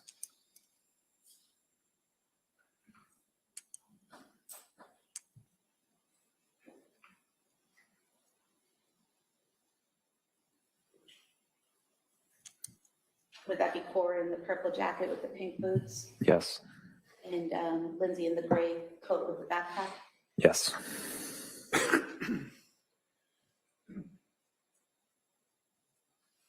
And then if we could go to 139.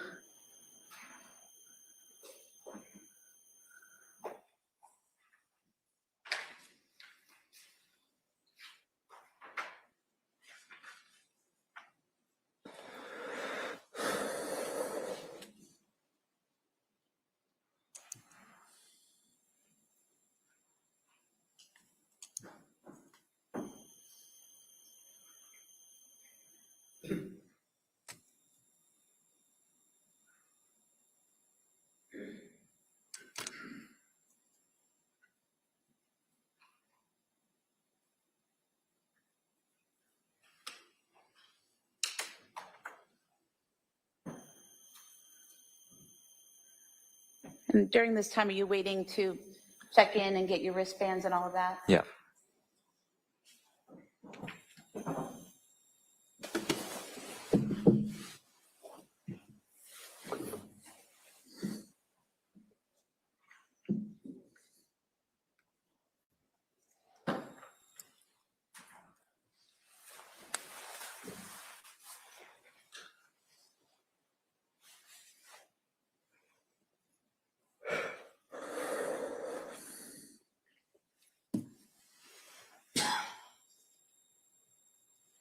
You could go to 647.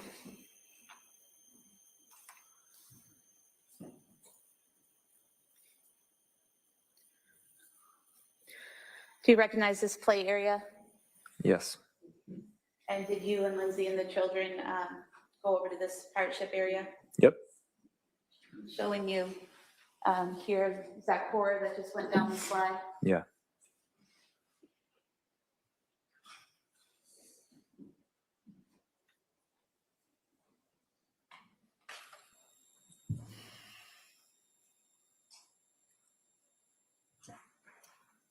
And is that you there by the slide?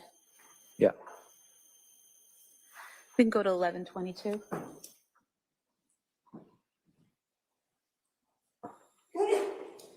Let's see.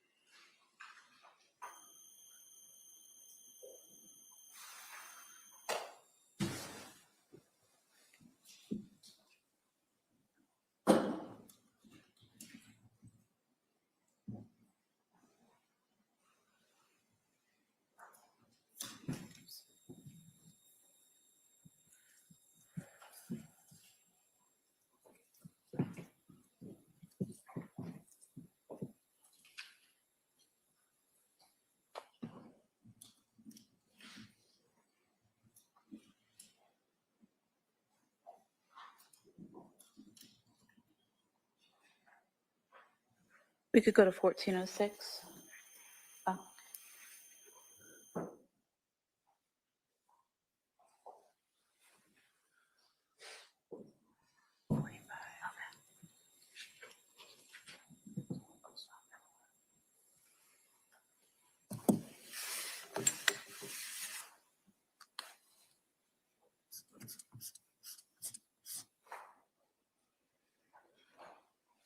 $16.25.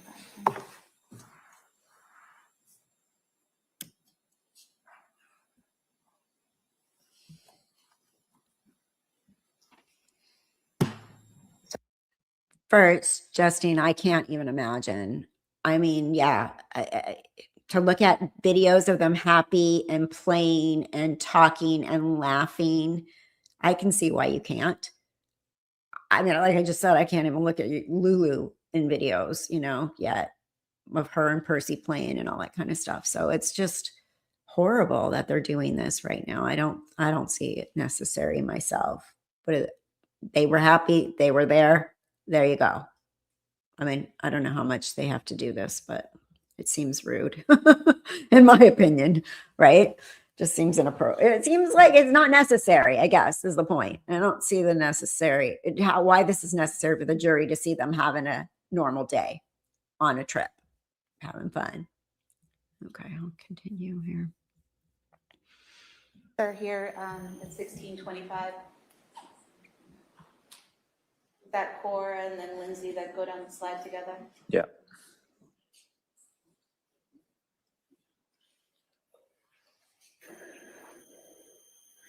We can go to 1745.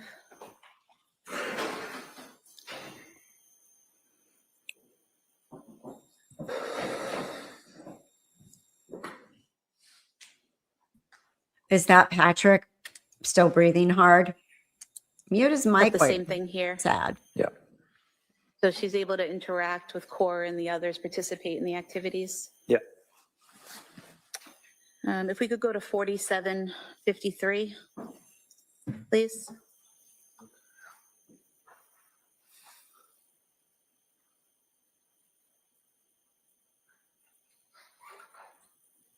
Also, hold on. I'll pause this for a second. Also, if she was hating her life with these kids, wouldn't she be avoiding these type of outings with them and having fun with them? If you're just over being a mom and you're trying to figure out how to erase them from everybody's life. My cat again is right here. First, kitty cat, don't. Don't. I'm the boss. Sorry. He's just a butthead. He wants to push his head on the camera. And I told him, don't with my hand. And he's like, I'm going to bite you, little brat.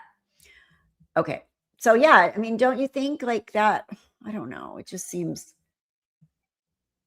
yeah, it's proving that she was participating and happy and loved her kids. I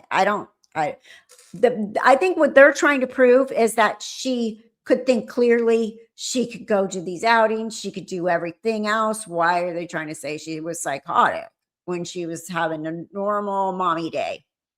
But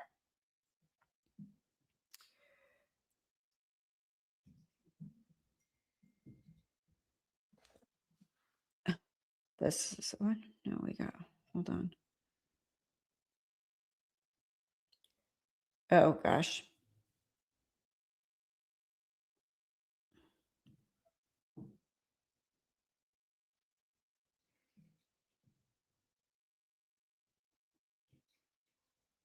Oh, okay.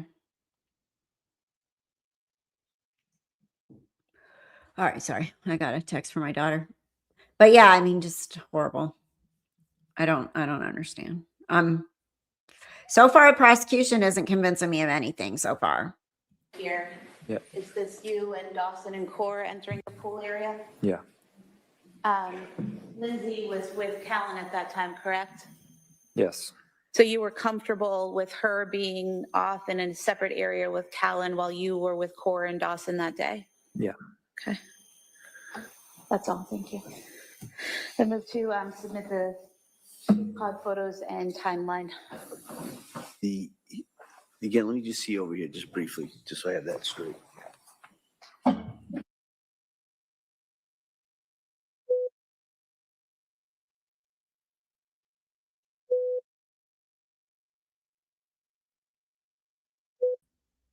Another Zoom. What are they doing? Okay.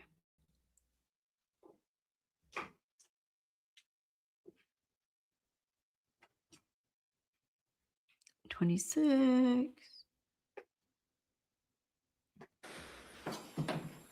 So is it the exhibit with the guidelines at sidebar? All right, pursuant to our discussion, that portion may be admitted.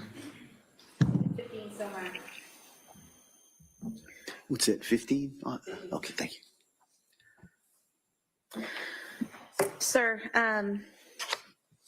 directing your Yeah. attention now to January Just 16th, difficult. 2023. Did you go skiing that day? Yeah. And who did you go skiing with? Cora. And was it just the two of you? No, we went with another dad and his son, And who was that dad? Adam Schwabach. And was Lindsay home with Callan and Dawson that day when you went skiing with Cora? Yeah. Were there any issues or problems that you're aware of when she was home alone with the kids all day? No. And was she able to communicate with you throughout the day? Yeah. And how was that communication done? Texts. I might have called her. I'm not sure. And do you recall texting each other back and forth photos of you with Cora and the boys at home and what they were doing? Yeah. And so she was able to take those photographs and send them to you without any apparent problem, correct? Correct.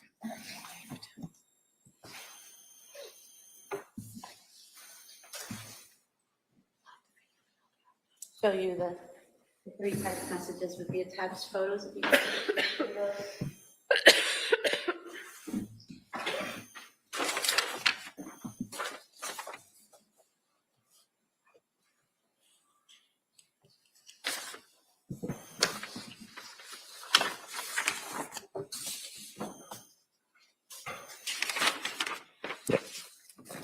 Thank you. And sir, are these accurate copies of the text messages with the photos that were sent between yourself and the defendant on January 16th, 2023? Yes. If I could move to have these marked as the next 3 exhibits, Your They, Honor. they may be admitted.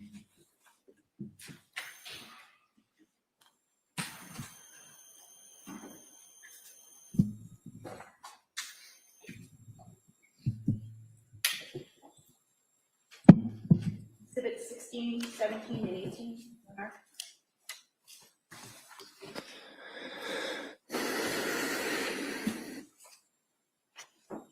And so, sir, showing you the first photo, which was marked Exhibit 16. Did you start off the conversation by sending the photo of you and Cora skiing? Yeah. And showing you Exhibit 17, did Lindsay respond by taking and sending this photo of Dawson? Yeah. And then did she respond again, sending you selfie she took of herself and Callan? Yeah.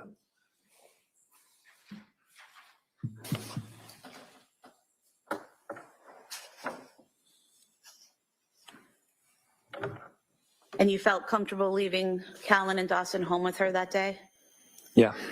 And why is that? She seemed to be doing a lot better. In what ways did she seem to be doing better? Her mood seemed better. She was more active, and she was able to partake in more things. She was also going to the gym during that time as well, correct? The Kingsbury Club? That sounds right. Yeah.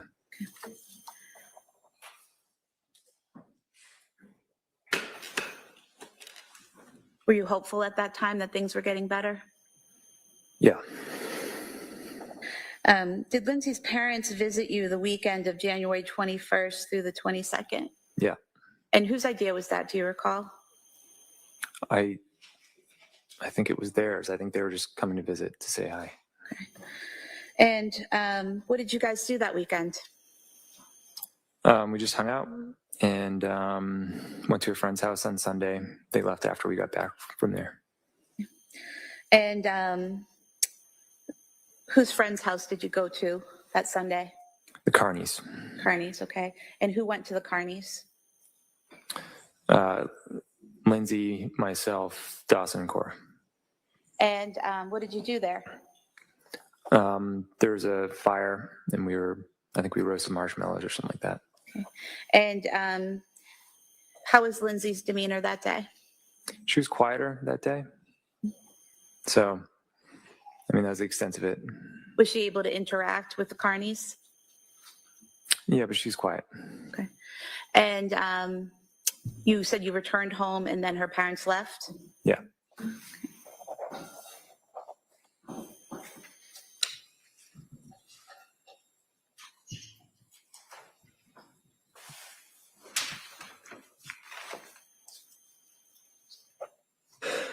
Do you recall Lindsay and her mom taking a picture together that weekend? Yeah. Is that photo? Yeah, that's it. You could have this marked as the next exhibit. That may be admitted. Exhibit 19.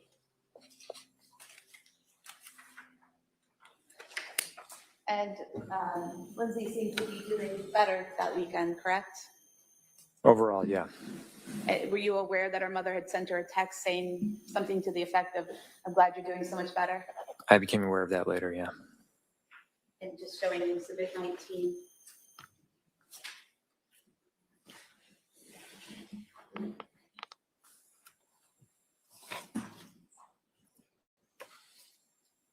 And I'm sorry, Your Honor, I didn't mark the still photo from the Museum of Science. If we could have that as the next exhibit. Sure.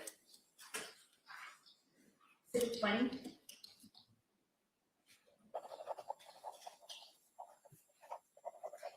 Thank you.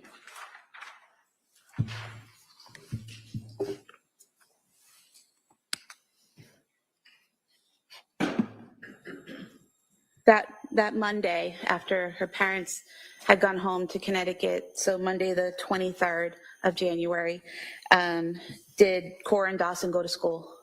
Yeah. And do you recall Lindsay picking them up that afternoon? Yeah.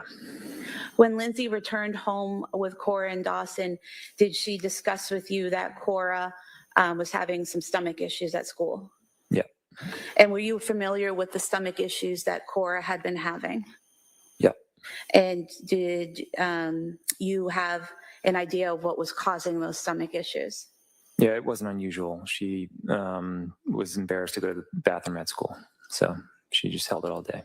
Okay. And so this was a common occurrence? Yeah. And were you aware that Cora had her 5-year physical scheduled for the next day, Tuesday the 24th? No, I didn't know that was already scheduled. I thought she called it in and set it up. So yeah, it's news to me. Okay. So would it have been Lindsay who would make those kinds of appointments, the physicals and all of that? She usually handled that, yeah. Okay. And going to Tuesday, January 24th, 2023, were you working that day? I'm sorry, you said on the 24th? Yes, Tuesday Yeah. the 24th. Yeah. That morning was Cora's doctor's appointment at 8 a.m.? Yeah. And who took her to the doctor's appointment? Lindsay. And did anyone have to go with her, or did she drive herself and Cora there? It's just Lindsay and Cora. And you were home with the boys, is that right? Yeah. And while you're with the boys and Lindsay's with Cora at the doctor's, are you sending text messages and photos back and forth? Yeah. And why did you send a photo of Dawson to Lindsay that morning? Because he dressed himself completely for the first time. And he was excited about that? Yeah. And did she respond back with a photo of Cora? Yeah.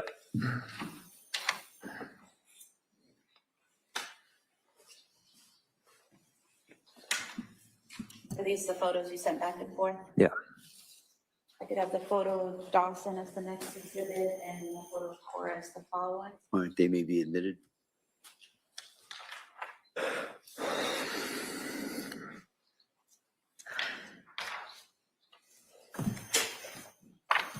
Exhibits 21 and 22 somewhere? Publishing these. Exhibit 21. And Exhibit 22.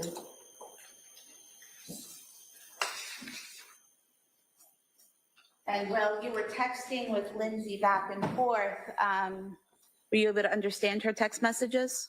Yeah. Did she seem to understand yours in response? Yes. Did she return home? Yes. And do you recall around what time she got home that morning? 8:30. And once she got home, what did you do? I think I got ready for work. And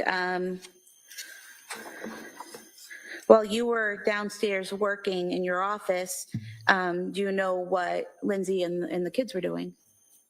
They built a snowman and they did some art projects. And how did you know this was happening? She texted me a picture. So Lindsay was continuing to text you and send you photographs throughout that day? Yeah, and I went up to say hi at one point. Okay.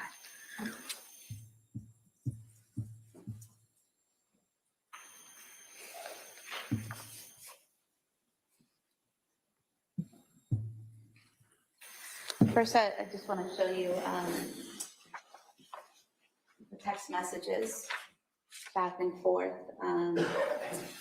The text being on the right-hand side. If you want to look through there and just see if you recognize the messages going back and forth between you and Lindsay that morning. That day. Right. This is it says activity sensor. Excuse me? I think this is something else. Let's see.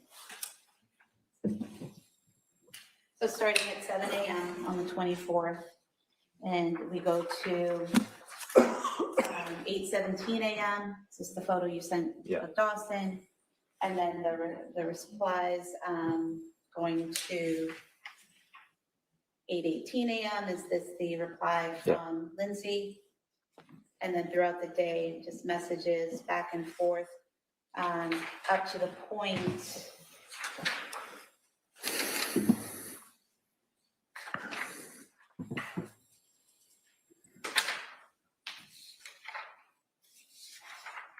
page 940, where Lindsay sending you the photos of the kids in the snow. Is that correct? Yeah. Okay. We could have the text messages marked as the next exhibit. All right, that may be admitted. Exhibit 23.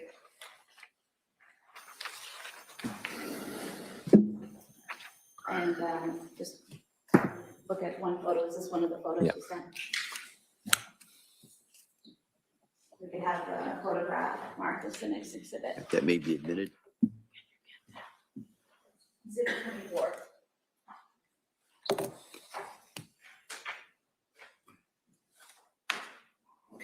How often do you think or do you remember going upstairs that day to interact with Lindsay and the kids?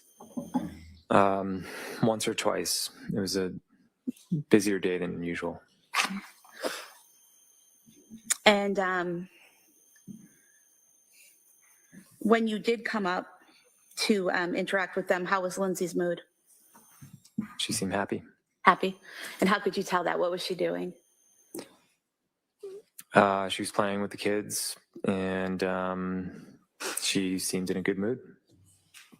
At any point during that day when you came up or while she's texting you, did she tell you she was having suicidal thoughts? No.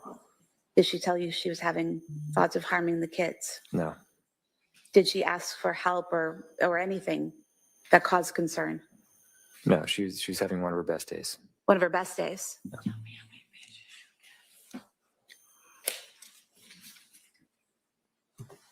I want to direct your attention to 4:53 p.m. that day. Did you receive a text from Lindsay about dinner? Yeah. And do you recall what it said? Something along the lines of, do you want to get takeout? See, they're trying to say when she appeared relatively normal, but there's still the background of extensive psychiatric treatment, searching for help, all the symptoms in the preceding month. So I don't see why acting normal in a particular moment or day, I feel like psychosis and psychiatric, it's not a flat line. It's not like so progressive. You can wean what it just doesn't seem like this is making that much of a point. But I might be wrong. We'll see. We'll see where it goes. I really think that the experts are going to help us understand her behaviors. I haven't planned anything. Do you recall it saying, any chance you want to do takeout from 3V? I didn't cook anything. It's been a long day. Yeah. Had you been to 3V restaurant previously? Correct. They're not going to let us hear Alone it. or with the family? With the family. And approximately how many times had you been there to eat? Probably 3 times. And so you had all gotten in the car and driven from your home to 3V restaurant in Plymouth approximately 3 times? Yeah, sometimes we were already out somewhere, but yeah. Okay, but been there 3 times. Had you ever done takeout from there before? No. Where would you typically do takeout when you were going to do takeout at home? The Chestnut Grill. I think another one was West End Grill. Were those closer than 3V to your home? Yeah.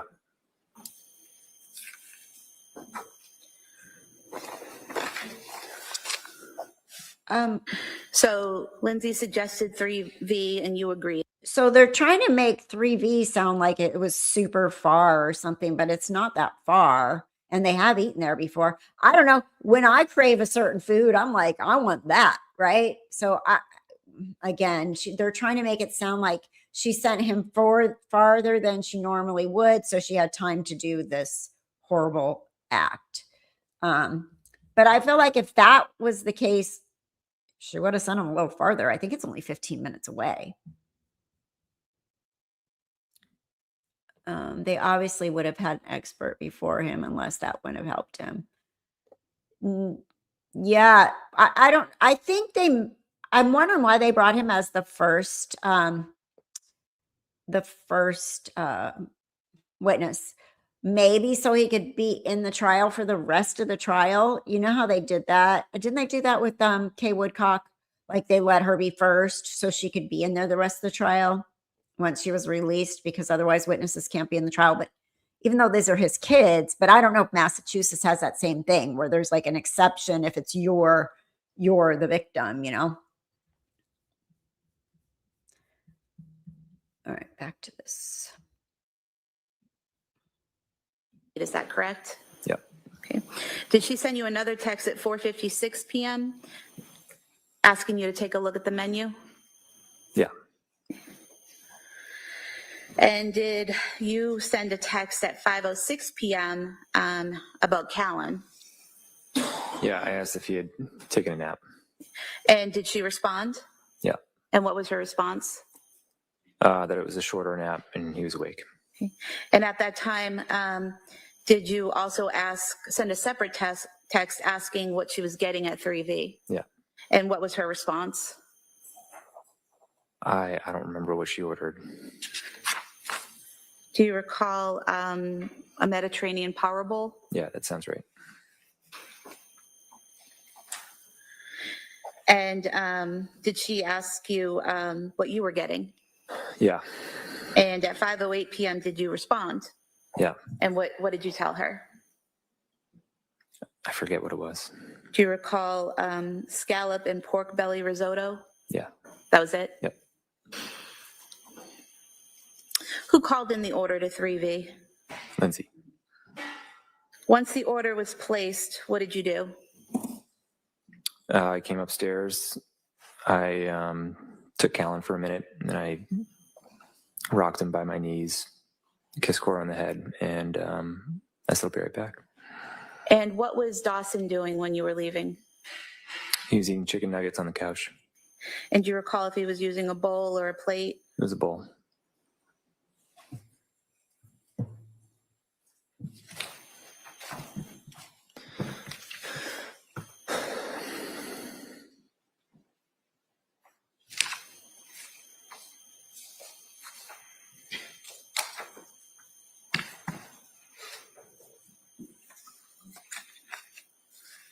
right? You got food. It was something you like. Wasn't like you didn't ask for forks and knives and no food or something from there, like you're cuckoo like that. You know, it doesn't make any sense. You're right.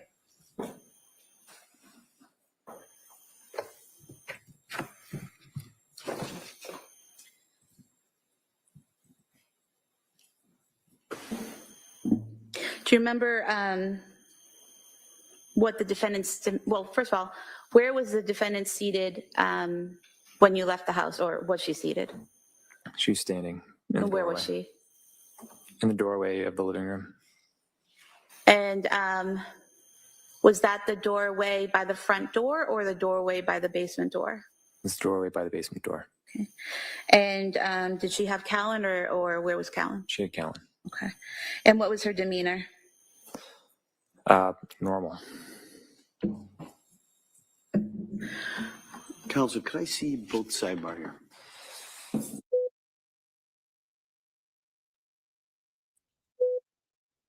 here? If he's smart, I'll say, why do we have to talk about the menu options? Let's see what you say. Why the restaurant? More of elitism from the prosecution. Scallop risotto, a trendy bowl. They're pushing the privileged family narrative hard. Yeah, you're right. That might be the reason why we're talking about that. You know, they didn't go to Burger King. They went to like more of a higher end takeout restaurant. True. Good point. Okay, let me see if we got white noise. Beep, beep, beep. Is there another link? Because this is going to end. What time was it there? Well, I guess we'll have to see. Because this is like, my thing's almost at the end. Let's see what they say. All right. Members of the jury, we're going to break at this point for the day. Okay. All right. So what we're going to do is I'm going to excuse you till Wednesday morning. All right. So you don't have to come in here tomorrow. Just remind you, I'm going to ask those same questions I asked you this morning, whether or not you did any research or you saw anything that would affect your ability to remain fair and impartial. You have to still keep an open mind. So don't do any research. Don't talk about this case with anyone. Don't go online, look at anything. Don't take any road trips. And we will see you on Wednesday morning. Same with the same instructions that you got from the officers in regards to that. So again, thank you so much for your time and your effort. And I'll see you on Wednesday. Okay. All right.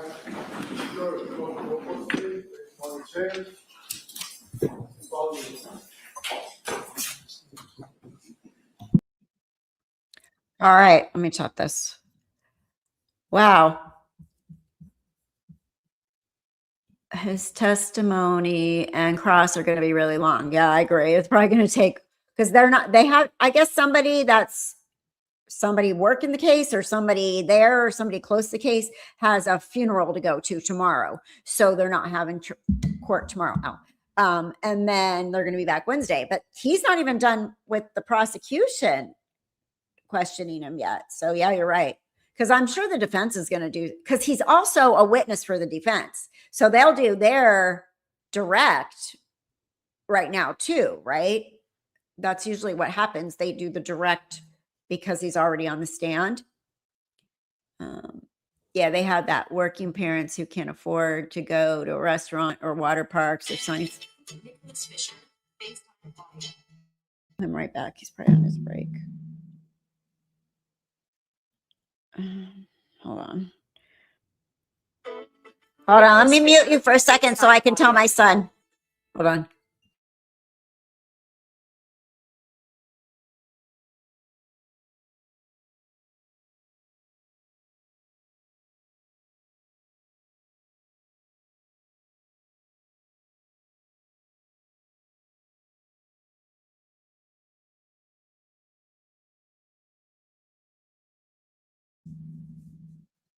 Okay, sorry. My son had to put his his cat down yesterday, and he's just so sad about it. They have 4 cats, and Miss P's 10 years old.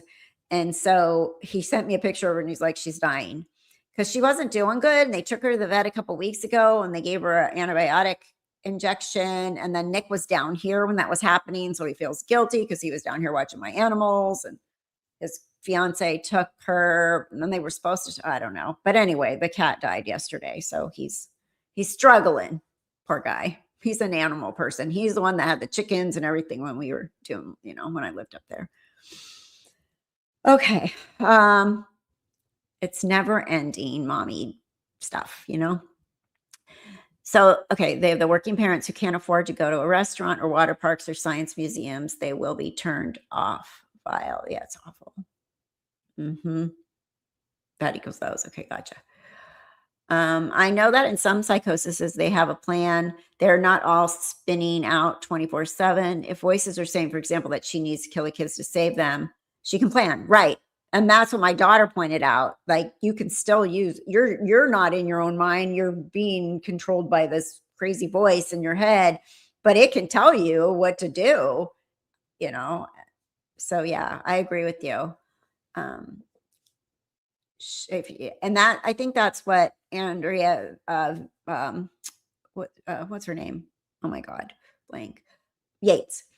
She heard a voice telling her that she was the devil or something like that. And in order to save her kids, she had to kill them, something like that. Yeah. I think they will be limited to cross right now. I'm having flashbacks of John Pryor's out of scope cross. Oh, but yeah, but right. Okay. We're going to have to find out, because do you think they're going to bring him back in for the defense? Because I swear I heard something like they'll let him direct question him while he's on the stand right now, but I don't know. I might be making that up in my crazy head. I don't know. But the defense can bring their own direct when it's their case in chief. Right. I swear though, Holly, I heard something, but I might be making that up. I honestly, I don't know. I don't know it for a fact. I may just have read it and it's not true or something like that. I understand how your son feels. Just happened to one of my guys this month. Very hard. So hard. It was so hard. Yeah, like when Lulu all of a sudden didn't eat my Yorkie 2 days before my mom passed away. My mom's here dying, actively dying, like bedbound, actively dying, seeing our dead relatives. My grandfather showed up, everything. And I can't leave. And nobody else is here to help me. So my friend Patty came to help me. And she's like, Lulu hadn't eaten that day. And she was rapidly breathing and retracting, my little Yorkie. She was 13. And Patty's like, wait, you got to take her to the vet. And I'm like, I can't leave right now. So Pat, my poor friend Patty, luckily I've known her since she was 15 and I was 16. She took her to the emergency vet, and poor Patty had to put her down right then and there that day for me because she was in respiratory distress. There was a big tumor in her lungs. No clue before this. Maybe I ignored something because it was a really busy time with my mom, but it's just so hard. You get so attached to them. Yates. Yes. What did I say? I said something wrong, right? Massachusetts is probably different. You're probably right. I don't know. I might have read, how much stuff I've read that isn't actually legit stuff. People talk in comments as if they've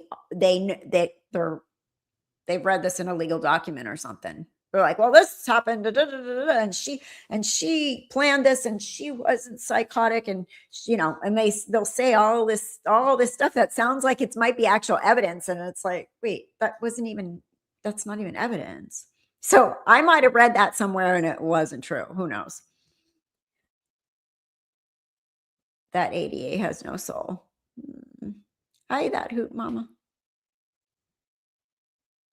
Yeah. The other day, they literally raised their voice and started calling her really, like, being really mean when it was the motion hearing.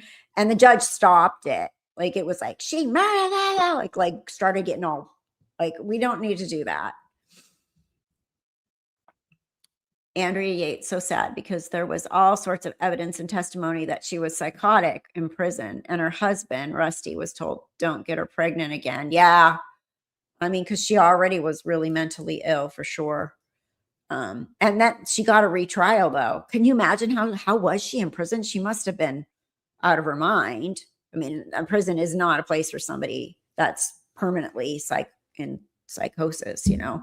What was her actual diagnosis? Was it schizophrenia? I mean, I know it was postpartum psychosis, but does she have another diagnosis on top of that? A mental health diagnosis? I remember that case. It was like from the late 80s, right? Or 90s. I pray this never happens to someone in her family. Yeah. Well, and that's the thing. It's like, you got to understand.